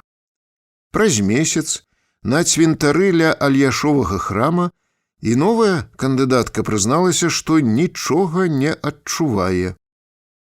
Пустое чэрава — убытак Богу, значыць, так Бог хоча і няма чаго больш Господа квяліць, канчаткова пераканалася Хрысціна. «Ой, бабы, што будзе?» — занылі багамолкі. «Адхіляе, адводзіць шчасце Господь ад нашага Ільі чамусь». «Што будзе? Канец свету, як табе было і сказано», — напомніла Хрысціна. «Толькі няўжо без прышэсця? Няўжо мы аж гэтак награшылі?» Яшчэ ні аднаго чалавека не напалохала ісціна, што няма Бога. Затое колькі людзей мучылася, даводзіла сябе да вар'яцтва ад думкі, што існуе Бог, чорт, той свет ды пекла. Вось і гэтыя даверлівыя, клапатлівыя, з уражлівымі душамі наіўныя істоты, якія верылі кожнаму глупству, падранцвелі ад страху ды не ведалі ўжо, што рабіць. «Мо яшчэ як абыдзецца», — супакойвалася бровак Хімка. «Перастань, мо сумнявацца, Бог лепш за нас ведае, што трэба, што не». «Сумненне — самы велькі грэх, так гаворыцца ў Бібліі», — успомніла Піліпіха. Покуль бабкі гэтак хваляваліся, Альяш рабіў выгляд, што нічога не адбылося. Цяпер ён меў самы важны клопат. Блізіўся дзень, вызначаны ім на канец свету, і яго ўжо аніяк не адменіш. Абшчыну агарнула ліхаманка. Глава 2. За апошнія стагоддзі сотні тысяч сялян заходняй Беларусі, уцякаючы ад свайго ненавіснага пана ці ухіляючыся ад войска і арышту, выязджалі шукаць лепшыя долі ў ЗША, Канаду, Бразілію ці Аргенціну. Каму ўдалося зачапіцца на новым месцы, ён даваў наказ сваім нашчадкам не парываць сувязі з радзімай. І тыя, як напамінанне аб сабе, час ад часу на радзіму што-небудзь прысылалі. Найбольш прыбывала з-за акіянаў Біблій. Гэтай кніжкай у папяровых, скураных, пластмасавых, палатняных ды дзеравяных вокладачках імігранты так наваднілі нашы сёлы, што ў некаторых вёсках яе можна было знайсці ледзь не ў кожнай халупе. Найчасцей Біблія была адзінай кніжкай у сям'і, і шмат пакаленняў сялян па ёй вучыліся чытаць ды пазнаваць свет. Іншы, дасціпны дзядзька, вывучаў за святы і ў доўгія зімовыя вечары гэтую самую Біблію, у якой далёкія прашчуры звалілі ўсё ў адну кучу: мудрасць і глупства, заганнасць і дабрачыннасць, праўду і хлусню, трызненне, легенды і хроніку, карыснае і шкоднае, вывучаў ледзь не на памяць. Іншы такі чалавек біблійнай трасянцы паверыў па-мужыцку раз і назаўсёды, і ніякая ўжо сіла потым не магла яго ўжо пахіснуць. Пра канец свету чорным па беламу было надрукавана ў Бібліі з любой вокладкай. Нарэшце вуснамі свайго прарока Ільі Гасподзь Бог вызначаў і запаветны дзень. Напэўна, Альяш і сам не спадзяваўся, што выкліча названы ім тэрмін. Напярэдадні вызначанай прарокам даты сотні мужикоў з-пад Вілейкі, Гродна ды Баранавіч пачалі прадаваць свае дамы, гаспадаркі, крамы, млыны ды жывёлу, ўсё, што не возьмеш з сабой на той свет. І самае дзіўнае, рабілі гэта не якія-небудзь псіхічна хворыя.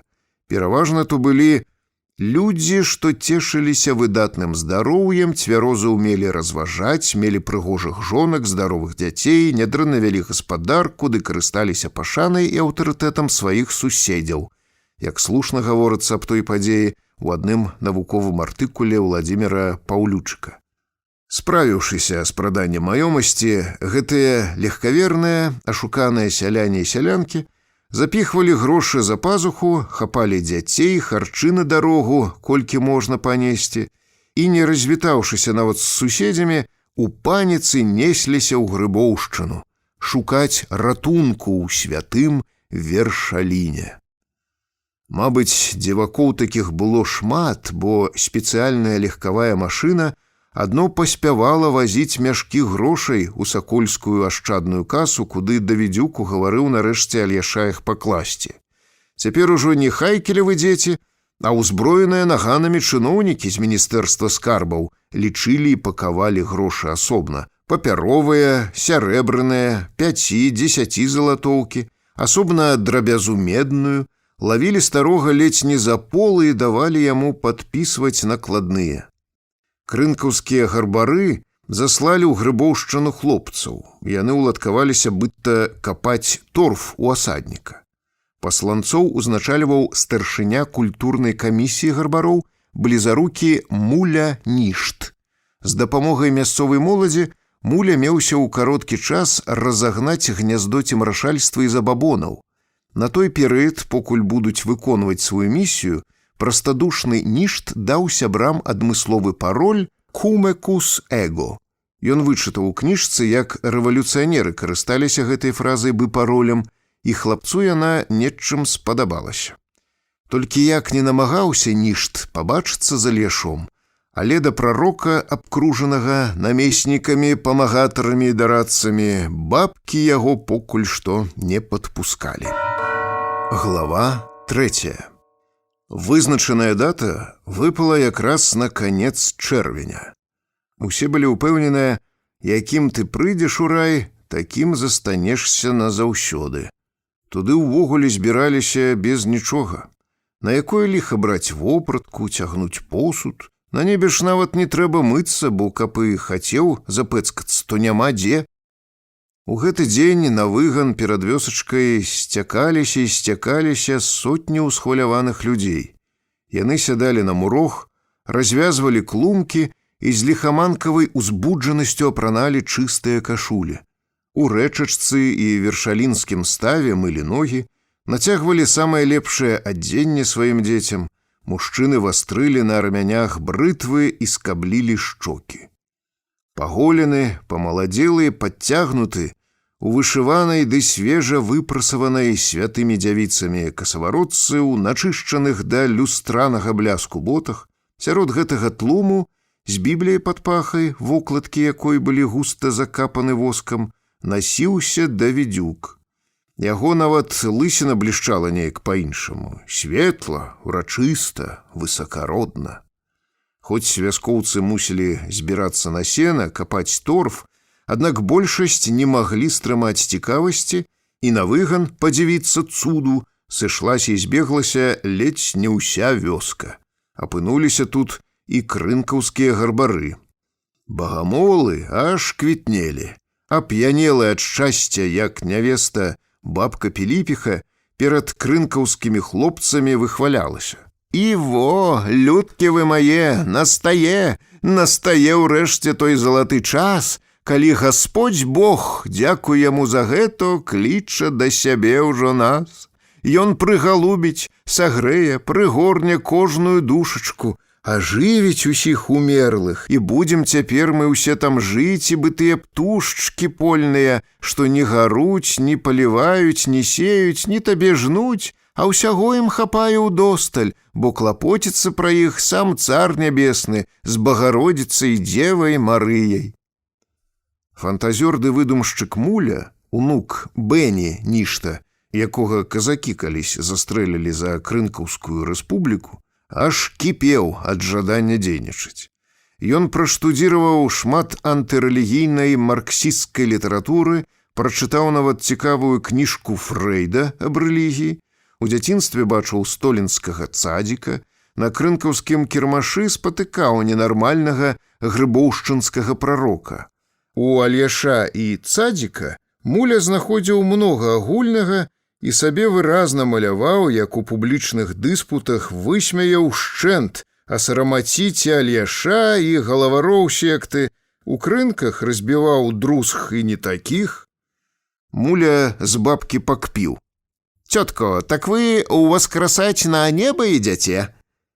«Пасмейся, пасмейся. Сенька збудзецца, дай адно час. Калі ўваскрэснуць і ўмерлыя, то куды людзі падзенуцца тады на зямлі? Іх жа столькі жыло да нас. На выцяжку будуць стаяць хіба ўпрытык? Гасподзь Бог адкрые ім новыя міры. Ні хвіліны не задумваючыся, растлумачыў Давідзюк, падляцеўшы. Бог адкрые нам, Аляксандр, адкрые, пацвердзіла цётка. Як зрабіў гэты свет, то наробіць яшчэ. Муля толькі цяпер адчуў, уся яго эрудыцыя тут абсалютна бяссільная. Для людзей, якія ўжо спалілі за сабой масты, спозненыя разважанні хлопцаў, будь яны найкрыштальнейшай праўдай, цяпер былі непажаданымі. На крынкаўцаў пайшоў здаровы Антанюк з Масева другога, які з мужикамі узвалакаў званы. «А ты чаго тут палітыкуеш?» Гледзячы з-пад лба, абрынуўся мужик на мулю.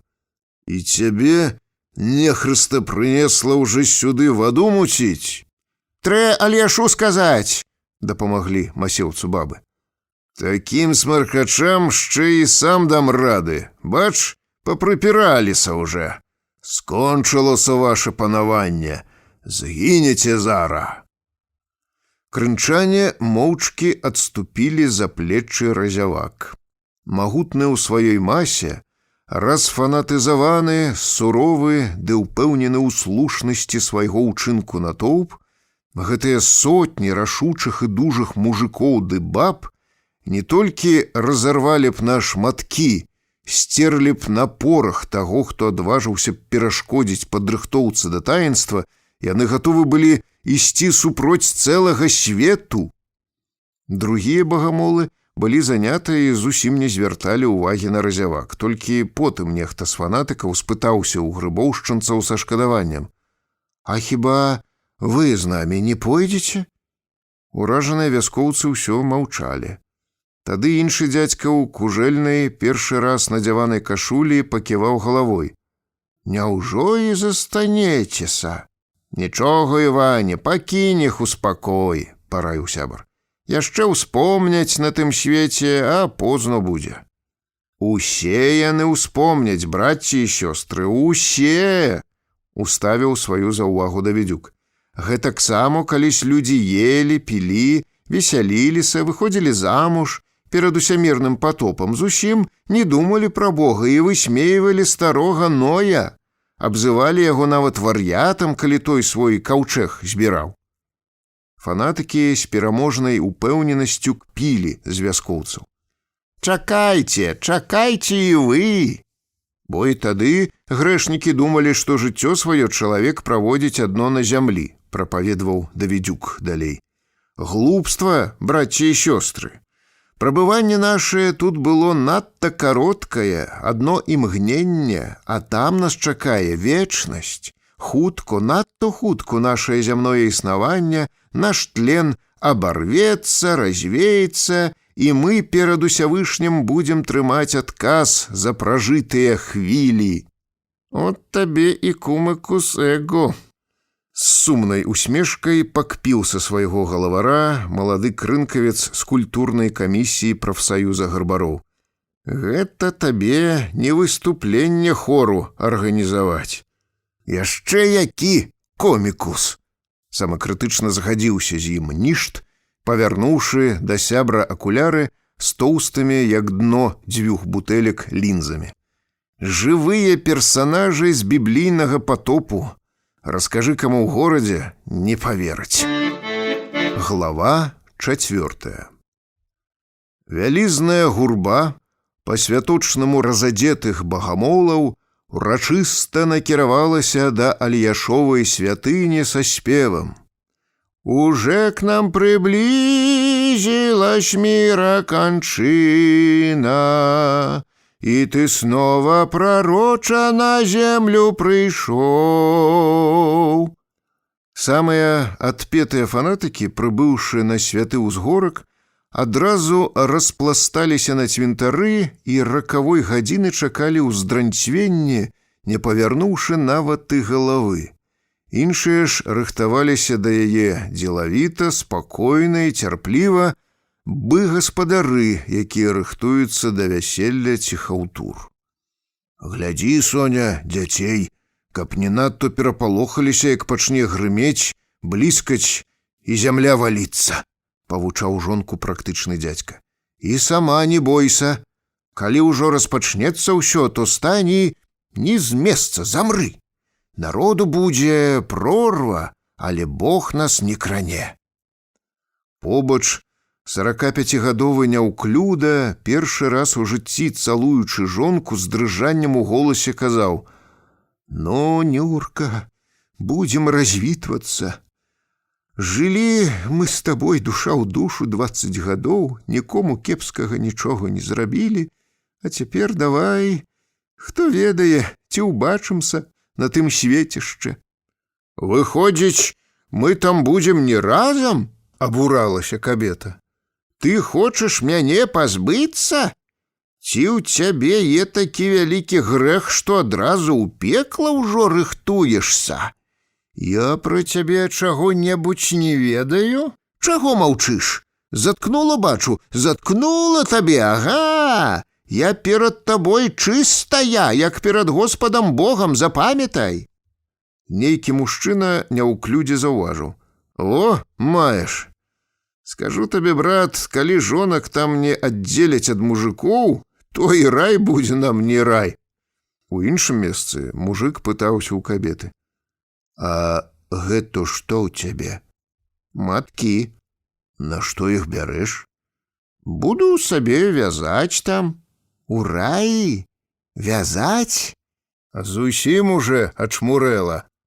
«Воўна надто файная, паглядзі сам. Мяккая і фарба добра ўзялася».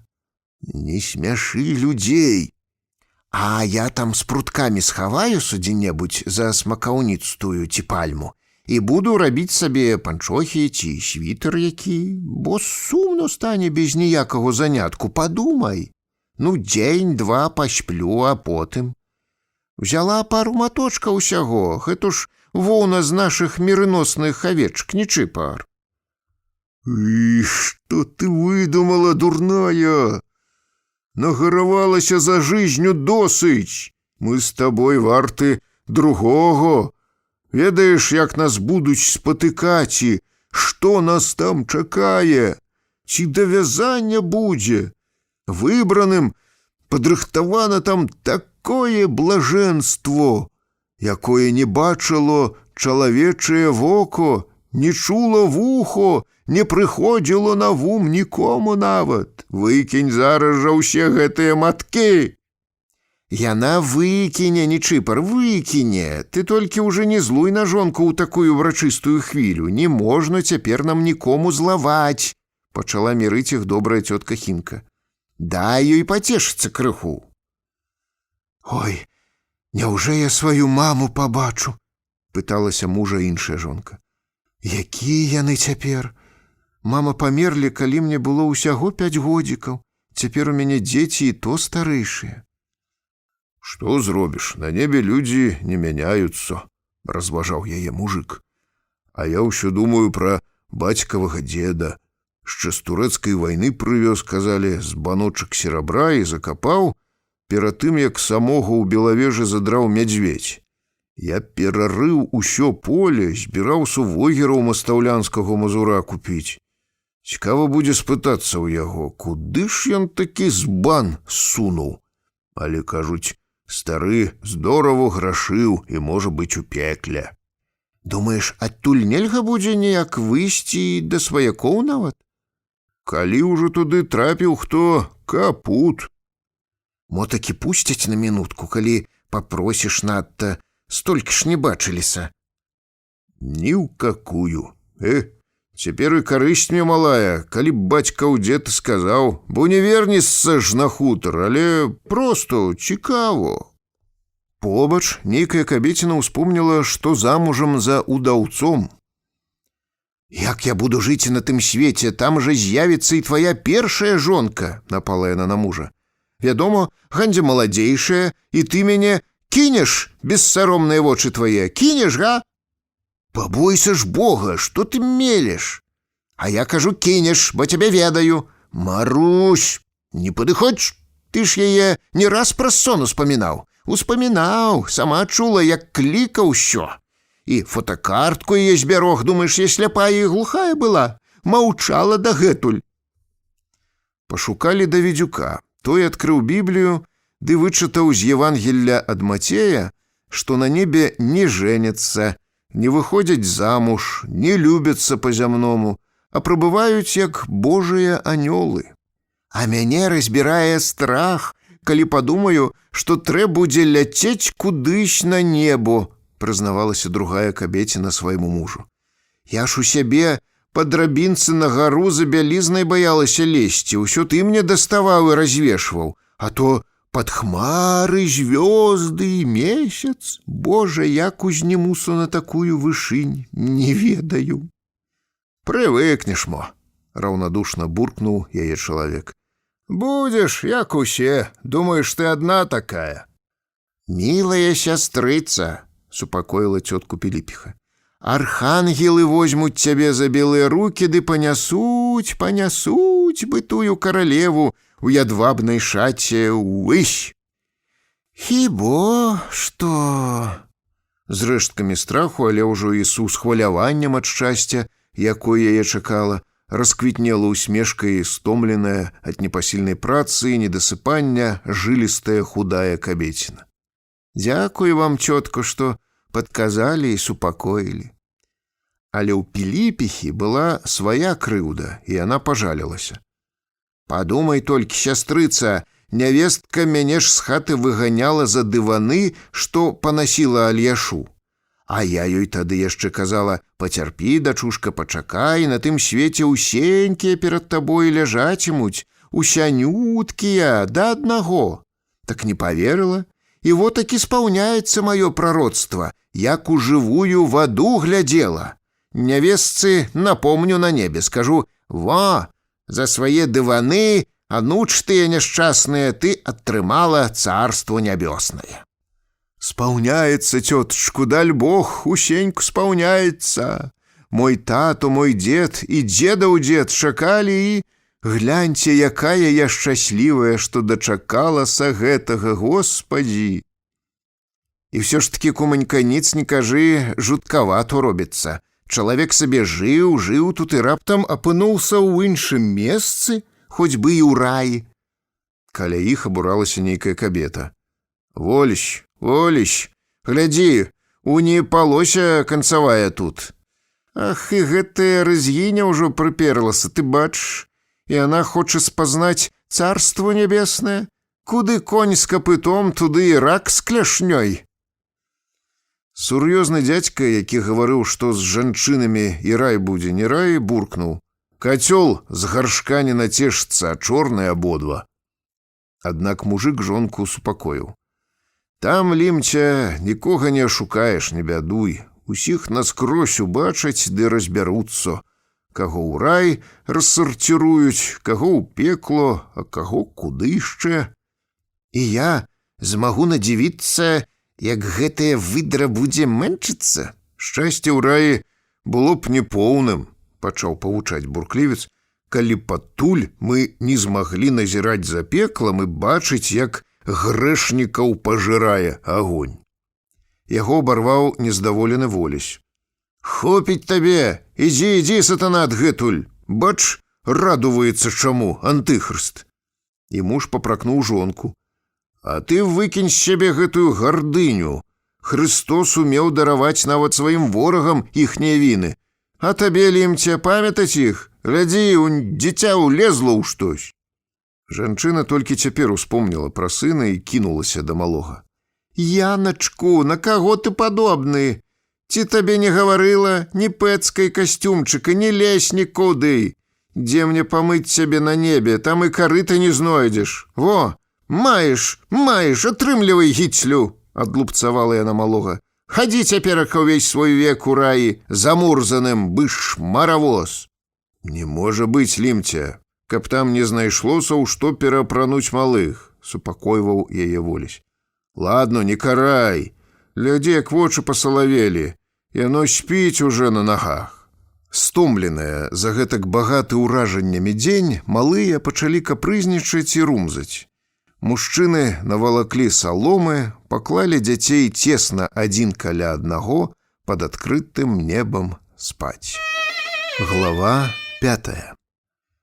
У кутку цвінтара была звалена горка сасновых плошак. Майсак іх падпаліў, людзі пападалі на калені, пачалі горача маліцца. Бом!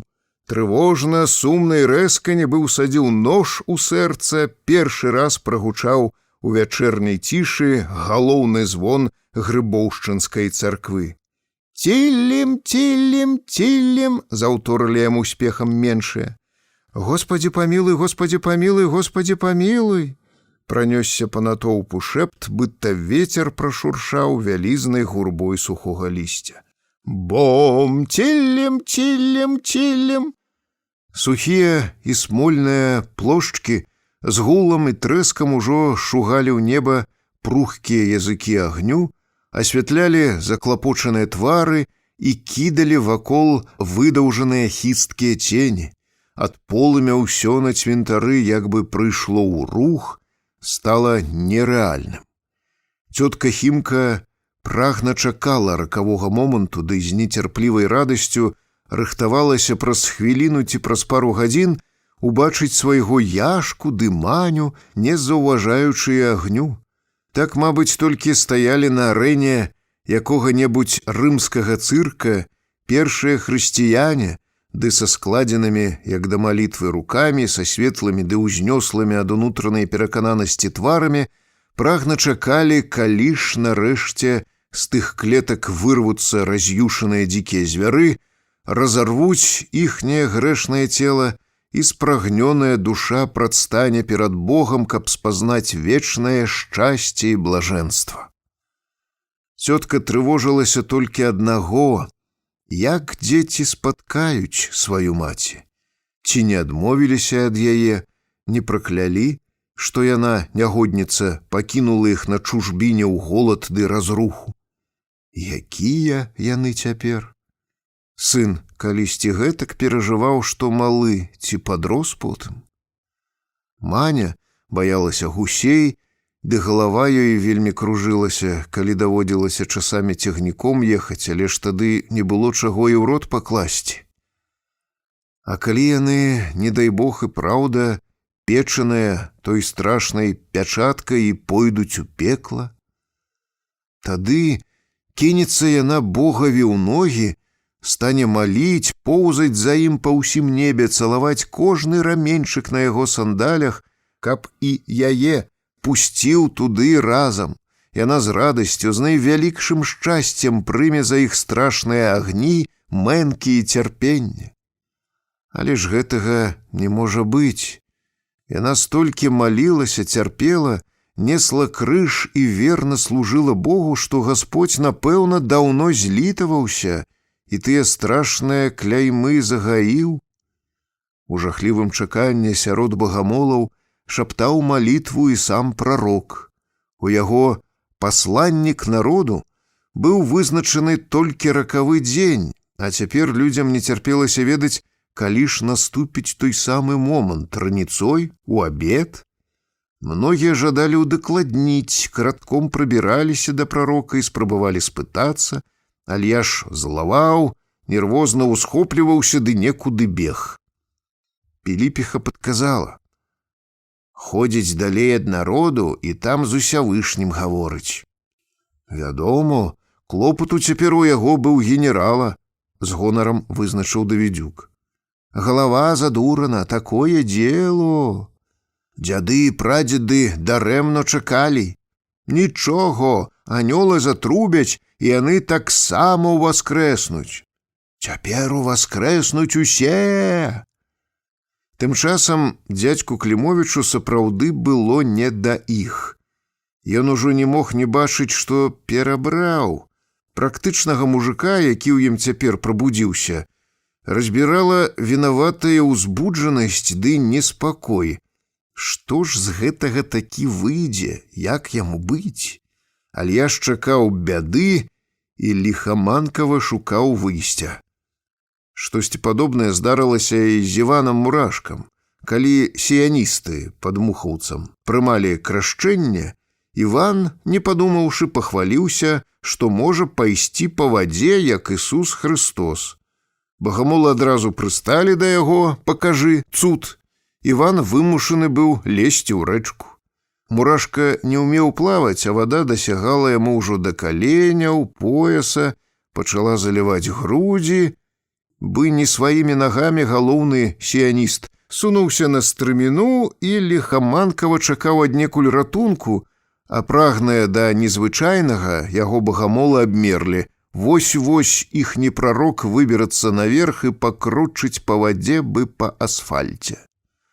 З моста за камедыяй назіраў вясковы хлапец, з Івана ён смяяўся, абзываў старым чудзікам, а тады ўсадзіў пальцы ў рот і абсвістаў. Калі ж прароку вада пачала даставаць плячэй, а галоўны сіяніст усё сунуў на стрыміну, хлапец авантурыста блаяў матам. Прарок павярнуў назад. «Во, з-за яго, паганых вачэй, плюгавага языка, не магу паўтарыць цуда», — абрыўся ён, выбіраючыся з Мухаўца.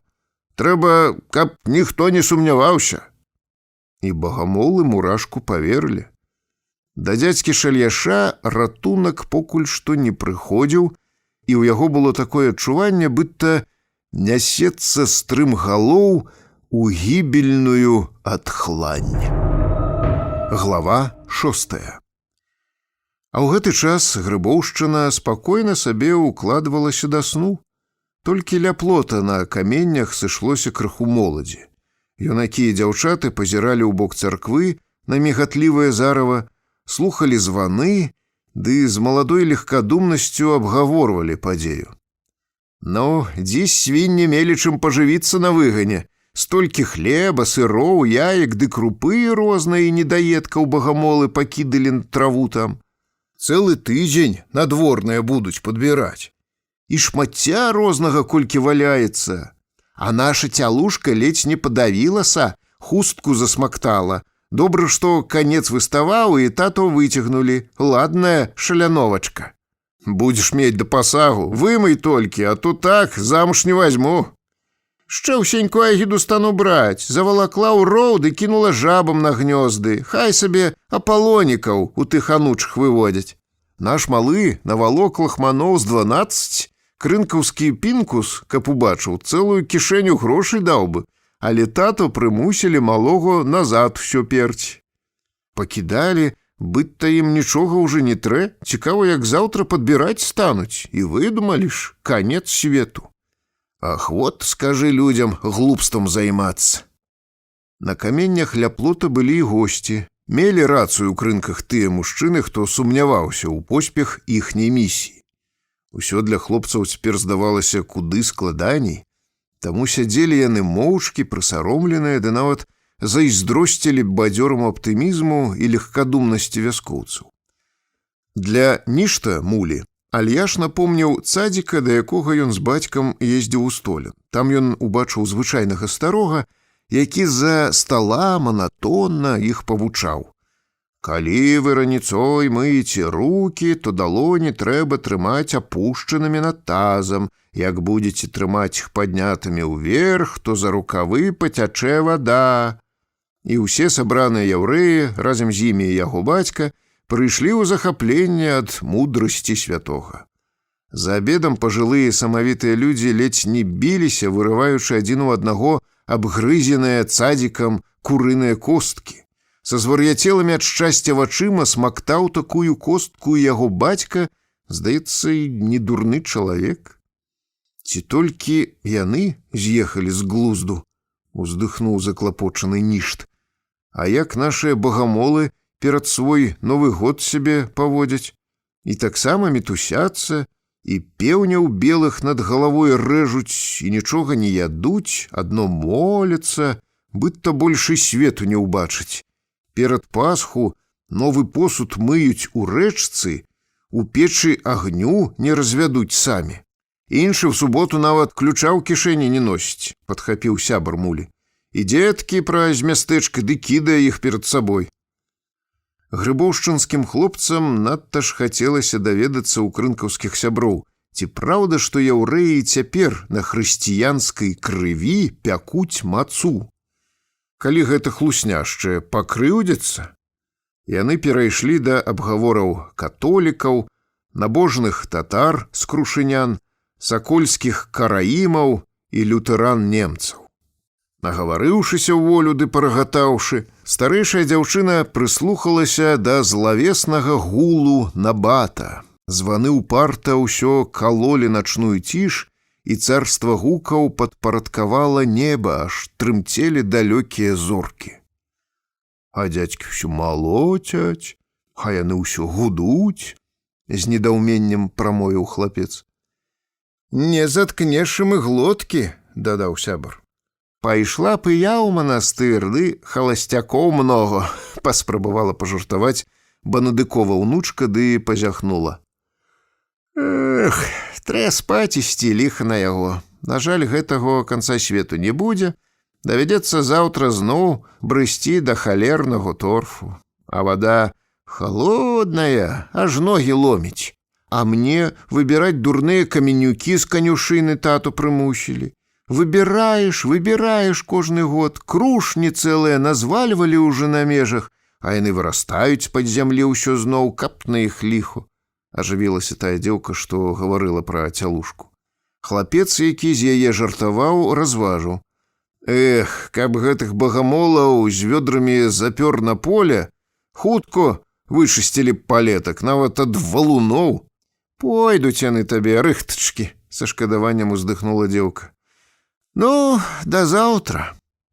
Устаючы, рысуючыся перад гасцямі, хлапец нібы ў адчаі ад сваёй долі праспяваў.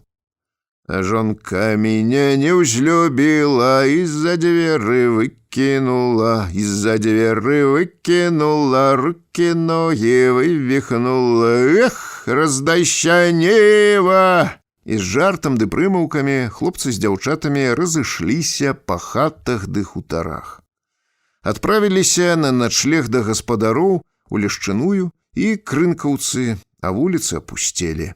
Над вёскай цяпер толькі рэгулярна адмяралі рытм нястомныя бронзавыя волаты.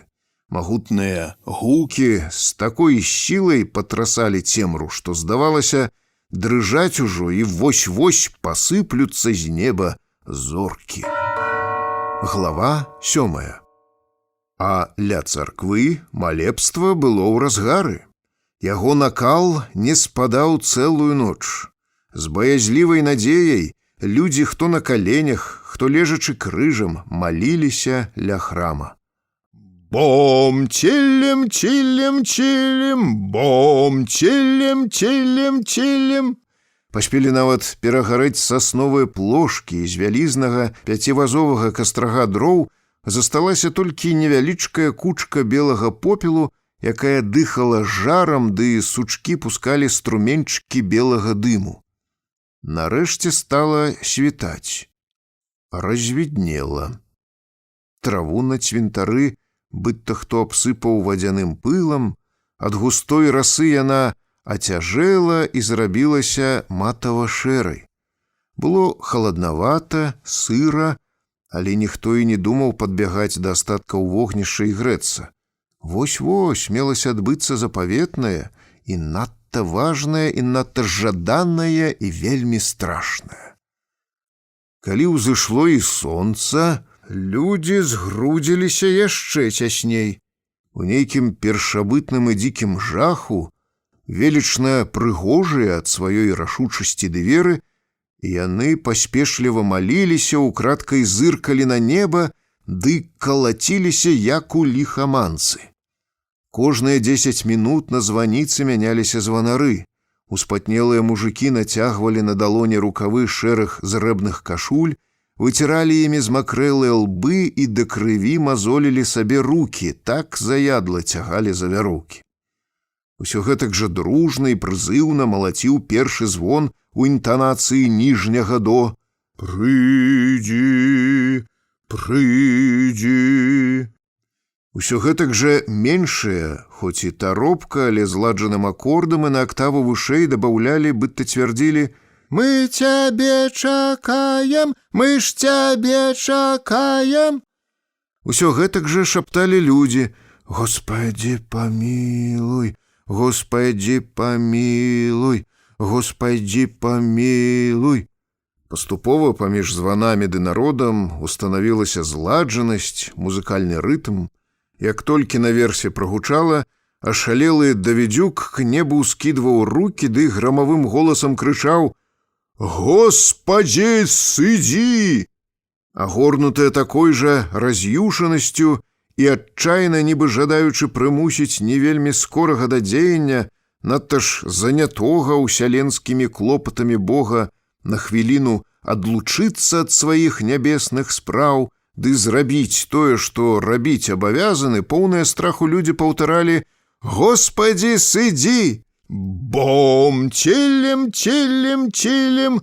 Бронзавыя волаты пацвердзілі, прыпячаталі катэгарычнае патрабаванне людзей і панеслі яго ў бяздонную высь.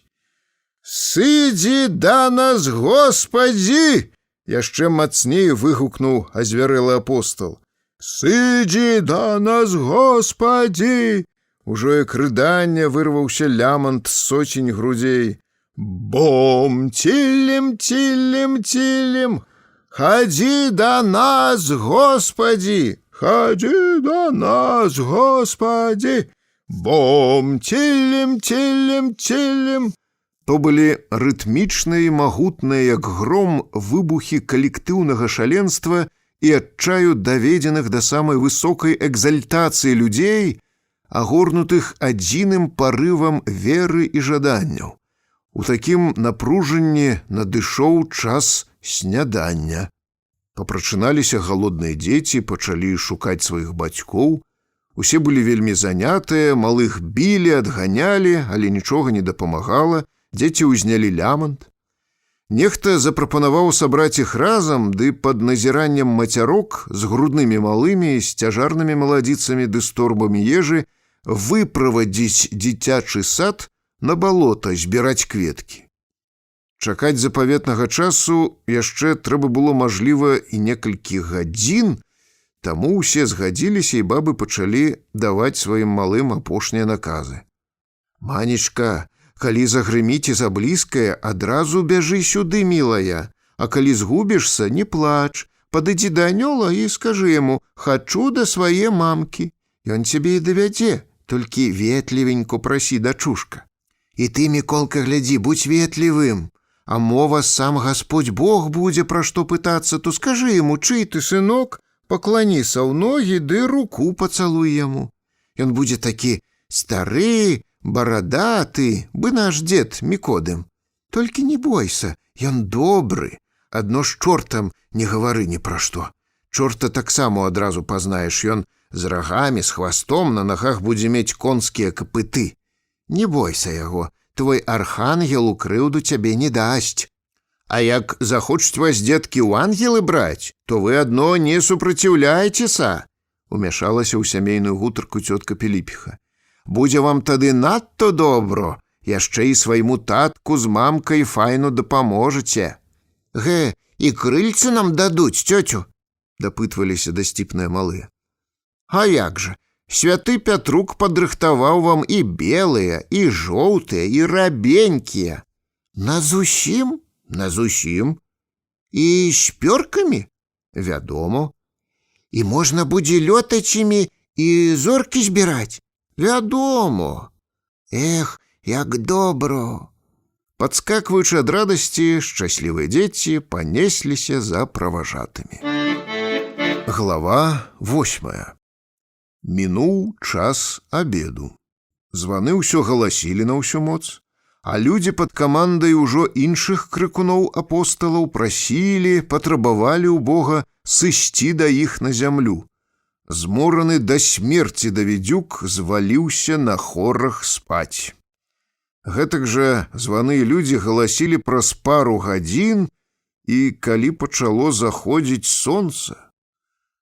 З вяночкамі на галовах, з уюнамі ды конікамі ў кошчыках і скрыначках ад запалак вярнуліся з балота перамурзаныя ў ціну з кропінкамі зялёнай раскі дзеці. Малыя пачалі прасіць есці, хваліцца трафеямі і вопытам дня. «Мам, а чаму на неба не паляцелі?» – дзівіліся некаторыя. Бацькам якраз было не да іх. Адно цяпер багамолы пачалі прыходзіць да свядомасці. Людзі са здзіўленнем і з насцярожанай трывогай сталі кумекаць, што нічога не здарылася. Пастылы ненавісны свет не толькі не развальваўся, не ўздрыгануў нават. І дрэвы, і платы, і халупкі стаялі сабе, як заўсёды. Ні разу і не грымнула. Унь, грыбоўшчынцы вяртаюцца з поля. Вясковыя пастушкі гналі ў хлявы кароў. Красулі важна неслі перапоўненыя вымя, вызванівалі прысохлымі да круглых бакоў бразгулямі памёту. За астаткам ляніва цягнулася воблака пылу. На крайнім гумне бусліная сямейка збіралася начаваць, бусліха адставіла пруцьк нагі, нахіліла галаву і пачухала дзюбай тоненькае каленца. А там мужчыны з разакамі на плячах вярталіся з торфу. Гасцінцам плялася з крынак нейкая фурманка. З выгану імчаў вярхом хлопчык, ён наўскапыт гнаў каня, нібы збіраўся проста з ім узляцець на неба. Ашаломленыя людзі з недаўменнем азіраліся, памалу даходзілі да розуму, дзе яны і што з імі адбываецца. «Дарагія браты і сёстры, Господь Бог спусціў нам вялікую міласць», аб'явіў хрыплым голасам, адпачыўшы Давідзюк. «У сваёй бязмернай дабраце ён павёў падлік існавання зямлі не з дня нараджэння Хрыста, а з дня яго Галгофы і дазволіў яшчэ 33 гады насіць нам крыж галгофскі на грэшнай зямлі, каб яшчэ раз мы змаглі паказаць нашу любоў да яго і вернасць. Дак возрадуймосо, возлікуймо за тое, што Ўсявышні явіў нам новае знаменне, пашкадаваў нас грэшных, пастаньмо ўсе на калені, ды скажамо, людзей прамова яго раззлавала. Адчуваючы, як натоўп пачынае варожа гаманіць, Альяш з апосталамі вышмыгнулі з тлуму ў поле. Грыбоўшчынскія мужчыны потым бачылі, як у кустах разлютаваная Тэкля напала на нявенчанага мужа. «А, то ўсё гэта ты выдумаў, нахлусіў! Што ты, чорт стары, натварыў, уяўляеш сабе?» І яна накінулася з кіпцюрамі. «Я не вінаваты, што яны, перастань!» слаба бараніўся прарок. «Ах, Тэклічка, ах, золацу, не трэба, не трэба! Айцу Ілье і самому цяжко, бачыш, перажывае гэтак чалавек!» разбараняла іх Хімка. «Ратуймо яго хутчэй, покуль не позно. Потым сабе яго аблаеш дома, а цяпер адвядзём адгэтуль, а то грэх будзе, калі людзі зробяць з ім што-небудзь, ой, велькі грэх!»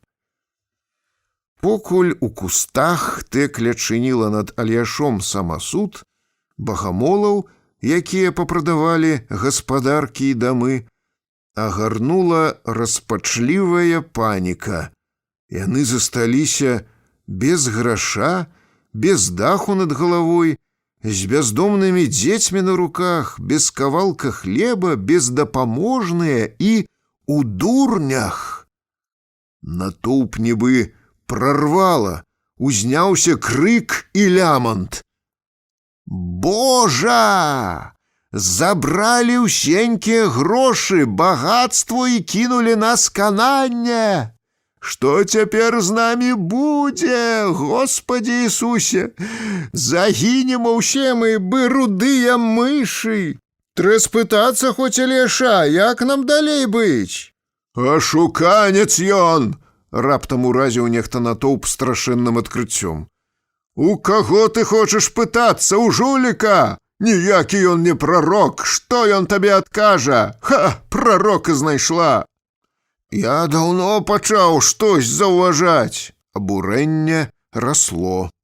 Паліцыю трэ паклікаць. Трэ бегчы ды заявіць Солтасу, хай мальдуе. Каму ты хочаш заяўляць? Паліцыя падкупленая. Яна даўно з ім заадное. Крук круку вока не выкале. І Солтаса, і Войта апосталы купілі. Што, мало грошай мелі на гэту? Назносілі, дурныя. У саколку трэ, да старосты. І староста яго, альяс жа на шкужы Люсенькі запёр яму. На балях у яго быў. Господі, апусці нам караючы меч на яго. Апусціць, так чакай. Мы самі яго вырашым і бэбахі выпусцім. Але хто нам верне, Усенько? А дзе ён? Непрытомная ад гора, расчахраная, пракрычала нейкая баба хрыплым голасам.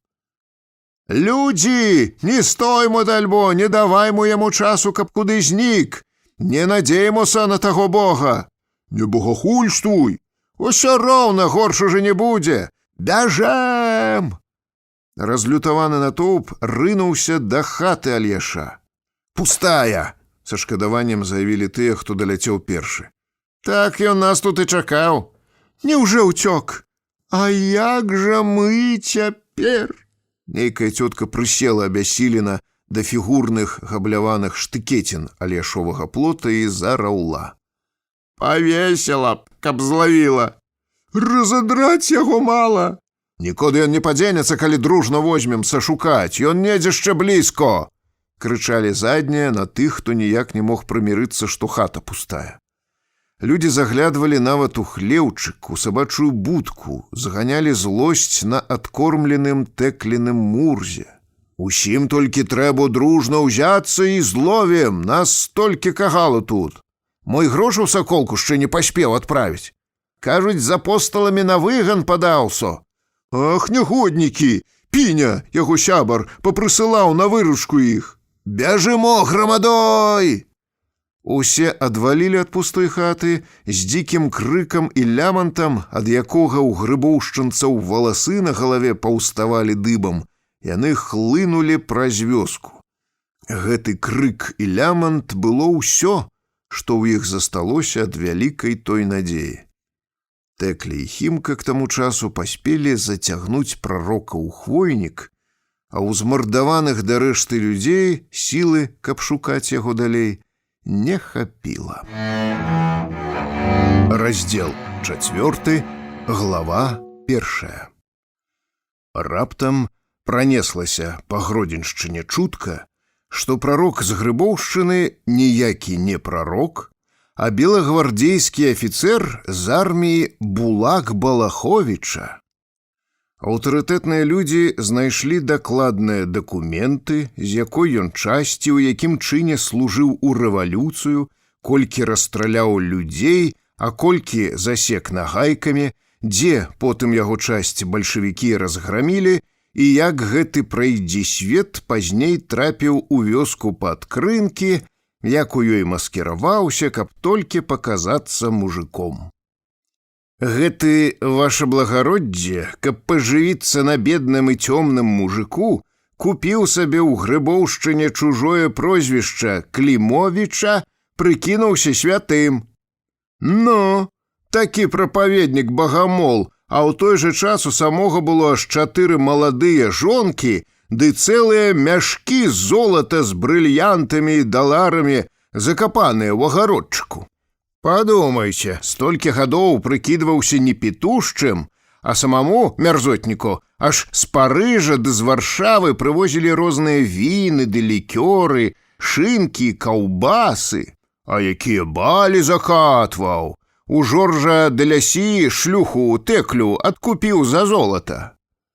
Усе гэтыя падрабязнасці цяпер як незвычайная сенсацыя па той жа самай сістэме бяздротавага тэлеграфа зноў псіхалагічным рэхам памчалі з вёскі да вёскі і бударажылі, прыводзілі ў жах легкаверных сялян. Ашукаў і гэты. Як лоўка нас ён абдурыў.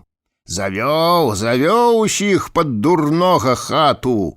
Дзіва, зноў буржуі цёмнага мужика абвялі. Хіба першы раз нам гэту бачыць?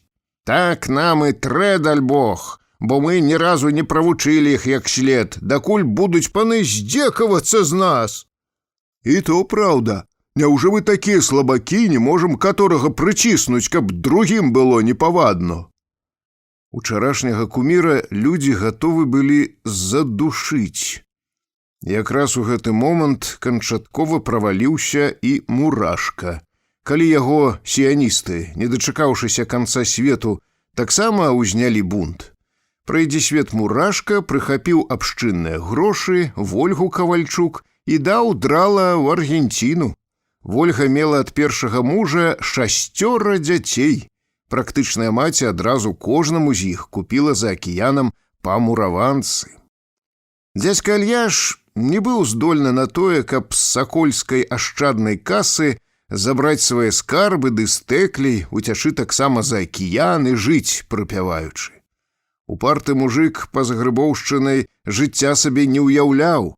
Не могучы і мінуты пасядзець без работы, ён асцярожна пачаў выязджаць на поле з плугам ці бараной, а на дзень адпраўляўся спаць да суседзяў, куды Тэкля прыносіла яму кожны раз гаршчочак з кашай.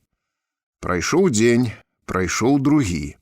Мінуў цэлы тыдзень. Альяш ужо падумаў, што небяспека мінула, а ў гэты час пад Бельскам самыя заядлыя ў мінулым Альяшовы паклоннікі свайму былому ідалу рыхтавалі пакутніцкую смерць. На скрыжаванні дарог Бельск-Гайнаўка заблудаў, з адпаведнымі малітвамі і заклёнамі бяльчане спілавалі ноччу 100гадовы дуб.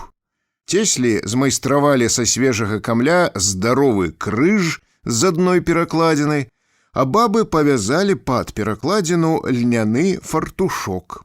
Тады мужыкі ўзвалілі крыж сабе на плечы і, ні мінуты не спыняючыся, пакрочылі на поўнач, у бок крынак. Бяльчане ішлі праз Заблудаў, Міхалова, Гарадок, станцыю Валілы, Случанку. Па вёсках мужчын пыталіся, куды яны валакуць такую ношу, але бяльчане маўчалі. Прызналіся аднаму Салвесю, і то ледзьве ён ад іх прызнанне такое выцягнуў. Страшавец якраз вазіў свінню да пародзістага кныра ў Пілатоўшчыну і на случанскай грэблі дзіўную працэсію спаткаў. «Што здарылася, мужчынкі?» – пацікавіўся дзядзька. Яму не адказалі. «Бо так трэба!» – кінуў нарэшце Салвесю, згорблены ад цяжару знаёмы мужик, калі страшавец пытанне паўтарыў. Салвесь тут пазнаў яшчэ пару сялян з Масева, з якімі да Першай сусветнай вайны па царскаму указу вазіў раскідваць па пушчанскім дзялянкам зубрам, бульбу і бручку. Заінтрыгаваны дзядзька звярнуўся ўжо да іх. «Масеўцы, куды вы пад халеру з такім грузам прэце? Цяжко вам адказаць? Коней у вас не стало, ці якой халеры? Скажэце ўрэшце, ну!» Але і знаёмыя адварочвалі галовы, толькі адзін з іх буркнуў. «Пачакай, хутка пачуеш!» Тады меншы хлапец не вытрываў, пахваліўся. «У Грыбаву ідём, дзядзьку!» «А чаму такім вяселлем?» «Альяша будзем правяраць!» Сусед маладога нядобра бліснуў вачыма, ды паспяшыў Салвеся запэўніць. «Мы ж яго і праверым, дзядзьку, не сумнявайцеся. Больш абдурваць не захоча. Шчэ іншым закажа», – дадаў трэці. «Няўжо валачэце гэта на грыбоўшчынскага чмутара?» – вельмі здзівіўся страшавец. «Не такі ён уже і чмутар, як некаторыя думаюць», – азваўся малады зноў. «Разумны занадто. Для сябе адно». Больш Салвесю даведацца нічога не ўдалося. Хімка з усім сваім прыданым была ўжо вярнулася ў Страшава, але покуль што не знаходзіла сабе месца. Дзядзька Салвесь у нашай хаце падрабязна размаляваў пра сустрэчу на случанскай грэблі, і бацькава сястра усхапілася з лавы. «Ой, а я ўсё гадаю цэлую раніцу тут, чаму мне гэта сырое мяса прыснілася? Праўду, манька, вы казалі, што на кепскае!» Пахваліла яна маму за здагадлівасць. «Пра гэта табе нават кожны дурань скажа», – паскромнічала мама. «Калі толькі з'явіцца яно ноччу во сне, чакай бяды». «Так жа яно і выйшло. Трэ бегчы зноў у Грыбоўшчыну, шчэ зробіць што нядобрае з ім. А яго Тэкля, навошта там? Не справіцца ёй бедную, калі так уз'еліся на яго багамолы. Я іх ведаю, такі заядлыя, ўсенько могуць». «Хімка, якая цябе нагла туды папрэ? Мала табе было той гульні?» – адгаворвала мама. «Бяжы, яшчэ і ты падлезеш куды-небудзь пад кулясу», – падпалохваў сястру брат. Аднак Хімка, як бы ў доказ даўняй ісціны, што мы часамі не так даражым чалавекам за дабро, якое зрабіў нам ён, як за тое, што зрабілі яму мы, вядома, не паслухалася. Глава 2. Бяльчане з крыжам прыбылі ў Вершалін на світанні. Дзядзька пры месяцы цэлую ноч за гумнамі абганяў сошкай бульбу, толькі што распрох з макрэлага буланчка ды збіраўся ісці на сняданне. У гэты момант старога і зацапалі. Адны бяльчане адразу пад ліпай пачалі капаць ямку, другія расселіся вартаваць крыж, трэція вывалаклі дзядзьку з падворка, паставілі ў круг. Мажны і высокі Іван Антанюк з белавежскай вёскі Масева другое быў за старэйшага. Гэта ён камандаваў сотняй мужикоў, калі ўзвалакалі на Грыбоўшчынскую званіцу бомы. Цяпер Іван узяўся прароку добрасумленна тлумачыць, што да чаго. «Ілья, не сярдуй на мяне, але людзі ўсе гавораць, што ты белагвардзеец з адной шайкі з Жоршам де Лясі. Чуў пра гэту, нябось? Быць-то капітанам служыў у самога Балаховіча з Жоржам». Перапалоханы стары маўчаў. Ён яшчэ, мабыць, і не разумеў нават, чаго ад яго хочуць. «Так усе кажуць па вёсках, схадзіў, не паслухай», – апраўдваўся Іван перад сябрам і нават як бы ўгаворваў згадзіцца на тое, пра што ён мае заявіць. «Мы прыйшлі его праверыць, бо хочам па справядлівасці, каб нікому не было крыўды, ні табе, ні нам, разумееш? Цябе мы зара укрыжуем. Калі на самом деле ты святы, то няма чаго табе баяцца. Уваскрэснеш сабе на трэці дзень, бы Ісус Христос. А калі не, то здохнеш на гэтым самым бервяну, бы тая паршывая сабака!» Не вытрымаў, умяшаўся і пракрычаў з пагрозай другі мужик. «Мы ж пра гэта паклапоцімся, будзь пэўны», – дадаў трэці. «А што ты думаў?» Ужо з ноткамі нядобразычлівасці і скрытай пагрозы пацвердзіў старэйшы. «А ўсе гэтыя 3 дні павартуем ля крыжа, паназіраем тут за табой і нікого сюды не падпусцім нават і блізко». «О, хай толькі хто б спрабуе падлезці!» – папярэдзіў з натоўпу ўсё той жа крыкун. «Не то што паліцыя, а самому Войту Шудзялава даму рады!» «Стаяць будзем цвёрдо!» Са сціплай пахвальбой папярэдзіў Антанюк і нават паківаў галавой ад захаплення з таго, як ён будзе стаяць. Наступіла цягучае маўчанне. На вёсцы прамычала сонная карова, якую баба сама выгнала на вуліцу пастуху. Побач двое мужчын дзелавіта падсякалі лапатамі карэнні і выбіралі з ямкі зямлю, нібы збіраліся ўкопваць слуп для плота. Пры гэтым мужчыны сварыліся. «Казаў табе, тут многа іх». «А дзе ты хацеў? Камяніца! Там зноў дарога і зямля зляжалая. Не будзь такім панам, ліпавы корань, сталёвая рыдлёўка, нібы масла рэжа. От цябе, падла, тут адно бракавало. Аднак прызвычайны да чужых банадыкоў шарык з адным вухам не надта бельчан збаяўся. Ён бяспечна наблізіўся, далікатна ткнуў носам у сыры пясок, разачаравана чыхнуў, ды толькі тады, задраўшы хвост, крэндзелем пабег прэч. «Глядзі, уже на 1,5 аршына», — загаварыў зноў той бельчанін, якому перашкаджала камяніца. «Хопіць, крыж будзе стаяць, чорт яго не возьме. Падайце яго, хлопцы!»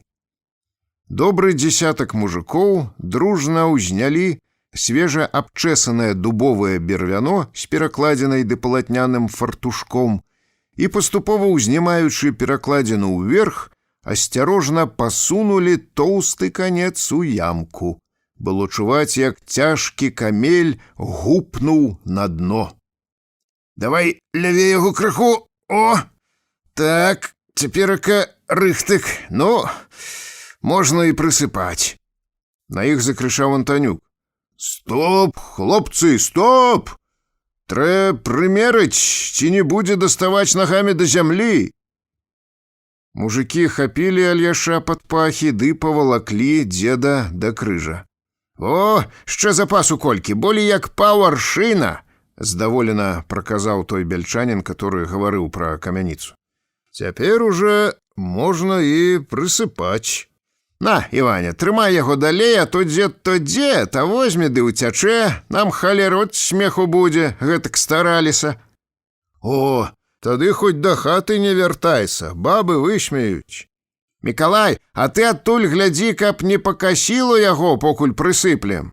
Мужики, не надта спяшаючыся, сталі кідаць у ямку пясок ды старанна ўтрамбоўваць нагамі зямлю, клініць дубовы камель камянямі, а тым часам Іван Антанюк па-ранейшаму трымаў за локаць амярцвелага Альяша.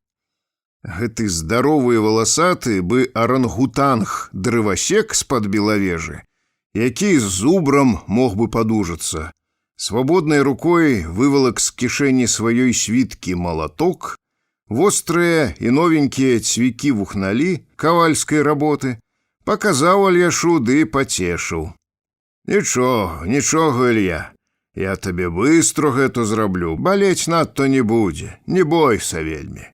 Здавалася, набаламуціў, начмуціў, узбударажыў вёскі ды выклікаў у іх гэткія страсці, давёў да такой страты дзядзька Клімовіч, але цяпер буйнаму выдумшчыку, самадуру, авантурысту і фантазёру яго ж былыя паклоннікі, бытаму Ісусу Хрысту, зараз наладзяць крывавую Галгофу, і яму нічога не заставалася, як кінуцца людзям у ногі і прасіць прабачэння. Гэтым часам Альяш і не думаў прасіцца. «Ты глядзі, маўчыць бы нямко, быць-то яму заткнула», пакпіў белавежац, якога сябры звалі Мікалаем. Прарок не паддаваўся і на кпіны. Зрэшты, мажліва, стары і меў рацыю. Акажыся, Альяш тады хоць адным словам, і злыя ашуканыя людзі нават яшчэ яго і задушылі б перад тым, як распяць на бервяне. Глава 3. Бы нашыя страшаўцы, Альяшовы аднавяскоўцы байкам Клімовіча не верылі. Глядзелі яны на паломніцтва, суцэльныя кірмашы ў сваёй грыбоўшчыне на крэсныя ходы і пляваліся. Аднак да свайго земляка нічога не мелі. Паводле разумення яго землякоў, Альяш быў не вінаваты, што існуе аж столькі дурняў. Не вельмі вінавацілі старога нават і за забойства. П'яны ж Юзік пачаў першы, кожны пра гэта добра ведаў. Альяшу аднавяскоўцы нават спагадалі, бо праз Клімовіча яны нарагаталіся, нацешыліся і з паноў вялікіх ды малых, з папоў і з архірэяў. Мужчынам трапляўся сякі-такі заробак, вёска стала слаўнай, і ні адна дзеўка не заседзілася. Все павыходзілі, дзякуй Богу, замуж. Праўда, Альяш чалавек неласкавы, суровы, усё на ўме ў старога была праклятая царква, але што ты зробіш, калі чалавек убіў сабе яе ў галаву? А як іншы п'е без меры, за бабскімі спадніцамі лётае, або за кніжкамі прападае, хіба гэта лепш? Той раніцой большасць аднавяскоўцаў старому ахвотна дапамаглі б, толькі людзі яшчэ спалі. У крытычную гадзіну Тэкля ў гладышах несла Альяшу сняданне і натыкнулася на збітых у гурбу змярцвелых пастушкоў. Хлопчыкі збіраліся выганяць кароў, убачылі самасуд, ды перапалоханыя не ведалі, што рабіць. Пазнаўшы маладзіцу, яны наперабой паведамілі: «Цётку, а там вашаго дзядзьку хочуць якіясь людзі на крыж прабіваць. Цвікі, якімі куюць коней, падаставалі, і малаток, і крыж укопваюць, а ваш дзядзька ўсё маўчыць». Жанчына выпусціла вузел, кінулася да курзы Сцяпана і ўбегла на пусты солтысаў падворак. У курзаў чамусьці было насцеж адчынена акно, расхіленыя фіранкі. Жанчына сунула паміж вазончыкаў галаву, прыгледзелася. Апрануты Сцяпан сядзеў на ўслоне, а расчахраная яго Нінка на разварочаным ложку. Устрывожаны солтыс чапляў сабе на шыю казённую бляху з арлом і гаварыў жонцы з крыўдай у голасе. Хлопец, што нарваўся тады з юзікавым целам, і паліцыя мяне доўга пілавала, на што войту заявіў. А халера іх зразумее, чаго ім трэ і як дагадзіць. І я памятаю, як цябе сам староста палохаў ды абзываў, падхапіла Нінка. Правільна, на гэты раз не лезь і не думай нават лезці, разбяруцца там самі. Прыедзе унь паліцыя, пакліча, тады сабе і выйдзеш. Вадаткаў не плоцяць, на шарварак ніхто не ідзе. Устаноўленая ўрадам колькасць дзён, якія кожны мужык мусіў бясплатна працаваць на розных работах. Мост сапсуецца, ці пастухі на вогнішчы разбяруць, адзін аднаму в акно выб'е ці паленам па башцэ стукне, солтыс вінаваты. І каб за грошы якія, а то бясплатно. Тьфу, служба сабачая. Да ўзбуджанай Тэклі яшчэ не даходзіў сэнс іхняй гаворкі. «Сцяпан! Нінка!» – закрычала яна. «Што гэта робіцца? Хутчэй адкрывайце хату!» Жанчына кінулася ад акна. Аднак Тэклі давялося доўга барабаніць у дзверы, покуль у іх з'явілася ў начной кашулі солтысіха. «Нінка, золатцо, кліч сваго Сцяпана хутчэй!» Выдыхнула яна і памкнулася ў сені. «Хай збірае жыва людзей, бо там з Альяшом хочуць... Ой!» Солтысіха заступіла ёй дарогу, прытрымала дзверы ды аб'явіла з прытворным шкадаваннем. «Калі мой Сцяпан прыхварэў крыху, хай сабе паспічшчэ. Ты, мо, збегай па другіх, що ўсе дома, дасыпаюць сама. Хіба мало здаровых мужикоў на вёсцы?» Тэкля заўважыла праз Нінчына плячо, як солтыс без аглядкі сігае ў свіран. Адно цяпер да яе дайшло, чаму ў курзаў было насцеж адчынена акно, дайшоў сэнс пачутай раней размовы. Жанчына з забурэннем паўзіралася на Нінку. «А, твой муж умывае рукі!» праглынула камяк, падступіўшы к горлу Тэкля. «Адразу і сказала б гэтак!» Што ты, Тэклічка? Ён ніколі раніцой не мые іх, а вечарам пасля работы. Я адно кажу, прыхварэў крыху, галава ў яго. Солтысіха пабачыла, што больш няма сэнсу прыкідвацца, і выбухнула. «А ну, яго з тваім Альяшом! У нас дзеці растуць, трэ нам і пра іх думаць! Сцяпан уже адзін раз умяшаўся ў вашыя гешэфты, а потым адкараскацца не мог. Нават я чула, як сам староста Вайцяховіч яго палохаў. А што, хіба ён кепскае тады хацеў яму? Цяпер староста хай едзе і разбіраецца сам. Хай ратуюць адзін аднаго, калі так спараваліся. Або ваш Фелюсь Станкевіч хай дапамагае, нажыўся на людзях праз твайго Альяша файно. А ты, прыблуда з празднікаў, ідзі сабе адгэтуль, мужика не пушчу ні за што. Тэкля кінулася да Альяшовага зяця. Уварваўшыся ў хату, пачала яго тармашыць ды лямантаваць. Волесь, уставай, глядзі, што з тваім цесцем багамолы хочуць зрабіць. Вольга, скажы ты свайму мужу, хай устае, хай будзець мужчын ды ратуе бацьку. Што у вас было там паміж сабой, цяпер не ўспамінайце. Даруйце старому дурню, будьце хоць вы разумнейшыя, такі ўжо чалавек нарадзіўся. Всё ж такі ваш сваяк, дзед вашых дзяцей. І покуль Александр адзяваўся, Тэкля з Вольгай кінуліся ў суседнія хаты будзіць людзей. Глава 4. Нарэшце крыж быў падрыхтаваны. Бяльчане ў напружанні чакалі, што перад смерцю скажа прарок. Яны ж не бусурмане якія, каб так адразу чалавека і адправіць на той свет. Дзядзька яшчэ доўга маўчаў. Стары, аднак, быў не без здольнасці, і прыроджаны талент падказаў яму выйсце. Ён мяккім ды спакойным, бясхітрасным голасам, якім, здаецца, дагэтуль і з людзьмі ні разу не гаварыў, цяпер прамовіў: «На крыж? Можна і на крыж, а што? Христос пацярпеў за нас, явіў прыклад, каб мы ішлі па слядах яго. Для кожнага з нас найвялікшае шчасце прайсці па цярністаму шляху Сына Божага, быць за народ укрыжаваным». Стары ўздыхнуў, як бы з вялікім шкадаваннем, што яму цяпер зрабіць гэтага будзе не пад сілу. «Але ж я адно з поля вярнуўся. Прыехаў дадому каню торбу даць. Бачце, і рукі ў зямлі нават. Акучваў з расой бульбу і не маю цяпер ніц у сабе святасці».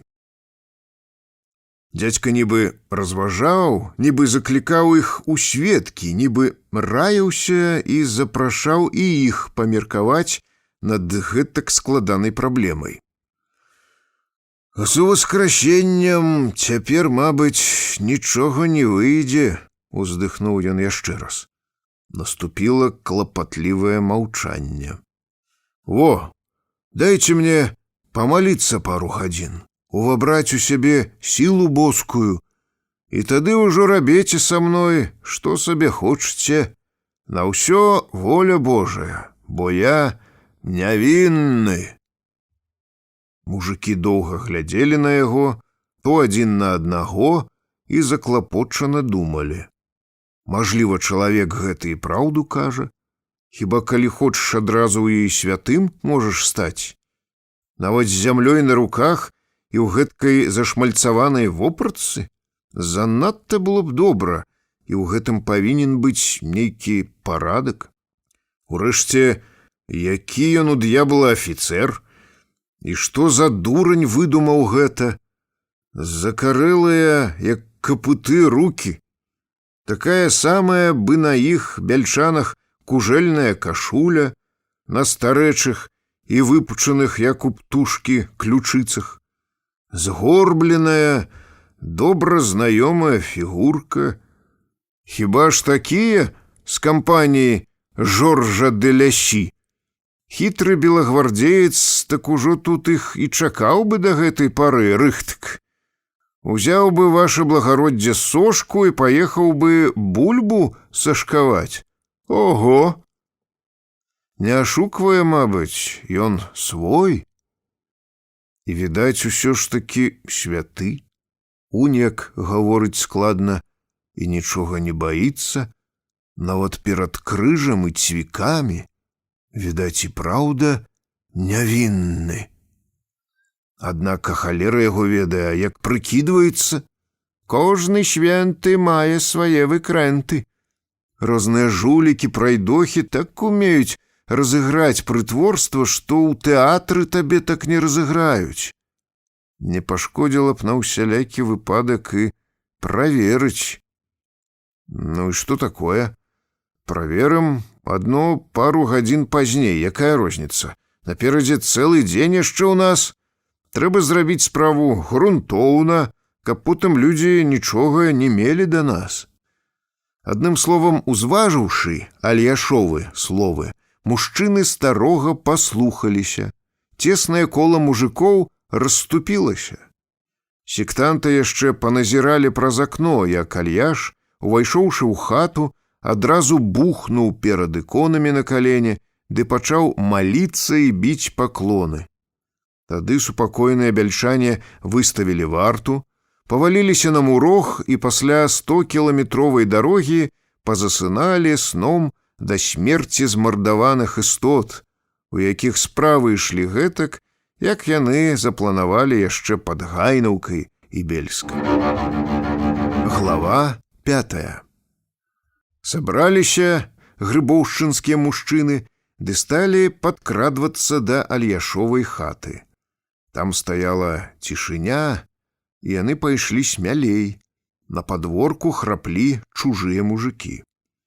Перабраўшыся цераз заснуўшых, грыбоўшчынцы паступова разабраліся, што да чаго, і тады абрынуліся на вартаўнікоў. «Чаго вы ўчапіліся за старога?» Два маладых бяльчаніна з каламі захацелі захаваць павагу незвычайнай місіі, таму прамаўчалі. «У вас што, няма дома работы? Жанок? Абібокі вы?» Не адставалі грыбоўшчынцы. «Во, і крыж правалаклі на дзеда. Ці падумалі, што вас паліцыя можа пазабіраць і судзіць будуць за гэта? Вам жа прышыюць угалоўную справу і катаргу кожнаму прысудзяць. Ахвота вам па турмах валяцца». «А чаго ён байкі брэша?» Не вытрымаў, агрызнуўся адзін бяльчанін. «Скажы мне, які стары не трэліць баек?» Адразу прычапіўся да яго стары Банадык Чарнецкі. «І хто цябе застаўляў верыць?» Дапамаглі Банадыку. «Унь мы тут усе з адной вёскі, а запытай нас, ці хоць адзін хто прымаў сур'ёз яго трызнення? Не хацелі, то і не верылі, самі не траціліся і бабам сваім мардавацца не давалі. А вам гэту падабалася, то і маеце». «Ты лепш прызнавайся», — не адставаў Чарнецкі. «Не было чаго рабіць, ты слухаў яго казкі, а цяпер яшчэ і вінаватага шукаеш. Гадко, людзі, совесць трэба мець. Яшчэ і дручкі пабралі ў рукі. Пазашываліся ў сваю пушчу, жывеце адно з зубрамі ды аленямі і думаеце не тым месцам, якое чалавеку на гэта вызначано. О, паглядзі, ты ж нават і не ўмываўся ўжо ад Вялікадня ці Новага року. На табе вошай, як на паршывай сучцы блох. А гаспадарлівы надто, эканоміч на мыле». Покуль грыбоўшчынцы так спрачаліся з гасцямі, Альяшоў зяць са старым алхіміком праніклі ў хату. Блакіраваны дзядзька Клімовіч усхапіўся з падлогі. «Халера на цябе, ці я не гаварыў табе, што дажывеш, калі яны табе галаву скруцяць за твае выдумкі?» З месца аблаяў яго сябр. «Ці не казаў? Не палітыкуй, не дражні людзей, бо гэта мне жартуюць, прызнавайся». «Казаў ты, Базыль, было гэта». «А, прызнаешся? А дзе твои апосталы? Дзе тыя жулікі, Рогусь твой, Давідзюк, Бельскі? Дзе святыя дзевы? Дзе той балагол Міхайлоўскі, ломнік? Пацалую сраку ім. Пакінулі цябе аднаго з ашалелымі сектантамі і паўцякалі. Во колькі храпе іх там, цэлае войско. Ты іх спарадзіў, а яны цябе і вырашаць. От смеху будзе на цэлую Польшчу. І не ўратуе цябе нават твая матка боска Чанстахоўска». «Дальбо, праўда, Базыль, дальбо. Гэтым людзям, ты падумай, я ўсю душу, ўсяго сябе, а яны... Я ім... Я для іх найлепшыя званы раздабыў, толькі ў Кракаве такія ў касцёлах. Браты кавальскія мне потым прызналіся па сакрэту. Адваліў па 5000 за кожны. Хай, думаю, маюць сабе, дарагія, файныя, з малінавым звонам. «Што мелеш?» — спыніў яго сябар. Альяш не слухаў. «Не, самі яны ніколі на тое не пайшлі б. То папы іх падаслалі, я ведаю. Гэтыя ненаедныя кудлы ўсё могуць. Іан Кранштадтскі папярэджваў. І сацыялісты вады намучілі, бо я ім папярок горла стаў. Брата майго спляжылі, потым Распуціна забілі, і пад мяне даўно падкопваюцца і падкопваюцца. Але чаму, скажы, народ паддаўся на чужую дудку? Чаму паверыў?» І 70гадовы дзед з крыўды раптам расплакаўся. «Іх, то ты зноў за сваё!» — паківаў галавой Аўхімюк. «Эх, сівая барада, а ёлуп ёлупам, і нічога, мабыць, сябе не пераменіць уже, капут». «Ёлуп, Базыльку, шчэ які! Падумай сам, я для іх вершалін будаваў, так стараўся. На тваіх жа вачах усё было, скажы. І на высокім падмурку зрубы клаў, і на вапне, як у пана Гурскага, двары з ганачкамі і горкамі. І майстроў самых лепшых ім раздабыў. Нават шкло каляровае прывёз аж з самой бярозаўскай гуты і карпаў ставы напускаў. Нават лебедзяў з гродзенскага запарка ім прывёз, пусціў на ваду, а яны ненаеднаму архірэю і сацыялістам прадаліся, на іхнюю руку пайшлі». Увесь гэты час Волесь вымаў з рамы акно, якое дагэтуль ніколі ніхто не адчыняў. Нарэшце яно адчынілася, і зяць выглянуў на падворак. Там стаяла Тэкля і давала знакі. «Дядьку Альяш!» — перабіў іх Волесь шэптам. «Вартаўнікам Чарнецкі зубы загаворыць, ён на гэта спраўны. Банадык пачне байку ў Грыбоўшчыне, то не скончыць у крынках, а вы покуль што ўцякайце. Уні цётка Тэкля вас чакае». «Ха!» — жвава схапіўся прарок.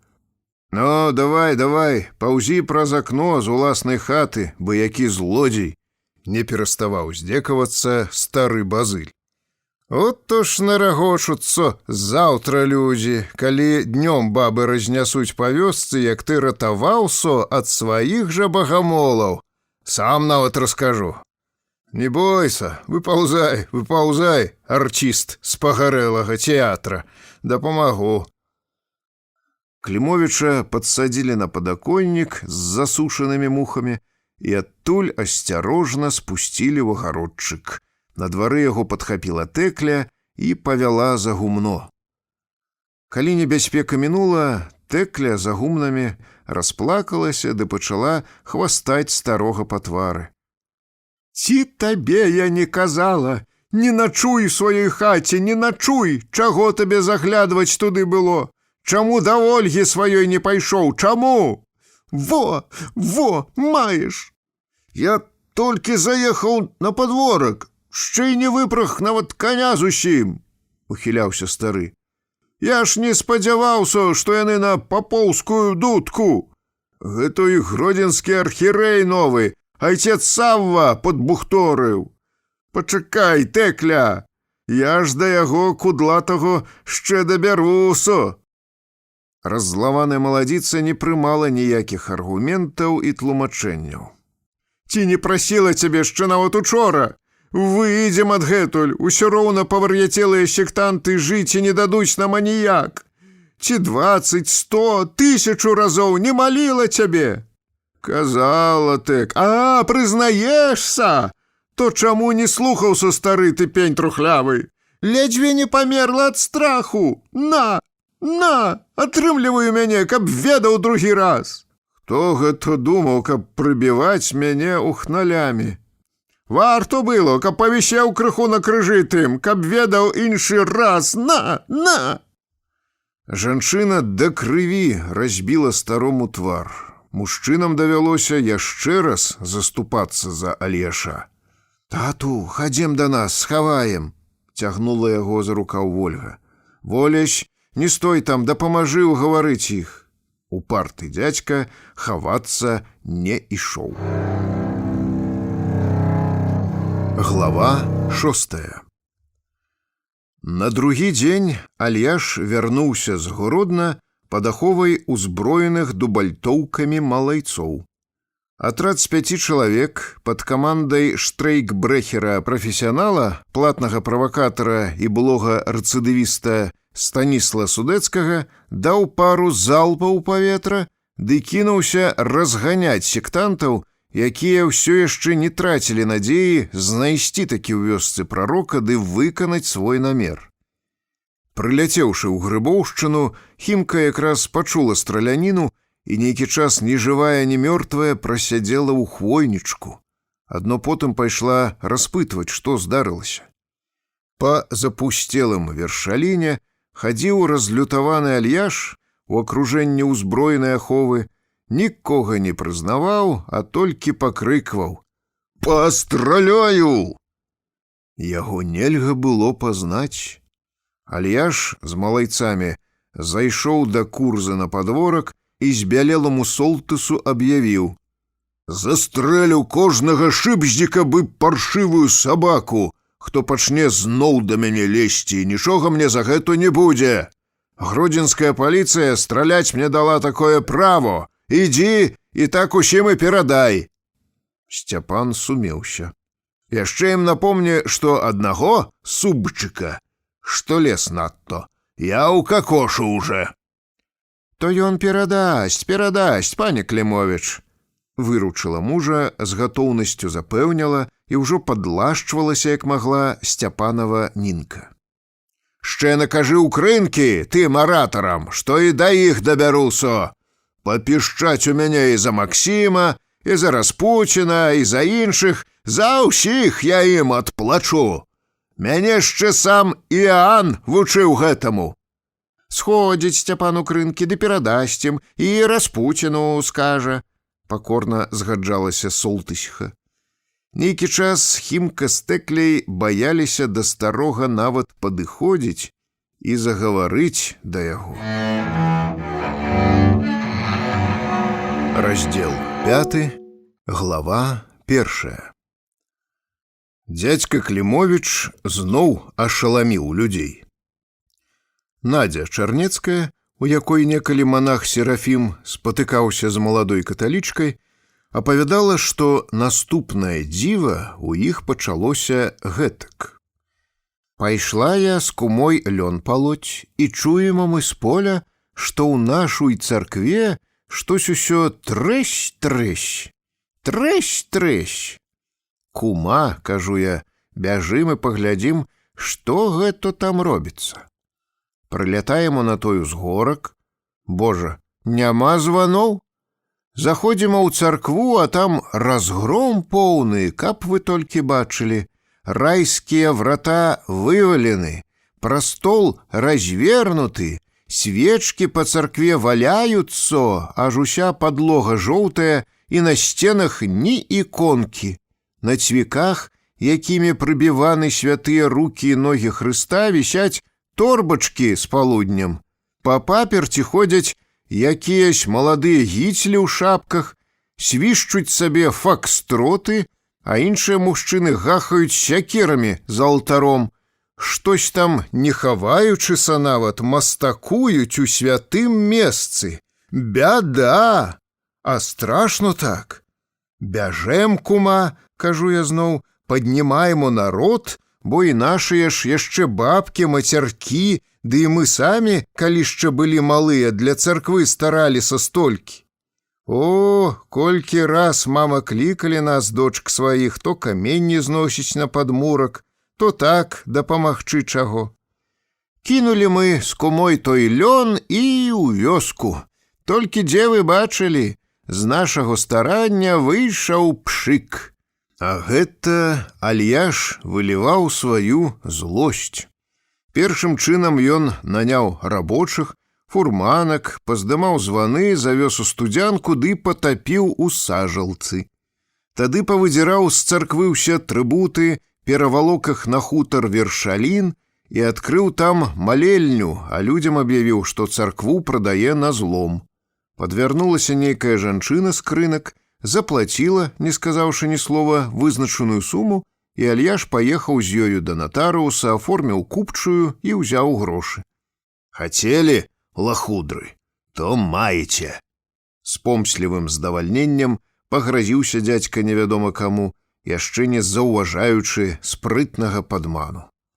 Як толькі прарок скампраметаваў сябе канцом свету, гродзенская кансісторыя палічыла, што цяпер песня яго канчаткова спета і вырашыла прыбраць царкву. Купчыху старому падаслалі. Праз пару дзён Фелюсь Станкевіч далажыў: «Ілья Лаўрэнцевіч, дзісь прыязджаў айцец Серафім, той малады гіцаль з белымі зубамі, которага ты калісь выгнаў з манахамі з вёскі. Адамкнуў тваім ключом царкву, пахадзіў па ёй гаспадаром, паглядзеў, дзе іконы чапляць, і ад'ехаў. Заўтра збіраюцца паднімаць царскія врата». То вы гэтак, папы ненаедныя, і тут падстроілі мне фокус. А шуканства ўжо і сюды пусцілі. Ну, пачакайце ж, кудлатыя, мяне яшчэ не ведаеце, папомніце. Альяш закамандаваў Судэцкаму: «Стась, збірай сваіх гаўрыкаў, айда паедзем у крынкі да той аферысткі, каўтуны прычэшам ёй». З узброенымі малойцамі Альяш уварваўся да жанчыны, сілай вырваў купчую і адправіўся назад у Саколку. У павятовым горадзе Альяш заглянуў у ашчадную касу, ды вялізную суму царкоўных грошай перавёў каталіцкім місіянерам і жывым ружанцам. Затым падумаў, ды столькі ж выдзеліў яшчэ на будаўніцтва шпіталя святога Роха ў Беластоку і на новы касцёл у гарадку. Добра ведаючы, што кожнае яго слова будзе пераказана таму, каму трэба, Альяш пагразіўся праваслаўнаму духавенству: «Во, папаскачаце цяпер, пузачы, калі даведаецеся, аж халера вас возьме». З ашчаднай касы дзядзька завітаў да сакольскага ксяндза ды папрасіў яго прыняць царкву пад касцёл. Таму часу на свеце пахла порахам. Кардынал Хлёнд перастаў Альяшом цікавіцца, таму павятовы галава каталіцкага духавенства, сакольскі ксёндз, ахвотна прапанову старога прыняў, ды закамандаваў дэкану крынкаўскага касцёла праваслаўны храм у вёсачцы Грыбоўшчыне зараз жа апрыходаваць. Бабкі нават войкнуць не паспелі, як з купалоў іхняй святыні і на верцы выдралі праваслаўныя крыжы, уставілі ў тыя самыя дзіркі каталіцкія, а ў былую цэркаўку, куды столькі ўклалі і душы, і надзеі яны, жывыя ружанцы ўвалаклі халодныя гіпсавыя скульптуры матак боскіх, апосталаў ды масіўныя чорныя лаўкі з дубовых дошак. Глава 2. Цяпер дзядзька на сваю кужэльную старэнькую світку паначапляў бліскучыя польскія ордэны і ў гэткім маляўнічым выглядзе пачаў выходзіць да людзей. Пазбаўленым якогасьці гучнага рытму, грыбоўшчынцам жыццё без званоў здалося раптам цьмяным і аднастайным. «Альяш, чаму ж ты іх патапіў, хіба званы вінаватыя ў чым?» — пыталіся ў яго аднасяльчане. «Навошта царкву аддаў палякам?» Дзядзька ні з кім не ўступаў у дэбаты. «Сам патапіў, сам яе аддаваў, Сам і званы дастану, сам і цэркву адбяру, калі трэ будзе, кідаў ён коротка. Маё ўсё гэту дело. Да Альяша спецыяльна прыйшла з Ваўкавыска дэлегацыя баптыстаў. Людзі ветліва павіталіся, сціпла прыселі на лаве, прасвітар адкрыў Біблію і пачаў Альяшу зачытваць радочкі аб прадажніцтве, але стары не даслухаў. Альяш раптам вырваў у прасвітара кніжку ў чорных вокладачках, кінуў на падлогу і патаптаў.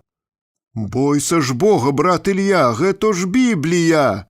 аслупянеў галоўны ваўкавыскі баптыст. «Святое пісанне толькі ўмавеннымі рукамі бяруць, а ты...» Стары ўскіпеў. «Гэта ваша сатанінская Біблія! Пляваць я на вас хацеў, кніжнікі і фарысеі! Вы таксама адно лірыгію маеце сваю, баптыстскую, а мова ў нас нашая. І дзе вы ўсе былі, калі мяне папы намерыліся парашыць?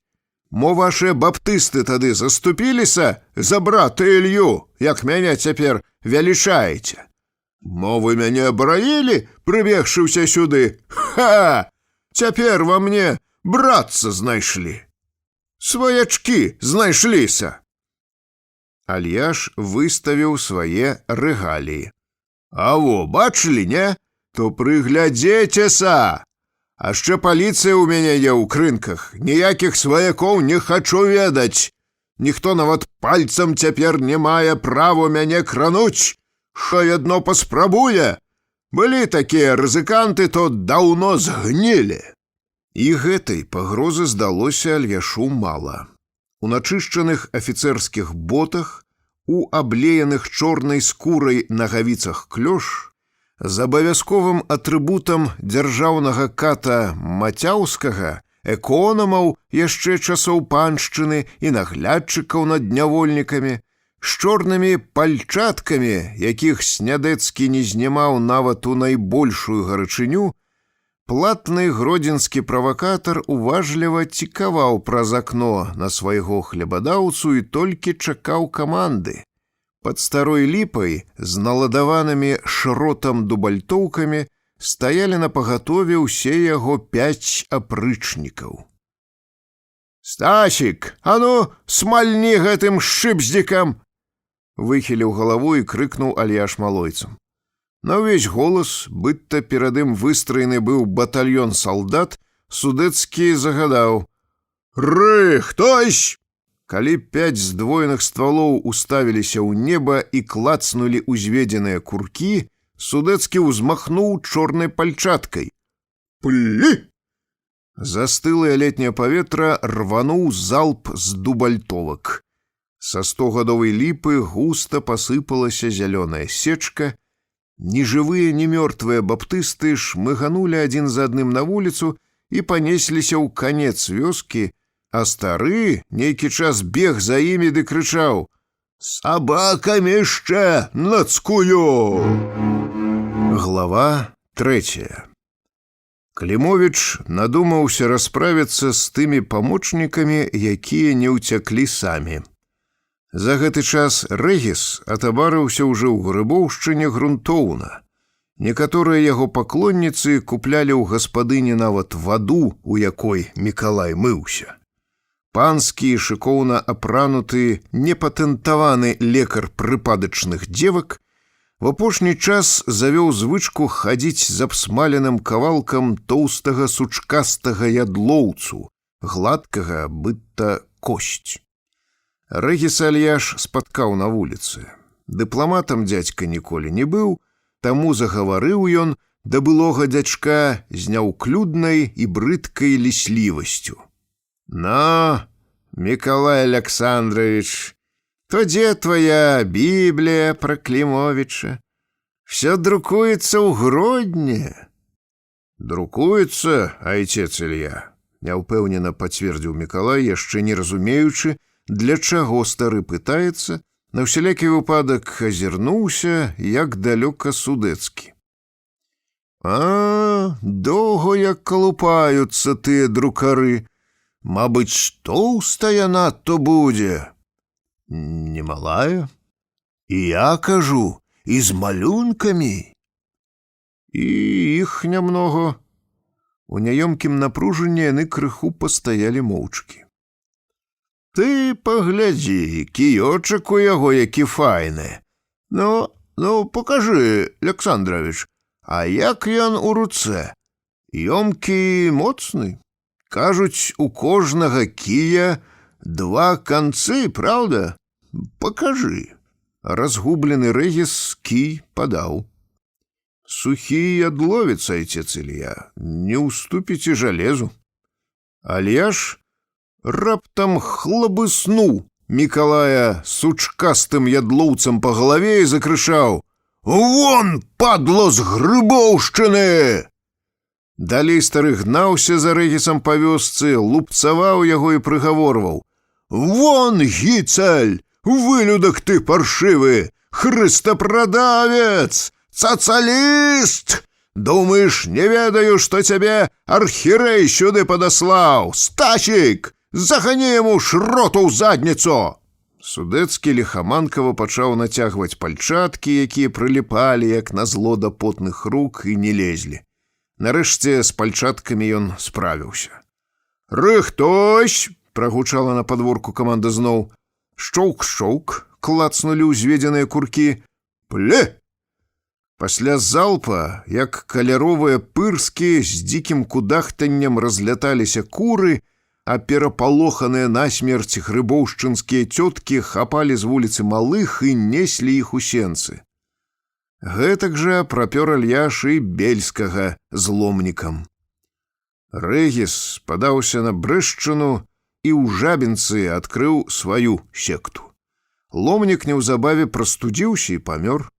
Павел на магільны крыж у Міхалове памясціў сябру надпіс: «Здесь, плотно уснув, и телом в прах истлевает пастырь всех праведных овец».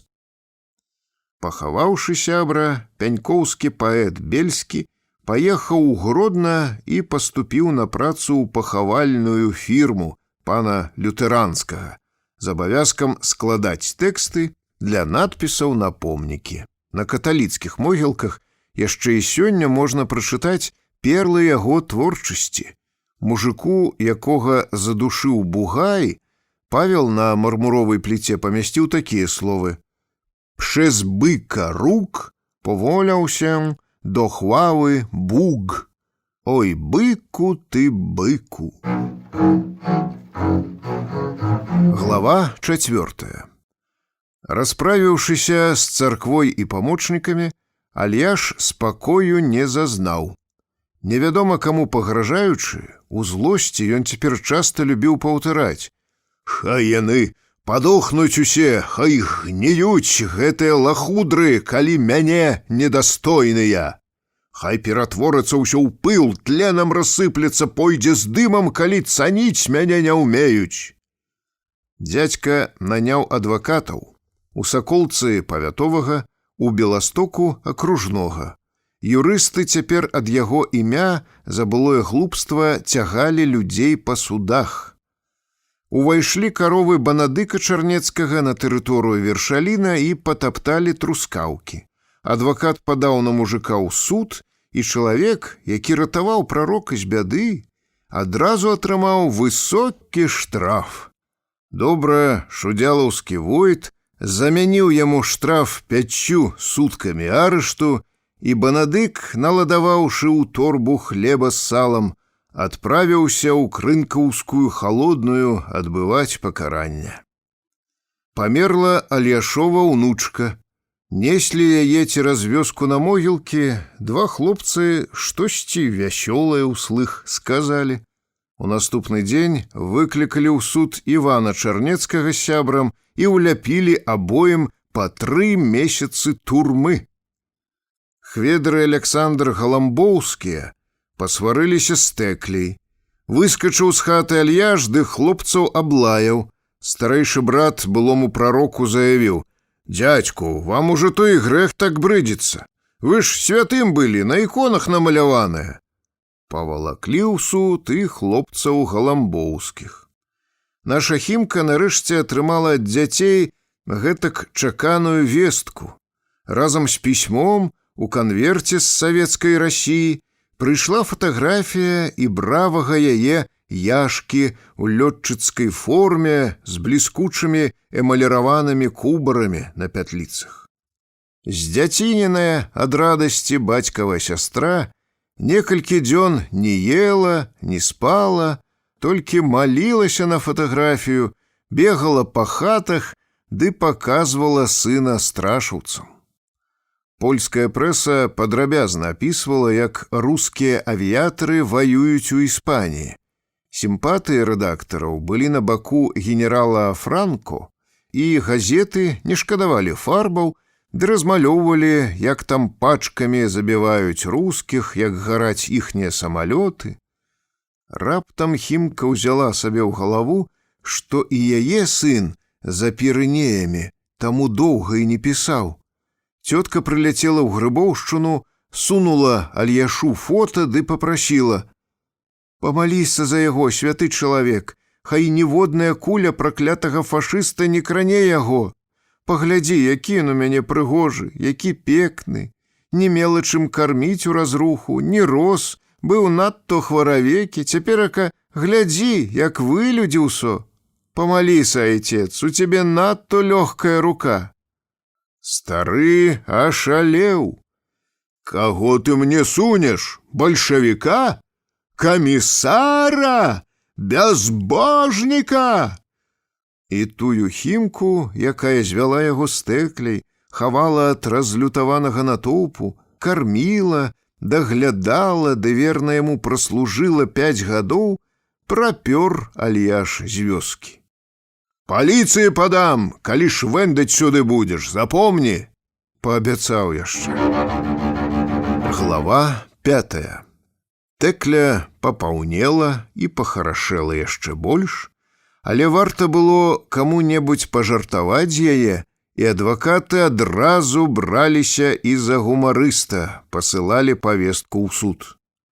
Адно да былых святых дзявіц, якія з маленькімі апасталятамі пазаставаліся цяпер у апусцелай Грыбоўшчыне саламянымі ўдовамі і ледзьве не жабравалі, Тэкля адносілася сардэчна і дапамагала ўсім, што толькі магла вырваць у старога. Часамі сыходзіліся пасля работы грыбоўшчынскія мужчыны ды пачыналі гаворку. «Чысты паўтарак стаў наш Клімовіч уже, і дыхнуць нікому не дасць. Той хоць улады такой не меў. Базыляў Хімюк зваліў яго, паліцыя яго крыху пацягала, нават і ў Гродна звазіла, але ж затое потым яшчэ і іконку Георгія Пабеданосца ўручыла. Чапі гэтага. Яго Судэцкі са сваімі гаўрыкамі такі страх панаганяў, што бабы на двор баяцца выйсці. Апошніх сабак дастрэльваюць абібокі. І плоціць лайдакам гэтым. Такую банду меў калісьці толькі граф Браніцкі. Тады на іх хоць можна было паскардзіцца графу ці графіні, а каму заяўляць пойдзеш цяпер? Не дай Бог, калі з хама зробіцца пан. Шчэ пра гэту даўней казалі. Глава 6. Зусім мажліва, што дзядзька зноў выкінуў бы які-небудзь фінт, уразіў бы небагатую фантазію наіўных, і былыя паклоннікі паступова даравалі б яму прамашкі, і прарока ўзнялі б на п'едэстал з яшчэ большым уздымам. Ён нічога сам кепскага не рабіў, прыдумалі б багамолы тлумачэння, усё Гасподь Бог учыніў яго рукамі. Бо покуль жывуць тыя прынцыпы, за якія змагаюцца людзі, да той пары і герой, што ўжо раз звязаў сваё імя з гэтымі прынцыпамі. Але прыйшло вызваленне 1939 года. Прынёмуншчына уступила ў новую эпоху. Раздзел 6. Глава 1. Чырвоная армія вызваліла заходнюю Беларусь і ў перанаселеных вёсках забурліла. Энергія шматпакутнага народа, які дагэтуль траціў яе гэтак неразумна, нарэшце атрымала накіраванне.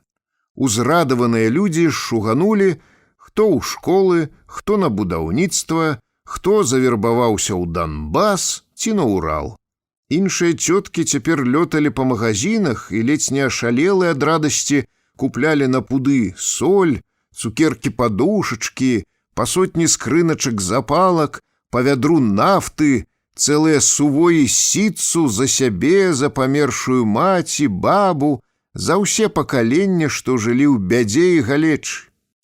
А хварэй сабе ты і лячыся, колькі хочаш, даходзіла да камізму.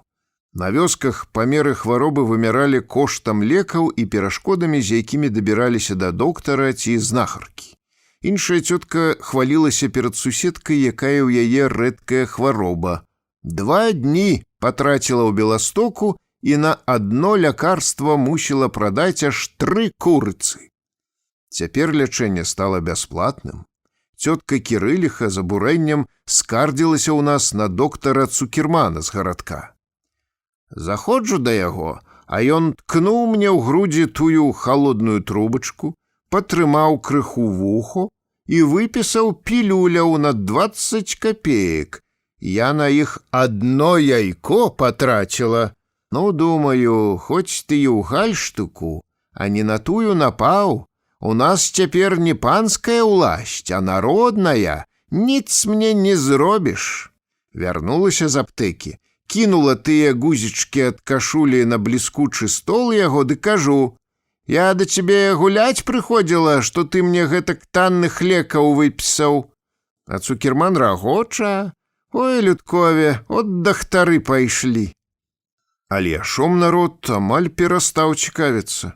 Патрэба ў вершалінскім раі адпала, і прамень псіхалагічнага рэха, накіраваны на Грыбава, патух. У самой Грыбоўшчыне альяшовы будынкі сяляне разабралі і перавезлі ў суседнія вёскі на школы ды сельсаветы. Паступова растала незакончаная вялізная, як калізей, аграмадзіна сабора. Мужыкі яе разабралі на цэглу. Засталіся толькі адзін вялізны дом і даўзёрная, пабудаваная прускім мурам, стайня на 100 галоў коней. У доме тым з бедненымі шэрымі галкамі дажывалі старыя, якім не было куды дзявацца, бо ў свой час хаціны свае яны легкадумна папрадавалі, а ў стайні змяшчалі мужыкі на ноч коней, калі зімой прыязджалі на лесанарыхтоўкі. Ад бельскіх сектантаў застаўся ў Грыбоўшчыне яшчэ дубовы крыж. Прыземісты і здаровы, стаіць ён там па сённяшні дзень як сведка той эпохі. У адзін час органы НКУС дзядзьку Клімовіча арыштавалі, бо надта ж многа на яго пасыпалася адусюль скаргаў, пісьмы ішлі нават з Валыні. Калі стала відочным, што спрыяльных умоў для рэлігійнага фанатызму ўжо на вёсцы няма, набожнасць мужикоў з сярэдзіны усохла, былога прарока выпусцілі. Знямоглы 73-гадовы Альяш пасля арышту паказацца ў Грыбоўшчыне баяўся. Багамольныя бабы не далі б яму ходу, заплявалі б. Верная Тэкля павяла дзеда ў свае празнікі, а заядлыя багамолкі помсціць туды яму ўжо не пабеглі. Бабы павыцягвалі з царквы каталіцкія атрыбуты і далі Фэлюсю адвесці іх у касцёл. На купалы зноў узвалаклі праваслаўныя крыжы. З Вершаліна перанеслі ў царкву іконастасы. Багамолкі доўга думалі, што рабіць з амвонай, і нарэшце прыстасавалі яе пад склад з харугвамі. Бабы пакінулі ў царкве і ўсе альяшовы лавы, каб старыя людзі маглі ў час службы сабе пасядзець. І ўсё ж такі ў многіх старых вобраз Альяша запаў у душы так трывала, што нават успрыманне новага ішло ў іх праз былога грыбоўшчынскага ідала. Глава 2. Пэўна, яшчэ многія ў нас памятаюць той дзень 1940 года, калі з вёсак Прынёманшчыны некаторыя пажылыя дзядзькі і бабкі кінуліся ў гарады купляць у кіёсках і паштовых аддзяленнях адзін нумар абласной газеты. На мантажы мастак у ёй накрэсліў контурам некалькі асоб, прадстаўнікоў народа. У адным барадачы, які па задуме аўтара павінен быў прадстаўляць селяніна, людзі разгледзелі Альяша. Са слязамі шчасця на вачах бабкі цалавалі паперу, уміляліся ды прычыталі: «Ах, наш ты, Альяшку, наш саколіку, як жа ты высока ўзняўся!» Больш стрымана, але гэтаксама акрылёна, наш сусед, дзядзька Кірыл, тыкаў газетай свайму Володьку ды з гонарам сыну напамінаў: «Ага, ты ўсё смяяўся з мяне і мацеры, ўсё не верыў, усё казаў нам, што Альяша арыштавалі і ён у турме сядзець. Во, глядзі, чытай і ведай, дзе наш Альяш. Хто гэта бачыў, каб такія людзі па турмах сядзелі?» — дапамагала жонка. Так было не толькі ў хаце цёткі Кірыльхі. І разумныя дзеці на гэты раз не смяяліся, бо заўважылі, што старыя ў сваіх душах пракладваюць да новага гэтак мосцік. Не знаходзячы захаплення газеты і падтрымкі ў сыноў, старыя збягаліся адны да адных і ўзбуджана да па-святочнаму радасна абмяркоўвалі навіну. «Зноў вылез наверх! Здзейснілася! Ого, хіба такі чалавек будзе табе парыцца без дзела ў гарачы час, быў жніво. Можна было адразу сказаць, што пры такой уладзе ён пойдзе далёка. Бальшавікі ўсе, якіясьці вельмі свае і разумныя людзі», — прадоўжыў рыгарулька Сцяпан. «Учора іду гэту я ў гарадок, каб паспрабаваць, дзе выпісаць лесу. Даганяе легкавая машына. Выхіляецца відны такі камісар у акулярах ды крычыць: «Садзісь, папаша!» Сваім вушам не веру. Стаў бы мяне гэтак староставай Цяховіч клікаць. Узабраўся на скрыпучыя падушкі, едзем. Мякко так, халера, а цяпло, а файно. Толькі гойдае моцна і бензінам папахвае. Камісар распытвае мяне, як мы тут жылі, куды еду. У зямлянцы жывеш, дзівіцца? Ну, лесу табе дам, будзь пэўны. А якраз дождж прыпусціў, па шкле пацяклі рагі. То што ты думаеш? Гляджу, націскае сабе гузічак, і такая скобачка з рызінкай раз, раз, раз, раз, выцірае яму шыбу сама. Каб цябе, халера, як лоўко! «Дажылі жизни, дзякуваць Богаві, лепшае і не трэ», — падхапіла Сцяпана Сахарха. Успомніўшы сына, якога забілі пару гадоў таму назад, цётка ўсхліпнула: «Не дажыў да той хвілі, не дачакаўся». Глава 3. Назіраў я тую з'яву і дзівіўся. Дык жа побач Грыбоўшчына, зусім недалёка і празнікі, можна лёгка праверыць, толькі сядзь на ровар і праз 15 мінут будзеш там або там. Але бы тым бабкам, што цвярдзілі пра абноўленую ікону, паездка такая людзям нічога не дала б, бо глядзець і бачыць, выяўляецца, не тое самае. Калі слабаму духам чалавеку гавораць хлусню, але яна яму пажаданая, то чалавек адразу прыме яе за праўду. Цётка Хімка якраз сабралася ехаць да дзяцей, але вестка ад іх бедную жанчыну нібы здзяжала абухом па галаве. Хімчына Маня развялася з мужам і пад настрой выпіла атруту, а Якаў не захацеў маці прыняць.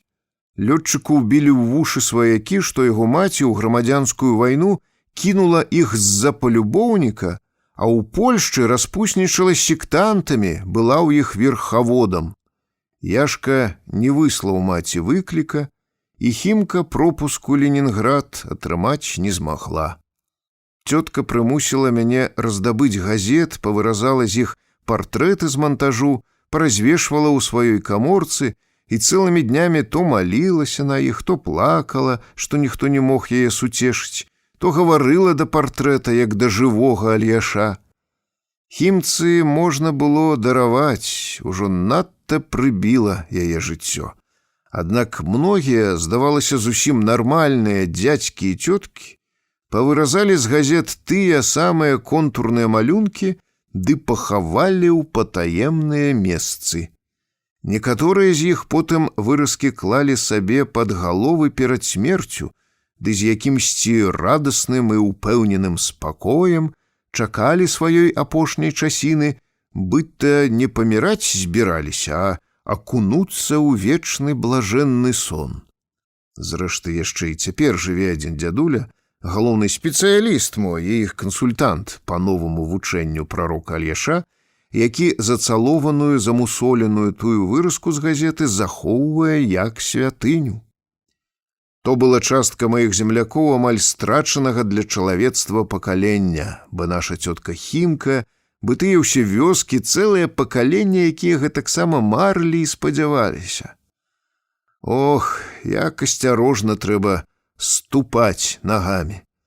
Зямелька наша складаецца не з пясчынак, а з высушаных на пыл трагічных памылак прашчураў нашых, і высяцца на ёй не горы і пагоркі, а застылыя сталактыты, якія ўзніклі ад няздзейсненых мараў, слёз ды цярпення цэлых пакаленняў. Нараслі ад нежыццяўлёных надзей і летуценняў збядованых душ. Яны заклікаюць да роздуму.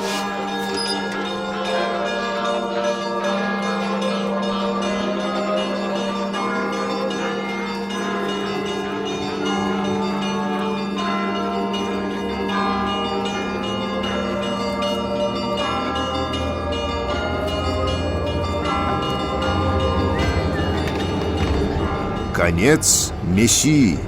Глава 1. Неўзабаве на СССР напала Германія. Цераз празнікі бліжэйшыя белавежскія вёскі важных дарог не было. Калі праз глухі незаезджы куток у першыя дні Вялікай айчыннай вайны праходзіла лінія фронту, людзі і не заўважылі нават. У канцы чэрвеня адступала апошняя рота з 2 гарматкамі. Байцы роты запэўнілі сялян, што савецкія часці ўжо набліжаюцца да Берліна, а сталіцу Германіі наша авіяцыя зраўняла з зямлёй, і толькі адны яны вымушаны адысці на перафарміроўку, бо ва ўзводах мала камандзіраў. Чырвонаармейцы ў празніках паабедалі, перавязалі адны адным раны, памыліся ў рэчышцы, а іхнія гарматы пару разоў стрэльнулі ў бок Бельска. К вечару рота яшчэ раз апаражніла кацёл паходнай кухні, зрабіла пераклічку, а тады ўзнялася сабе і спакойна накіравалася палявой дарогай на ўсход. То была апошняя наша часць. Толькі на вёсцы пра тое і не падазравалі. Бадзёры настрой маладых байцоў перадаўся і празнікаўцам. Глава 2. У наступны дзень Тэкля з бацькам яшчэ з раніцы пагнала ў гушчары белавежскай пушчы хаваць на ўсялякі выпадак быдла, а старога Альяша яны пакінулі вартаваць хату. Дзядзька ў сітцавай кашулі і ў апорках на босую нагу выйшаў на падворак, пагаспадарыў крыху, тады ўладкаваўся выгодна на соніку ля парога ды пачаў сабе майстраваць граблі. Раптам старога паклікалі з агарода.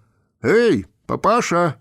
Альяш узняў галаву, са сланечніка выставала пілотка са звяздой. «Старык, слухай, немца у вас няма?» З юнацкай даверлівасцю, як бы з пахвальбой, Баец ужо ўстаў на ўвесь рост. Падтрымліваючы нібы грудное дзіця правай рукой левую, хлапец смела пакрочыў да старога. «Я уцёк з калоны палонных. Нас гналі па шашы ў ваўкавыск. Ды во адзін фрыц стрэліў здагон, і куля дагнала мяне ўжо ў кустах. Глупства, не надта баліць нават, і косць, здаецца, непашкоджаная». У сваім новенькім вайсковым адзенні зліваўся з зелянінай агародчыка Васька Лужын з Кастрамы, які зрабіў свой першы гераічны ўчынак на вайне, покуль што вырваўся з няволі. Ён патрабаваў не так то і перавязкі, бо аўтаматная куля прашыла адно мяккія ткані, рану зацягнула з трупам, як патрабаваў прызнання свайго ўчынка і чалавечай спагады. Яшчэ яму надта хацелася пад'есці якой-небудзь стравы, ды неабходна было спытацца пра дарогу, і хлапец быў упэўнены, што ўсё гэта тут атрымае. «Бабы, твае дома, перавязацца бы!»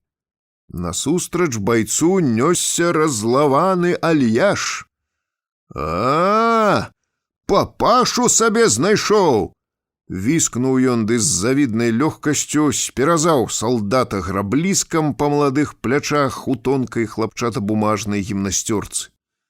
«Воўк табе, папаша, а не я, сацыяліст ты! Во! Маеш яшчэ, атрымлівай!» Прыкрываючы параненую руку, перапалоханы хлапец адступаў у сланечнік. «Постой! Дзядуля! Я ж русский! Ослеп! Человеком будь!» «А ты человек думаешь? Ты большевик, агитатор, социалисты паршивая! Попрыходили сюды, бо думали, вам тут Америка с долярами будет, поживитеся! Цара скинули и уже полічили, что так вам гэта пройдзе! Ого!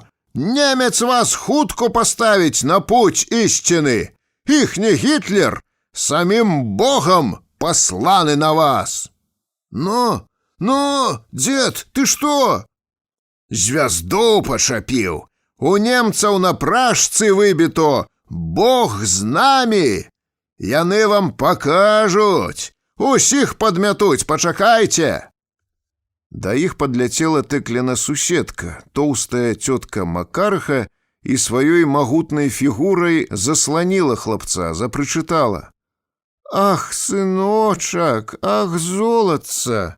І да каго ж цябе лёс накіраваў, да каго ж ты прыстаеш? Ці такі табе дапаможа? У такога і снегу зімой не выпрасіш. Ён роднаго сына калісь на верную смерць паслаў, і хоць бы што. Ад яго абедзве ўласныя дочкі паадракаліся нават». «Я ж не ведаў, мамаша, даруй ей Богу, бачу, з барадой чалавек». «О, ізверг гэты, Ірад! Ідзі ў той будынак, сынок, з новай страхой каторы. Я зараз туды вады прывалаку і бінту якога. Накармлю, ты ж мусі галодны». Адразу цётка зразумела, чаго хлапцу трэба. «Перавяжам цябе, ліст падарожніка прыкладзём ці ёду якога знойдзем. Пасілкуешся, сынок, ды адправішся вечарам да сваіх». Макарыха абрынулася на старога. «А ты, дурань, прэч адсюль! Шчэ і Тэклі пра ўсё раскажу, то яна грабліско гэта на табе паламае, бо я і рук паганіць не стану, тьфу! Начмуціў у сваёй грыбоўшчыне і да нас прыпёр. Тут не дамо табе развернуцца, запамятай, не на такіх напаў. Жыў на белым свеце столькі і нічому не навучыўся, дурным і здохнеш уже». Макарыха павяла байца ў гумно. Глава 3. К обеду ў празнікі заглянулі немцы. На чале з афіцэрам у вёсачку завіталі салдаты другой лініі шукаць трафеяў. Убачыўшы немцаў, мужчыны ўсе як адзін пахаваліся, у апусцелых хатах засталіся толькі старыя і дзеці.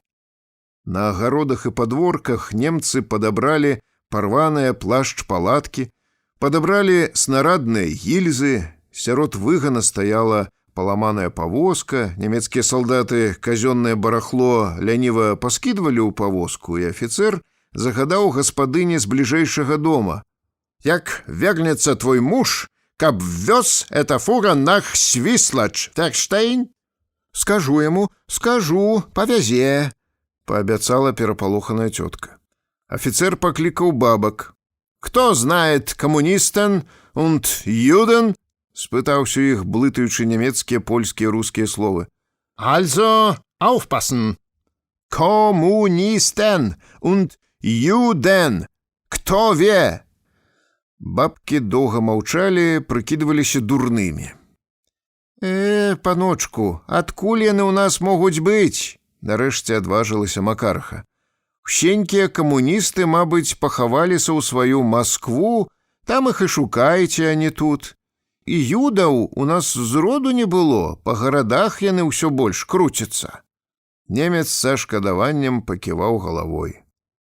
«Малеко, яйкі, масло», каб хоць якую выцягнуць карысць ад іх, паказаў афіцэр пустыя сумкі. «Гэта можна», — ажывіліся бабы. Каб чужынец адвязаўся ад вёскі, каб злыдні сабе пайшлі хутчэй, цёткі салдатам сунулі яек, далі і масла, нават удоваль напаілі ўсіх малаком. Ужо афіцэр сабраўся весці ўзвод у суседняе сяло, ды сярод жанчын з'явіўся зморшчаны бы сушаная груша карычневы твар бабкі Піліпхі. Яна ўзняла на немца свае шэрыя вочы, якія ўжо як вочы птушак абвалаквала мутная пялёнка, і бяззубым ротам раптам прапішчала: «Пане, вы пыталіся пра камуністаў? Але вы паслухайце, што я вам раскажу. Затое ў нас антыхрыст є. Альбо, праўда, чачаліст Ферштей?» Людзі ў недаўменні паўзіраліся на бабку. «І праўда», — падхапіла ўжо другая, «той, который здрадзіў сваёй веры, у гэны хаце жыве». «Хаваецца там уже цэлы месяц», — удакладніла Піліпіха. «Як выпусцілі яго шаветы, так хаваецца ўсё». «А што яму рабіць застаецца, калі гэтак усенькі народ ашукаў?» «Ды маўчыце ж вы, цётко, што гэту меліце языком дурным, што вы ўздумалі?» — цыкнула на абаіх Макарха. «Не слухайце вы гэтых дурных баб, пане, яны нічога не ферштеюць. От, жыве тут адзін сабе чмут». Але жанчына толькі гэтым паддала старой жару. Зморшчаная бяззубая Піліпіха, якая некалі рабіла стаўку на вершалінскі рай, ды гэтак ужо была блізка да вечнага збавення, цяпер разлютавала. «Сацалішт ён, хрыштапрадавец! Каб ён у тым пекле, которым нас усіх палохаў, на самым дне шмажыў шо! Чэрці даўно па ім шумуюць там, пане. Мне вы верце, я самая старая ж баба ў тутэйшых, і лгаць вам не стала б».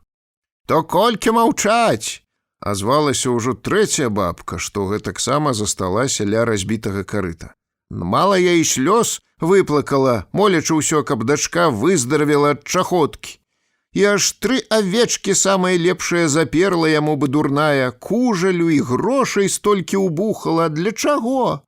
Каб прапілі яго апосталы на чале з тым рогусем. Ох, і папілі яны, а людкі мае папілі, пабалявалі. Тыднямі бывала, не свяразелі, з дзеўкамі пазакрываўшыся ў тым вершаліне, а мы папрыходзімо і валяемся пад цэрквай, як быдло тое, і лебедзяў сабе развялі, і карпаў, карасікаў розных, тьфу!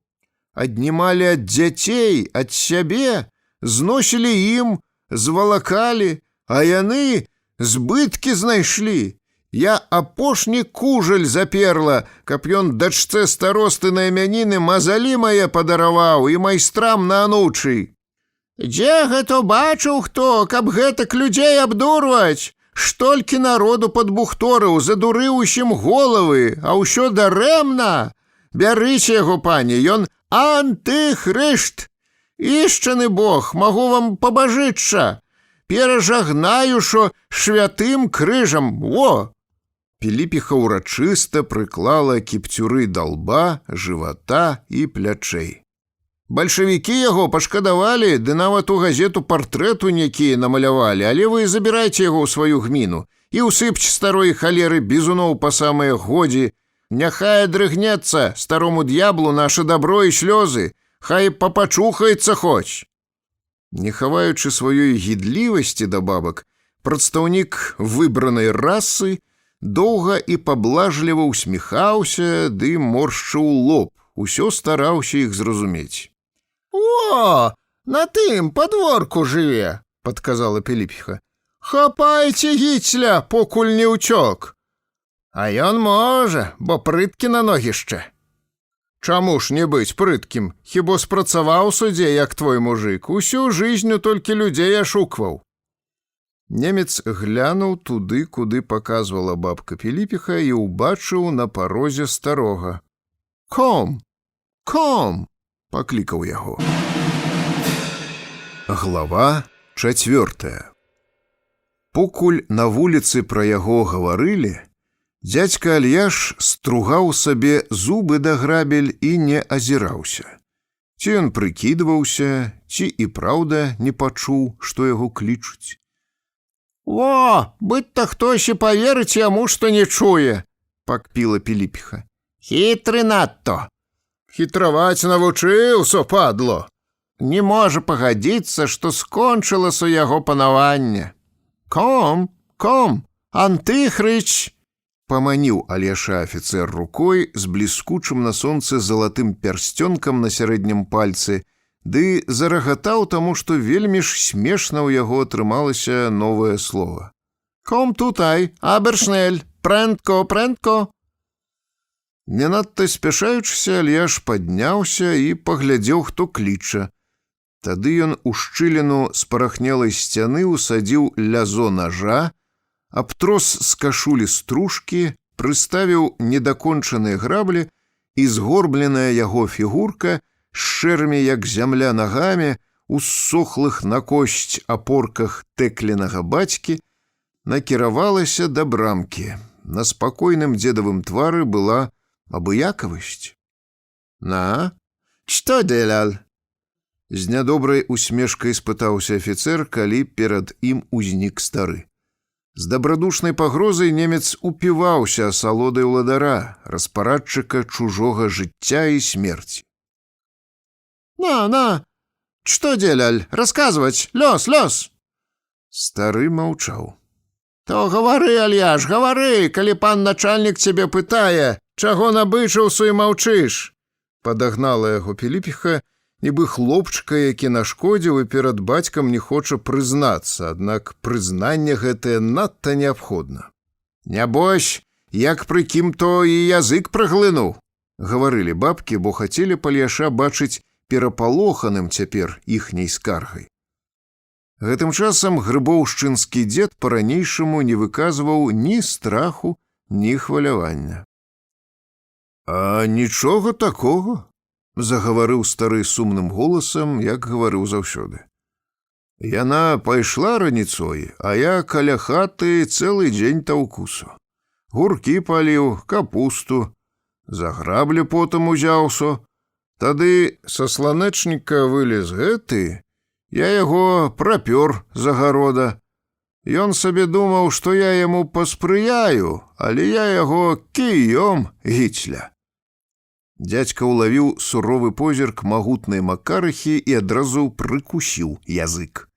Затое прагныя і жорсткія бабы, которые на яго гарбу збіраліся апынуцца ў раі, і з-за гэтага поўзалі перад ім на каленях, цалавалі ногі і лесцілі, цяпер бязлітасна яму помсцілі. «Падзівіцеся, як прыдурваецца яшчэ!» — бушавала Піліпіха. «Як сваю морду верне! Бы глухей, дурней! Пане, але каб вы бачылі, які ён быў раней, ці ён так гаварыў з народам тады, спытайце вы яго. дапамагала Піліпісе тая цётка, што шкадавала авечак. Я да яго з хворай дачкой паўзу, то ён мяне крыжам сваім так і ударыў па галаве маёй. Во, сюды! Зняўшы хусцінку, цётка таропка паказала пальцам, а голас яе ад жалю зламаўся. Жалезным! Ох, якія ён з нас збыткі рабіў! Нам казаў маліцца, а сам з тымі сваімі апостоламі, ашуканцамі, ні ў Бога, ні ў чорта не верыў. З Парыжа віны і лікёры выпісваў. Папілі, пабалявалі нашым потам і слязьмі, а людкі ж вы мае. За салодай помсціла былому сябру касцістая і высахлая, як леташняя былінка цётка Піліпіха. Ён нават каханку сабе завёў. От шчаміло, ніяк не адстане ад старого, бурчала Макарыха, баючыся пярэчыць адкрыта, каб гэтыя бязмозглыя курыцы не выдалі хлапца. Мужа яе забіў, у яму заваліў, і паны яму за гэту нічога не зрабілі. Юзікава хрышчоная маціля і цяперака ўбіваецца па кросным сынаві, а гэтага за забойства чалавека толькі 3 ночы ў халоднай патрымалі. Бо з панамі заадно быў. Заадно, дальбо заадно. Трымаў увесь час іхнюю руку. Антыхрыст, нячысты! Вы, пане немцы, людзі справядлівыя, вы яму не даруеце. Покуль наіўныя бабкі гэтак жаліліся фашысту, нямецкі афіцэр меў свой клопат. За сённяшні дзень лейтенант ператрос 5-ю лясную вёсачку, але камуністы яму не трапляліся, хоць ты не вяртайся ў часць. Афіцэр у момант сябе ўпэўніў, у крайнім выпадку, і гэты можа сысці за таго, хто патрэбен. Так дружна цвярдзяць пра яго бабкі, як пра злачынца, недарма.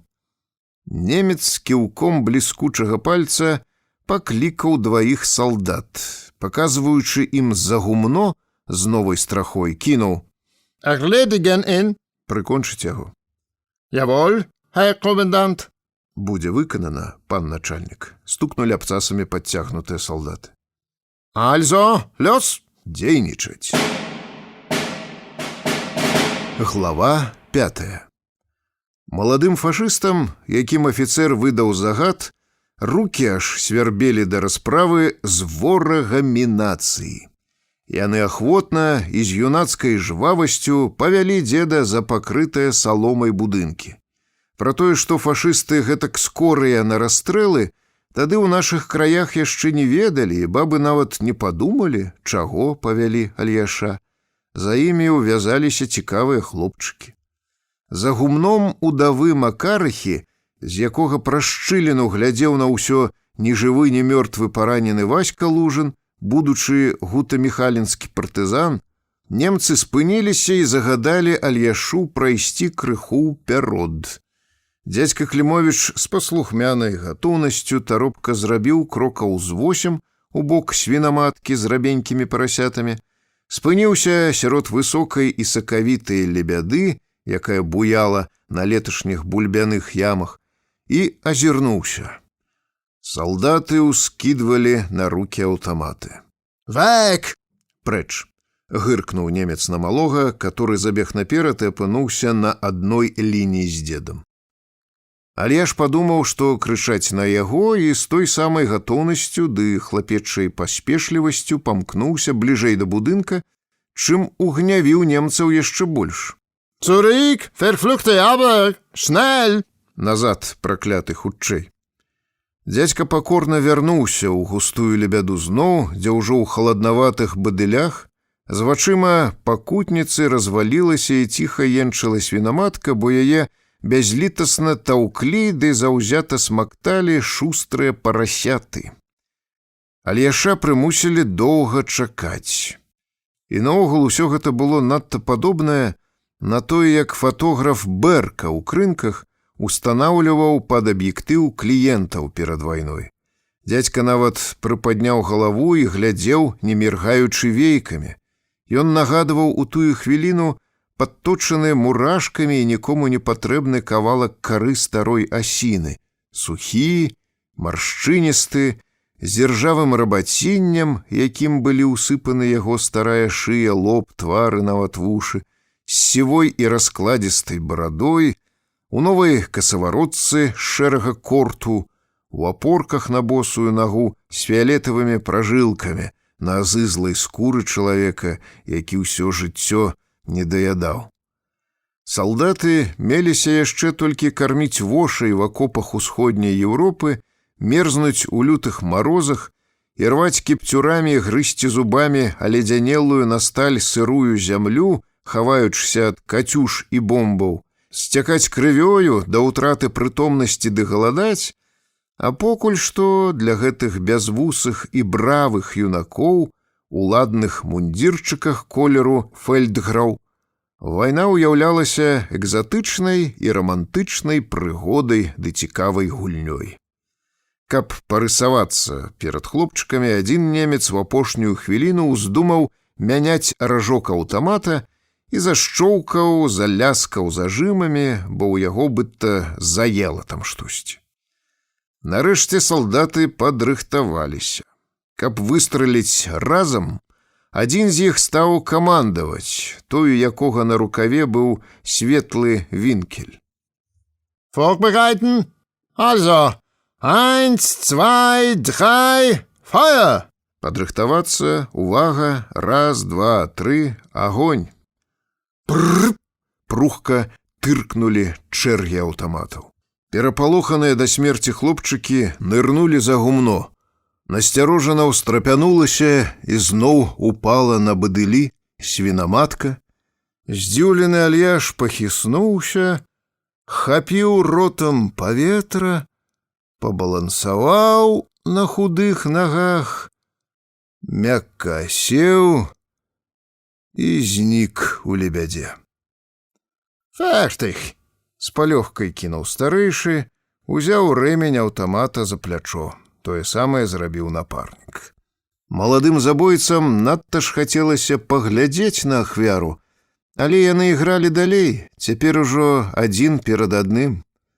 Салдаты нават не кінулі ў лебяду вокам. Скасіўшы ні за што ні пра што старога Альяша, гэты нікому не патрэбны і цяпер ужо бясшкодны куст лопуху, юнакі павярнуліся ды, надзьмутыя ад важнасці свайго ўчынку, стрымана пакрочылі ў вёску, дзе іх ужо чакалі гатовыя да маршу сябры. Глава 6. Калі немцы з празнікаў пайшлі, павылазілі мужчыны і сталі сыходзіцца за гумно, а нямелыя людзі згрудзіліся цесным колам сярод лебяды.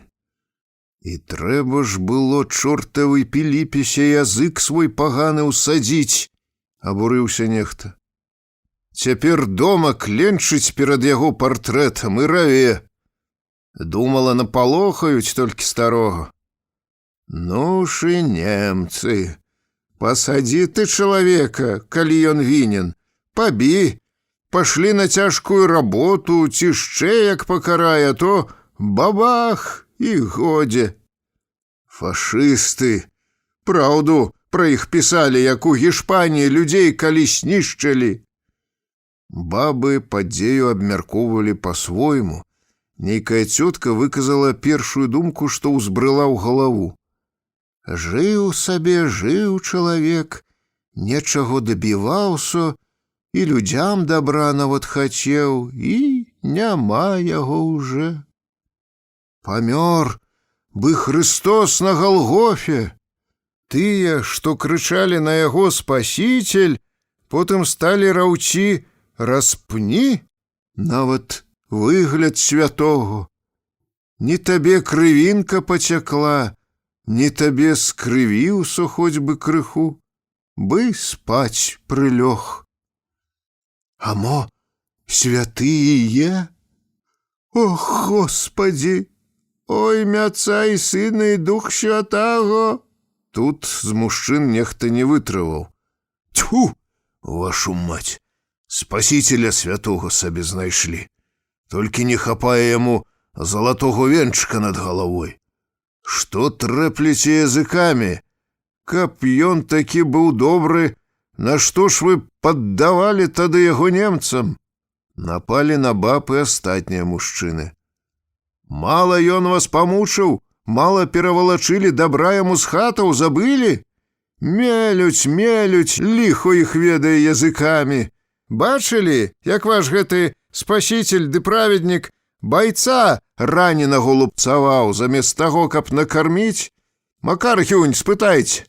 Шчасце, што немцам не сказаў, а то ні адзін з нас у бадылях тут валяўся б.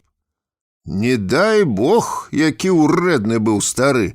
Ніколі не засмяяўся, як чалавек, адна Тэкля і ладзіла з ім неяк. Такі там лад. Вазілася бы з калекам, дзяцей не мела, то завяла забаўку, а потым і кідаць няёмка было. Ліхо яго ведае, як і чаму такім абармотам, якога і да хаты страшна ўпусціць, вераць. Ці то дурняў на свеце так много, ці хвароба такая часамі нападае на людзей, як паморак. Пасаромленыя бабы маўчалі. Тым часам мужчыны задумаліся, пачалі закурваць. Перад бядой, якая на іх няўмольна навальвалася, на дзядзьку з Грыбава празнікаўцы паўзіраліся цвярозымі вачыма. Раптам аднекуль прыляцела растрапаная, успатнелая Тэкля, і натоўп пачціва расступіўся. Расшыранымі вачыма глянула жанчына ў вытаптаную лебяду, спатыкнулася на роўным месцы і застыла бы анямела. Тэкля нерухома глядзела мінуту, другую. «Тэклечка, гэта дурная Піліпіха», — пачала апраўдвацца нейкая цётка. «Мы дальбо стаялі здалёк і ніц немцу не казалі, а яна ўсё падгаворвала афіцэра». «Ды перастаньце вы!» — цыкнула сурова яна на жанчыну. Тэкля яшчэ хвіліну пастаяла, паглядзела на Альяша і дзелавіта звярнулася да мужикоў. «Трэ пахаваць. Дапамажыце. Занясём да хаты, і я яго збяру, покуль не застыў. Хто-небудзь з вас труну рабіце. Дошкі ў мяне є, ляжаць у бацькі на вышках, а гэблік у сенях на сцяне».